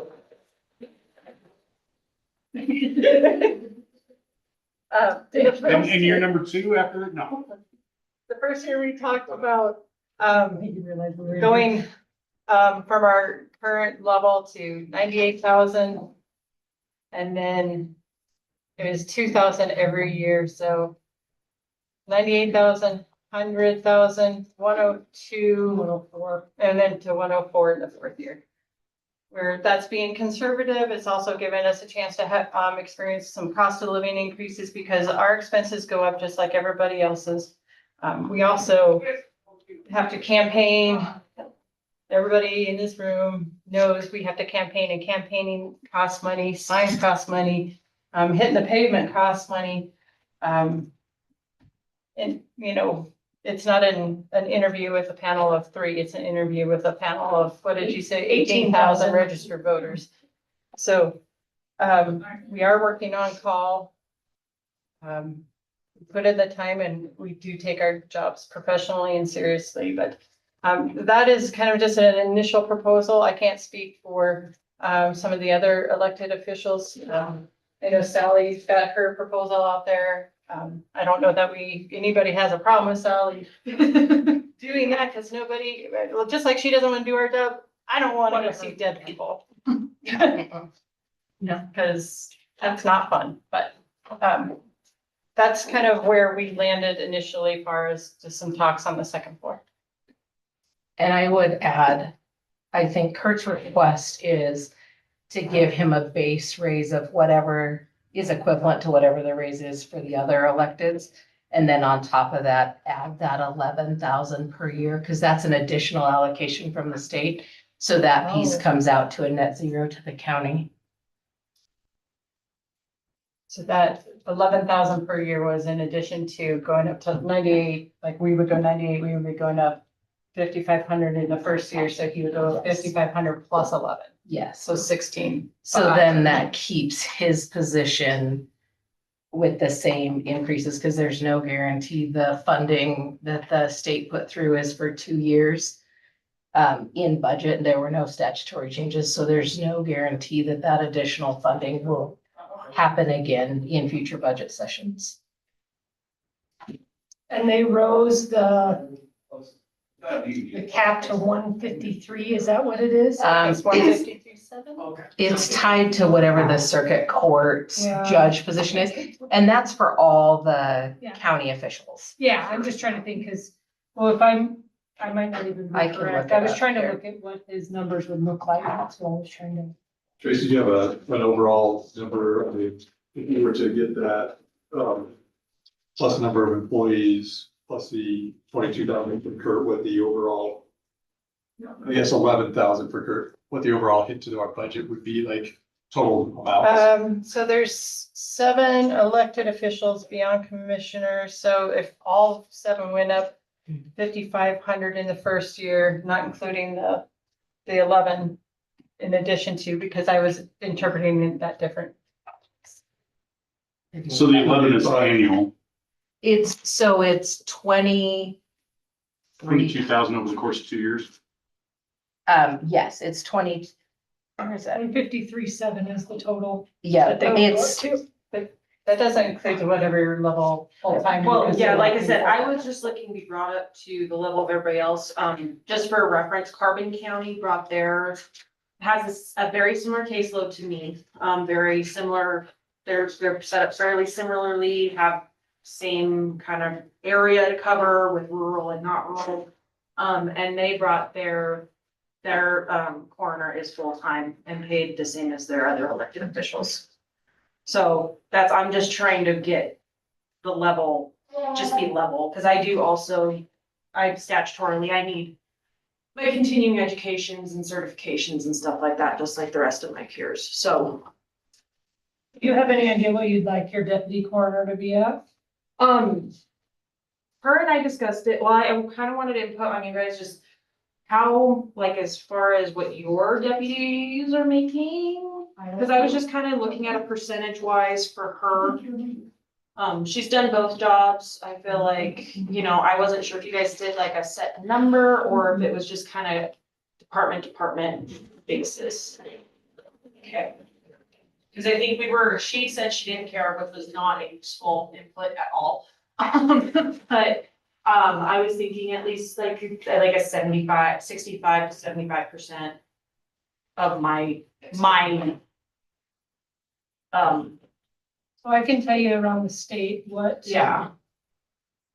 Cause I know it's hard since most of the Well, because the deputies are part-time, they're they're considered. full-time. exactly, and I can see where the argument can be made that she's still part-time, because I still do all the admin work, she does a lot of my review. I pick her brain all the time, but, I understand that she would be more. And I think you have to look at it as not as her, you have to look at it as a position. Yeah, and it is a part-time Which is- position. It's part-time but full-time, but it is more part-time than my. How much call does she have? How much? Yeah, how long, often is she on call? She is on call anytime she's not at her full-time job. So, and I give her like a night off. Or a day off if she asks for vacation and stuff, but. 32 hours a week or? I don't have. I'm just trying to figure out, No, you're fine. I just want a number so that Okay. if she's on call, it's like a dollar amount per hour on call. Right, okay, so she's on call all day Sunday, Tuesday, Wednesday mornings and Monday. So you're talking 24. 48, 56 hours probably, at least.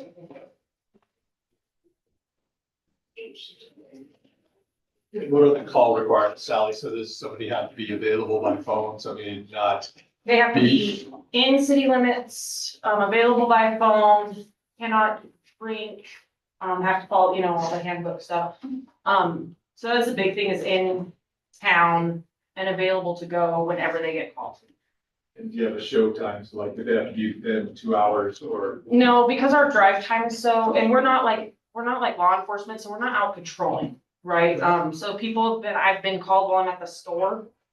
And so unfortunately, that just means I need to get home to change, to get to the truck, to go to wherever we're going. So I know our average response time is between like 30 and 45 minutes, depending on, that's pending drive time too. Cause I mean, if we're going out on the northern part of the county, that's a 2-hour drive time. So that's just how it has to be. So, but our turnaround time, we try to make it fairly quick. So families and law enforcement don't get tied up for too long. The reason I'm going that way is when we was an airline pilot, you got a short call and that was paid at a higher rate than a long call. Where you would have 3 or 4 hours to be there. You got paid at a different rate because the expectations are different. Right, no, I pay all of, and Jennifer and my current deputy, she's salaried. So I mean, she still turns in the time card and everything like that, but my current deputies, I believe, are paid at $4 an hour to be on call. And then once they're actually out on a call, that pay rate ranges from like 18 to 21 hours, depending on performance and longevity. I think is where everybody's kind of set right now. So they're not huge burden on the county, because like I said, I try to be as hands-on as possible, and I'm not gonna send my entire office out for a, you know, an 80-year-old who didn't wake up from bed kind of thing.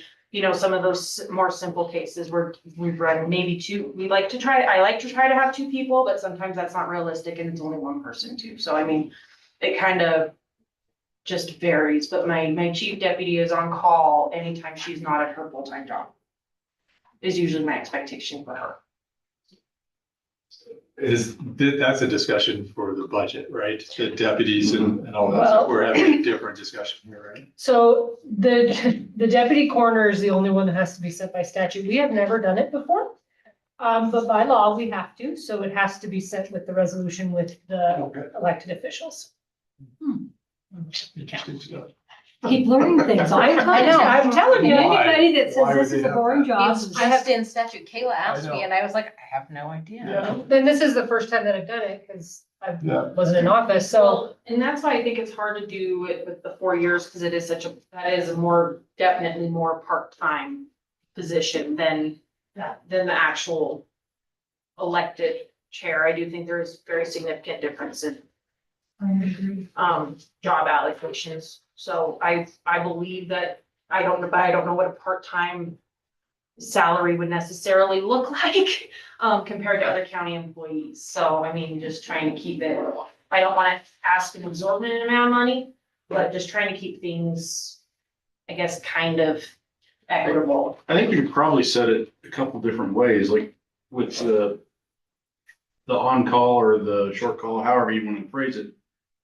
Do a fixed salary and then do an on-call rate that is more flexible and can be adjusted over time or by need, to compensate for that.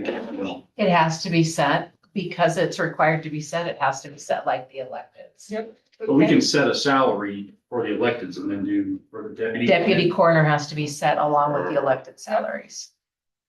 Oh, they're not allowing for flexibility here. No. And I can say I've given the chief deputy raises as in the last 4 years, like everybody else has given their employees the raises. Just because I thought that's what we were supposed to be doing, so it hasn't been an issue, but yeah, I mean, that has been raised along with the rest of the county employees at the same rate at least. Is it your understanding if you go full-time that you'll need as much part-time help? Not necessarily, no, I don't believe so, because I don't know how much it actually changed my workload. To be honest, I'm not in the office 5 days a week. However, I'm there at 3 AM sometimes and, kind of all over the place that way. So I don't know that if I go full-time, I would be doing what I'm doing now. I mean, I could definitely I can spend more time in the office and don't mind doing that, but I would still cover my calls like I do now.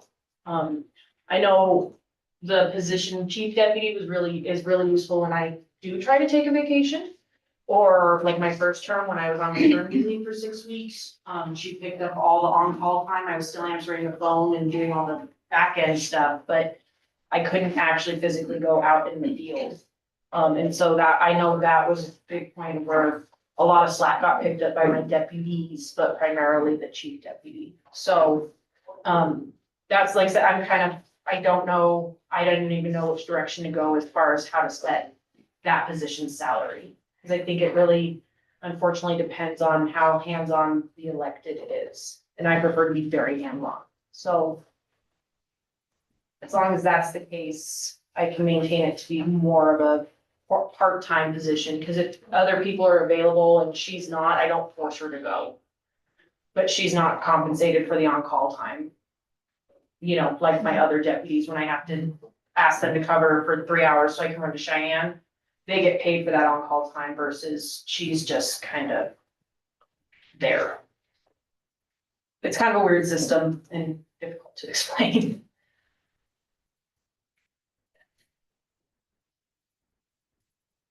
Is it important for you? You're not doing any investigation with that, right? What do you mean? So certain gases change in the body if they've been dead 30 minutes versus 7 hours, right? Are you asked to do that type of work, or does that fall to the sheriff's office? No, that's my office. Okay. Yeah. I do all the toxicology reports. I review all of those reports, the autopsy reports. I am like that. Someone from my office is always attending the autopsies and observing and gathering those notes. We're the ones on scene. And we work with the sheriff's office, Laramie Police Department, Highway Patrol, UW PD, all of those things. And so, yeah, the flow of information, because technically the pathologist works for my office. They're doing the autopsy at my request. The toxicology is done at my request. So all of those reports go through my office. And then I analyze those to make my conclusions on positive.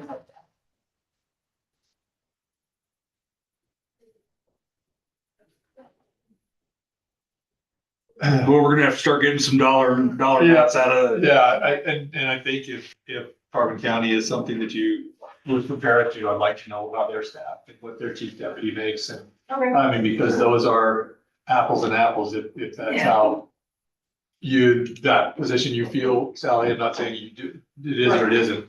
I just need more information.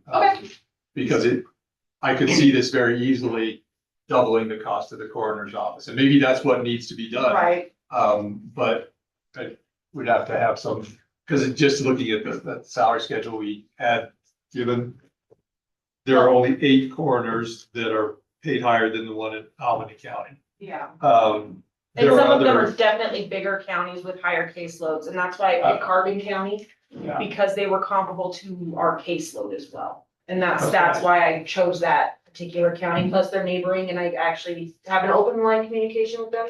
So I will reach out to the Carbon County coroner and get some more information from her. I have that information. You do. Okay. So there was a coroner salary done in 2026 in January. One of the clerks did it.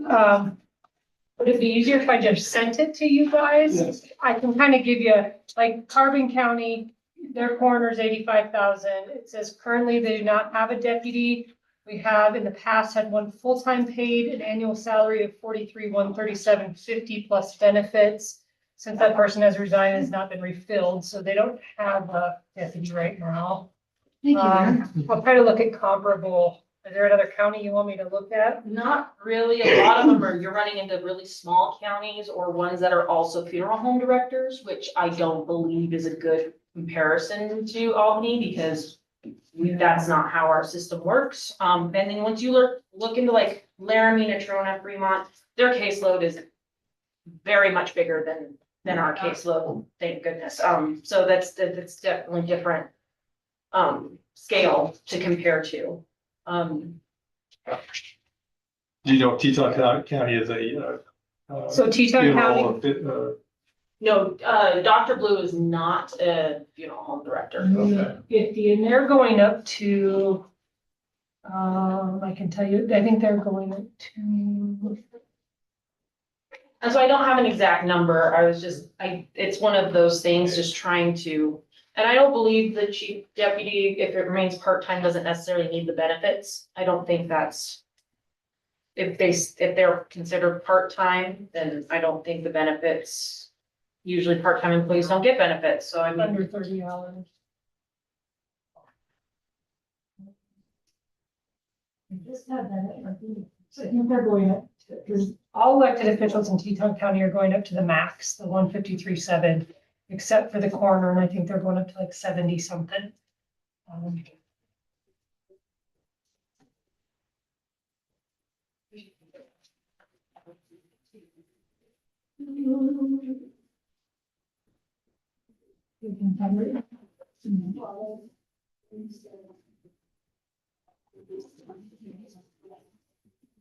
Everybody details.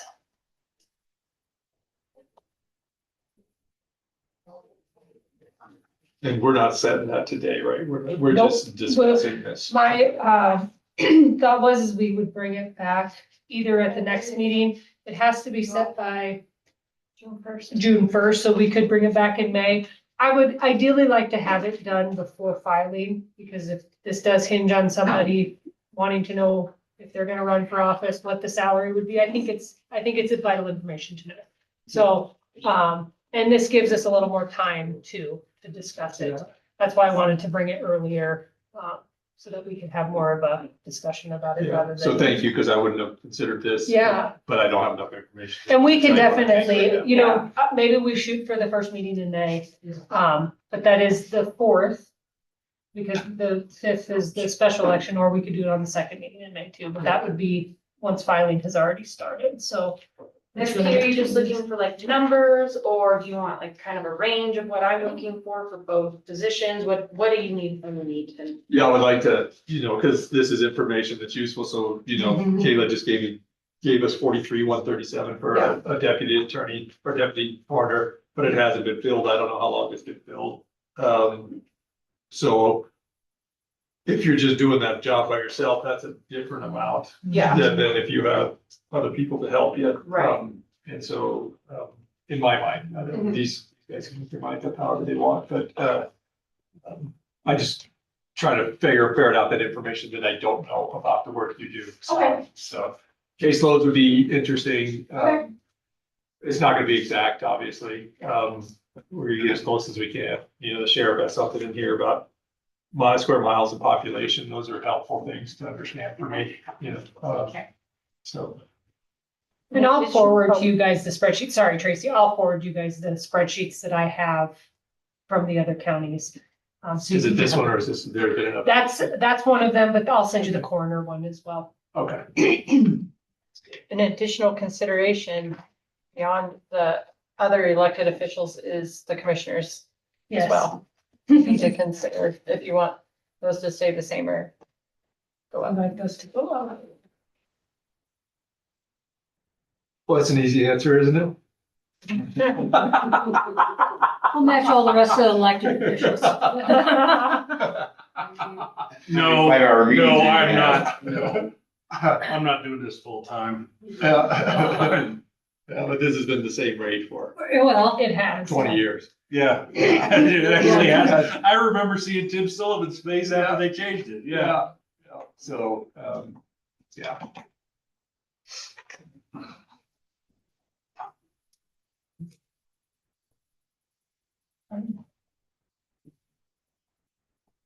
Stacy, you got anything you wanna say? No, I'm in agreement with what they, even though they didn't include me in their second floor discussion. They didn't lowball you, okay. But I'm in agreement with what they Okay, said. I'm just filling the boxes here, that's all I'm doing. As your personal representative. Yes. Or recommend. Yeah. The treasurer has your proxy, is that what you're saying? Yes. Okay. Kelsey, they already spoke for you, I hope you like it. I hope so too. Sorry, guys.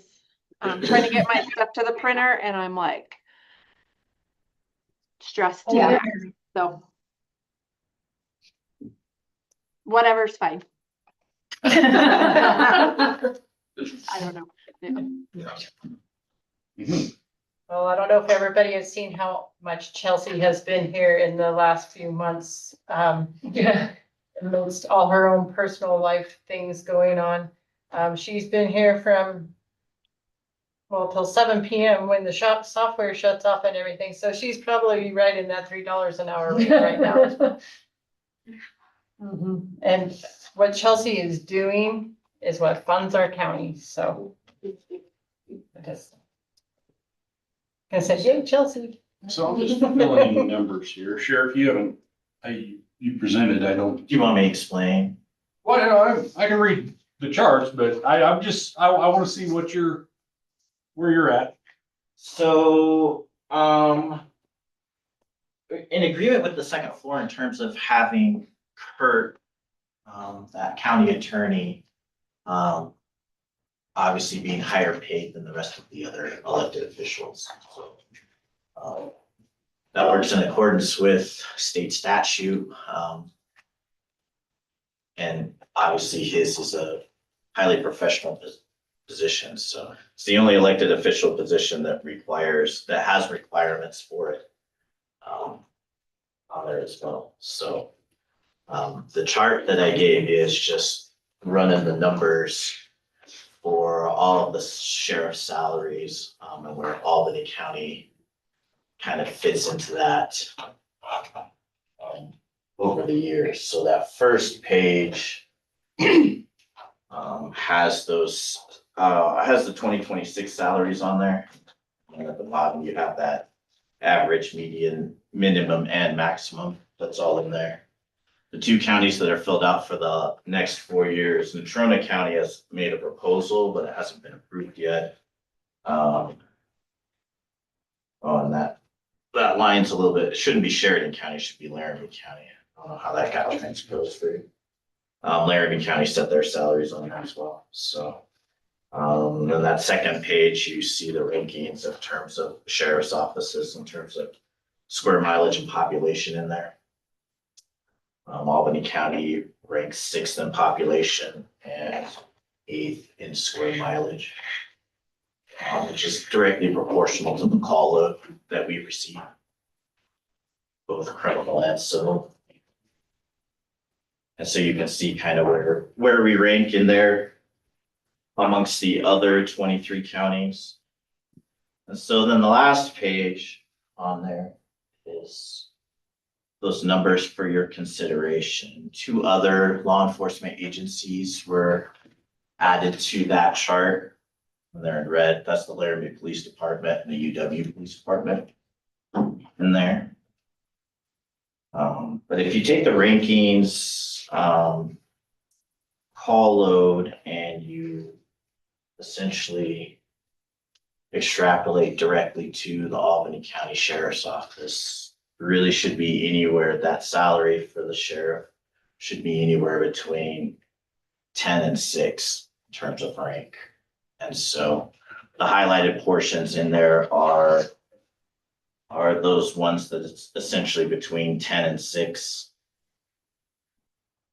Also highlighted Laramie County as a neighbor on there.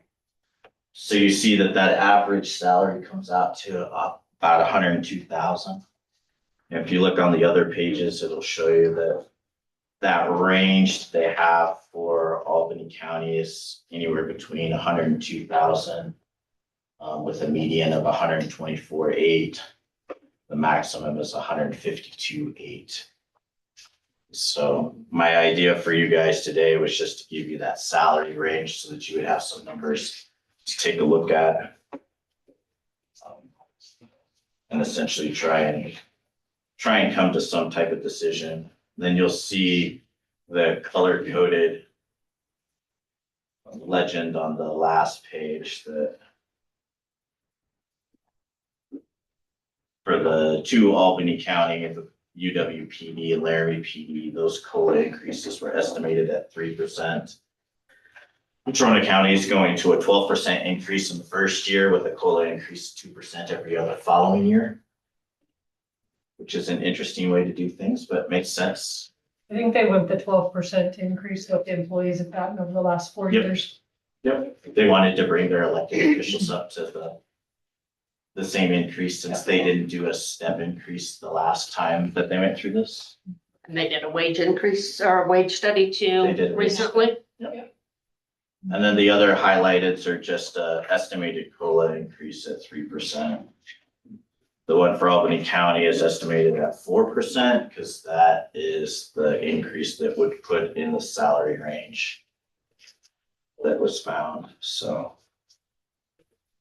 really that's just kind of there for your consideration. If we look into all of this, you can see from those pages where Albany County falls into and where we've fallen into salary wise amongst the other sheriff's offices over the last 4 years. And you can see what some of that future salary is going to look like compared to the few others in the state that have already moved forward on this. The blanks on the rest of the charts are because all of the other counties are in the same boat we are. They're just trying to figure it out.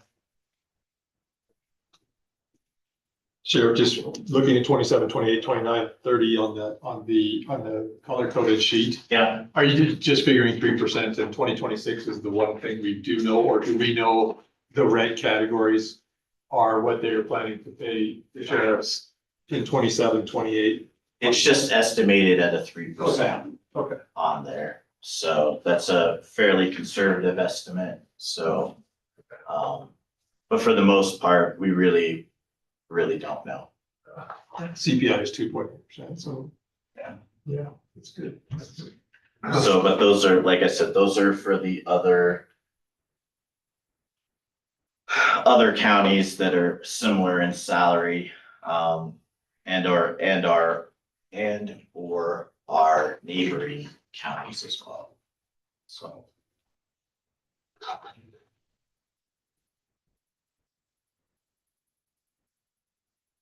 So what the second and third floor proposed was a 2% cost of living increase over the course of 4 years.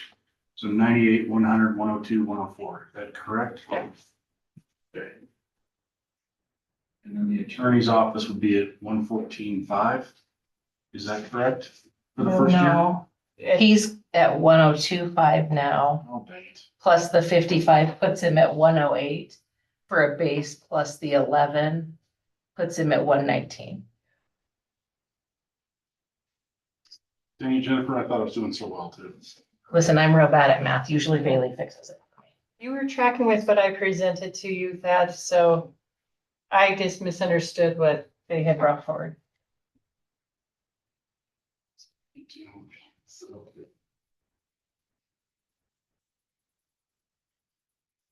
Just trying to figure that out. So Kurt's proposed base would be 119.5. No. So he's at 102.5 right now, which is 10 higher than everybody else. But if you take that 102,500 plus the 5,500 increase, which gets. Plus the 11. Yep. So that gets you to 119 even. Okay. 119 flat. I'm just trying to do a spreadsheet. That's all I'm doing. I'm not, Sure. I'm not.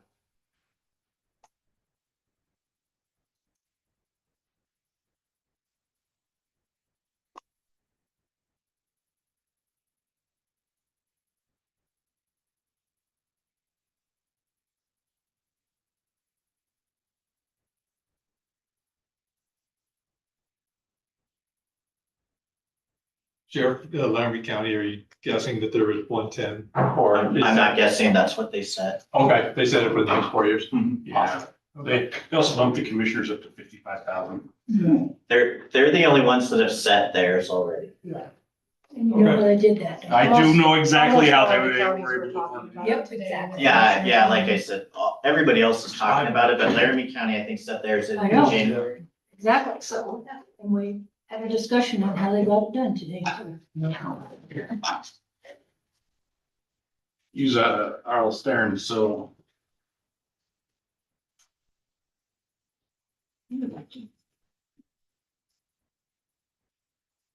That's Chad, by the way.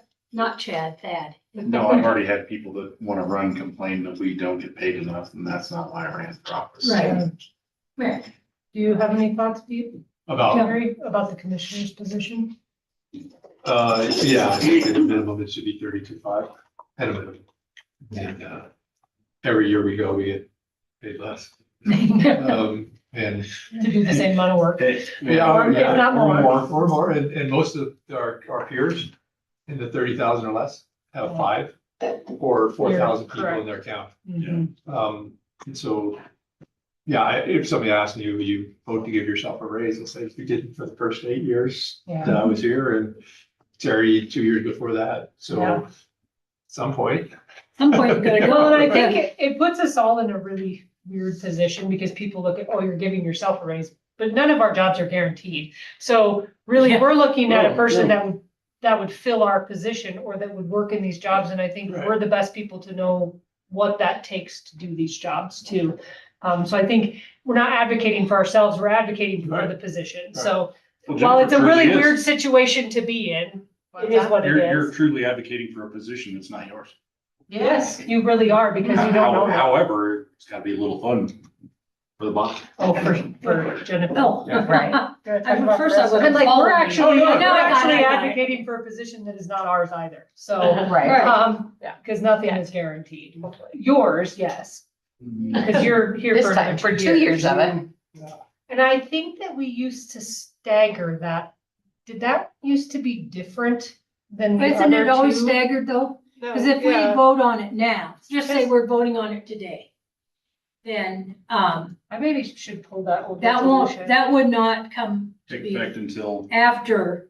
No, they the set for the It'll be elections. January. January, and So- then for, if you were reelected in 28, then Then it you would would- be in effect for you in 28, 29. Yeah. 29, yeah. So you are not voting on your salary until Well, you get reelected, if you should get reelected. Did not change with everybody else's. Mm-mm.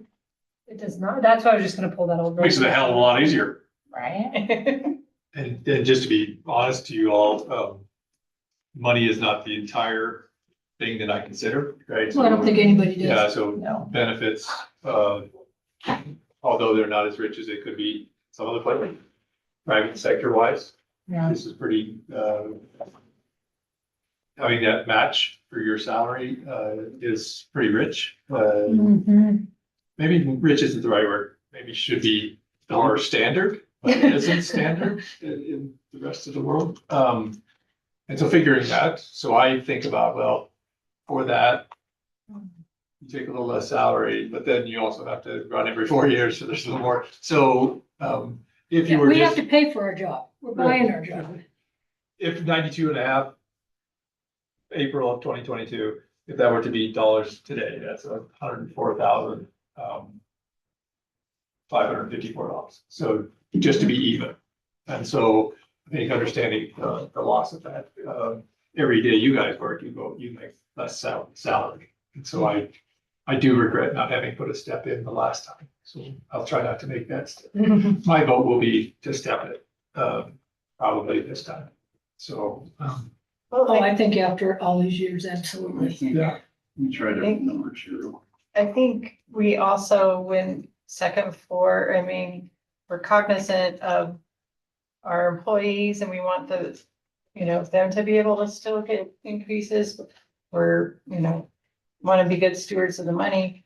And we still, I mean, we have expenses like I mentioned, but I don't think we want to come in and like, I did compare my job, like the things I do are comparable to, a CFO of a major corporation. And, we're looking at, I could go, if I really wanted to, relearn a new job.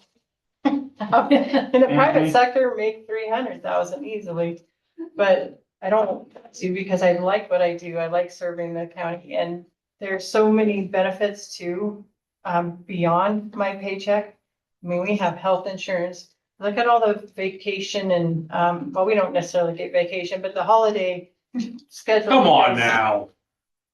Stop. Yeah.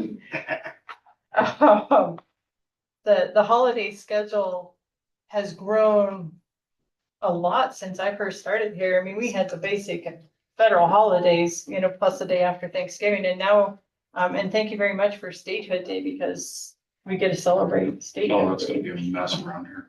But Oh, yeah, it's gonna be a wild weekend. yes, but there are a lot of benefits. I mean, the retirement, with the commissioners picking up, the lion's share, or in my case, I'm grandfathered in all of my retirement. Same here. That is huge. There's a lot of benefits to being here, so. And I don't know, for the most part, the public is super awesome to work with. Get new challenges every day because people walk in with a new tricky sales tax question. It's like, what? And just, I think we have a really good group here that cares about our community. Yeah. Personally, as I said, is looking at it today, this doesn't give me sticker shock, what you guys were considering. I think it's fair, actually. People will see 102 or 104 and they'll go, yeah, right, but I don't think they understand. And so I'll be able to justify that to them. I'll say, can you go by on Saturday? Because I have, and the lights on, and if you saw by after the election. Or December 31st, there's a good day. Why don't you stop by December 31st and see what happens? So I'm not worried about that justification. I think those are certainly legitimate starting points. And I wish we could have done steps from 2022. Yeah. That's my fault. We live and we learn is what we do. Yep, every day. All we can do. We weren't doing the coroner salary forever, and we'll do it this year, so there's that one too. I swear every time I read statute, I learn something new. Well, Every if single that time. changes, that's the other. Or I don't think it's been changed, I just don't think that it Well, the got coroner's caught. office is always kind of like that redheaded stepchild. Right. Nobody thinks about it until someone dies. And then all of a They're sudden, like, it's well, I don't want to go do That's what I'm thinking. And then the results because you don't want to do it. Or see me, let's be honest.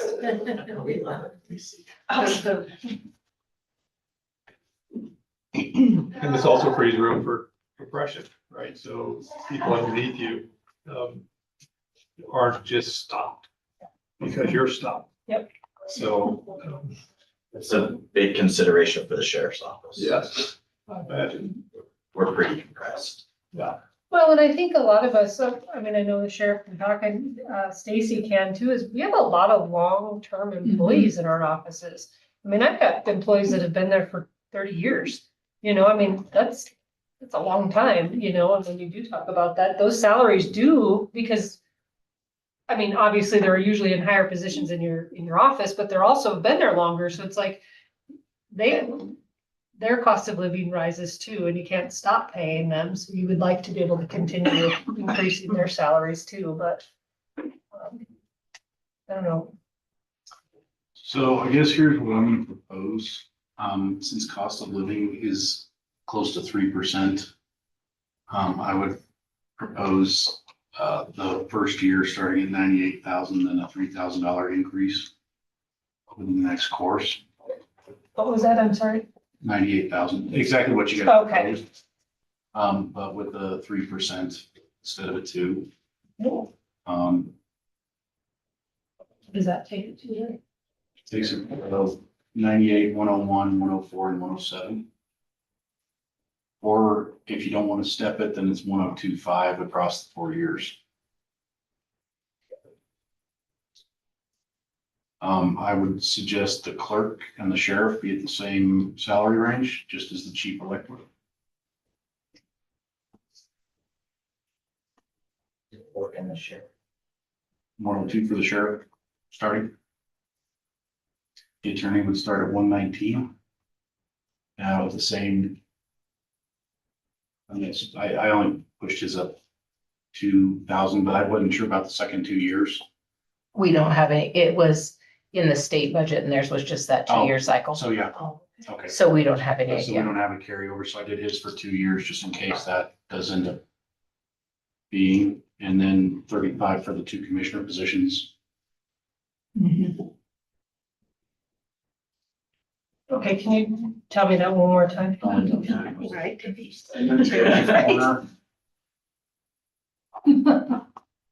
75% of is I think that's fair, and I know it was a big ask to come in and state that, and especially with the uncertainty of things, and I understand I'm still serving this community, and I don't do this job for the money, obviously. But I mean, just being realistic, I need to take care of my family, and like I said, I think if somebody's gonna come to this position, they need to focus on it. And so I think the 75% is a good place to at least start.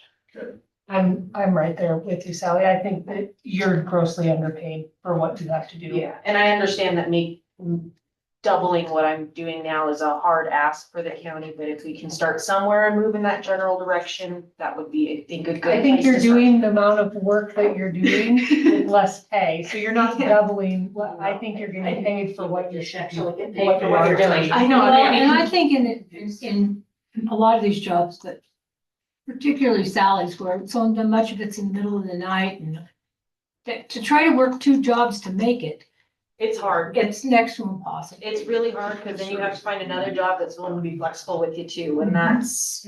Or That gets really hard. Yeah, or you then really start depending on your support staff to cover that on-call time, and then where, you know, kind of, is it better or worse to pay, you know, where is that the money's going there somewhere, but it's a matter of who it's going. And there's this thing called institutional knowledge. Mhm. And it's really important to keep that. We have to. Yeah. Yeah, so I mean, so your deputy, if you're paying them $3 an hour and they're on call for the time length that 60 hours-ish, that's $10,000 just in on-call time. I have definitely, before I was the elected official, there was one time I was on call for almost an entire week because the elected got stuck out of town and the deputy was unavailable, so I covered, and it was a very nice paycheck, that's for sure. For me, as a deputy at that time, but it definitely, the $3 doesn't sound like a lot, and for what I asked for them, but I just feel like it will add up really quickly if I really have to depend on them. And all of them have I full-time thought you jobs. said it was $4 an hour. She did. I just used 3 as the number. 3 was what it was when I started. I raised it, I think, my first. So, year. and my only thought is either equitable base with, kind of an offset number for the on-call or Mhm. lower base and more money for on-call to encourage on-call time, but that's. Right, and that's, I take, like I said, I'm on call except when I try to take a personal day once a week. But that doesn't always happen. Vacations, I usually have to plan at least 6 months in advance to make sure there's coverage for the office. Going to get our Christmas tree for like 5 hours, took 3 different deputies just to work around other people's schedules. So, I mean, just sometimes for me to leave town is kind of the whole process anyway. So. And once again, my phone doesn't go off. It does when I'm on an airplane because it's one less thing for me to lose, but other than that, my phone does not go off. So I'm answering work calls and stuff while I'm on vacations, just like everybody else. You have never not answered my call. I tried. I know, but I mean, that's my point. Yeah. Is that, I think I did. you do have it on all the time. Mhm. Yeah, and when I don't, if you leave a voicemail, I'm calling you back.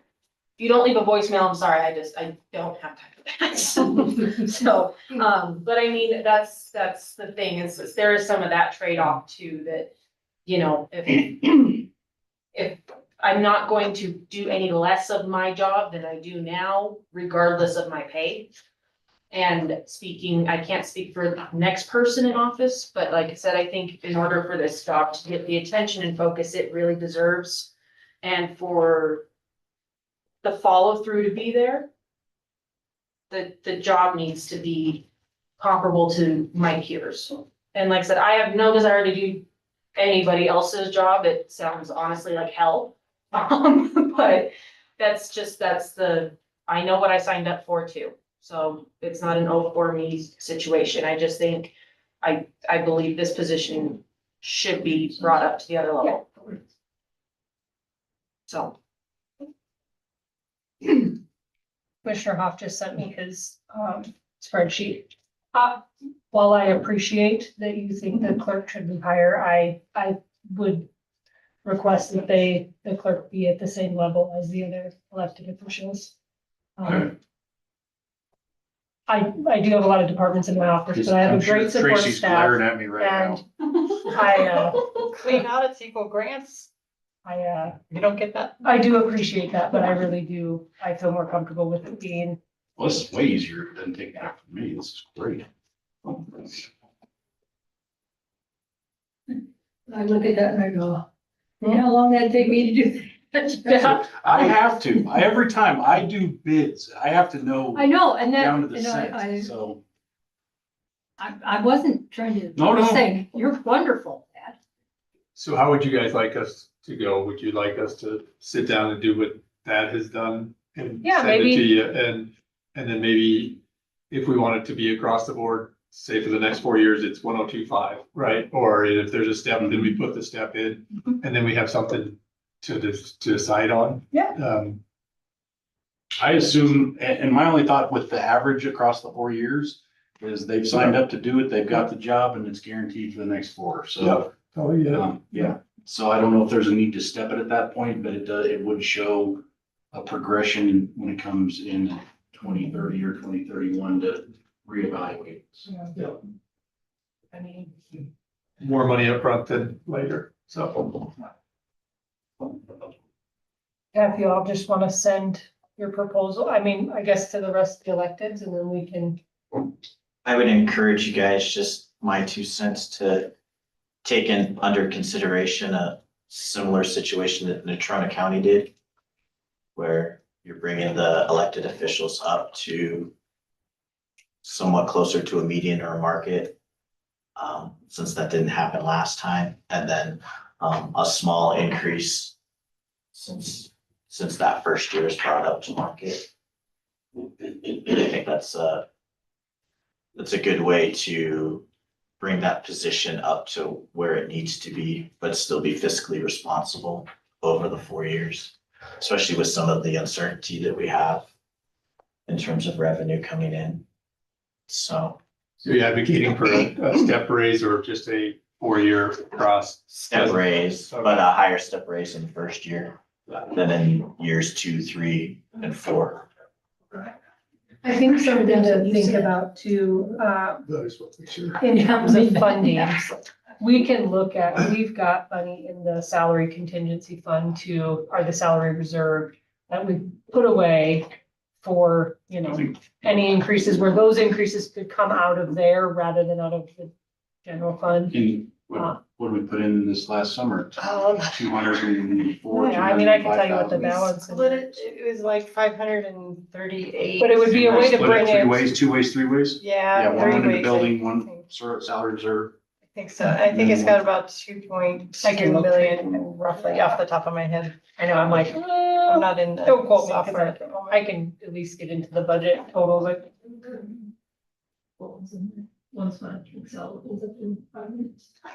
Sheila, maybe you could start this conversation with a spreadsheet of, so that we are all on the same page of what exactly. Maybe I can come in Your what, thoughts would be, or what each our- position's thoughts would be. or what our proposal was. Yeah. Email it to you guys and then you can put in your, Mm-hmm. would that be, Right. okay. I can email you guys the spreadsheets. That'd be great, yeah. Guess the second suggestion I would make to the commission, just for you guys' consideration too, is both for the county attorney and the sheriff. So they do have a lot of positions across the state and here in Albany County to compare those salaries to. And so I would encourage you guys to take those into considerations. The salary reserve has, the balance was at end of budget, and I don't think we take anything out of there. It's $3,116,358, so there's ample funding in there to fund the increases. Just, I mean, if we needed a place to take it. Well, that's, I think, kind of the purpose for that thing. And that's exactly what it was there for. You're exactly right, and that's the point, the reason why we've been building that reserve up, so. But like I was saying, the county attorney has a counterpart in the city attorney that I think should be brought into consideration. The sheriff also has those counterparts in as well in terms of the chief of police and the UW chief of police. I'd say Josh is doing real well for adult babysitting on campus. I mean, yeah, Yeah. you get to They see also have a the lot numbers more on there. money. Yeah. So, for both of the other law enforcement agencies in Albany County, so. I know that the responsibilities are a little bit different, but that's the nature of the positions, so. The sheriff does have the most responsibilities out of all of the law enforcement agencies in the county. I just felt like Kayla has to babysit us more often. Right. It's okay. It's something I signed on for.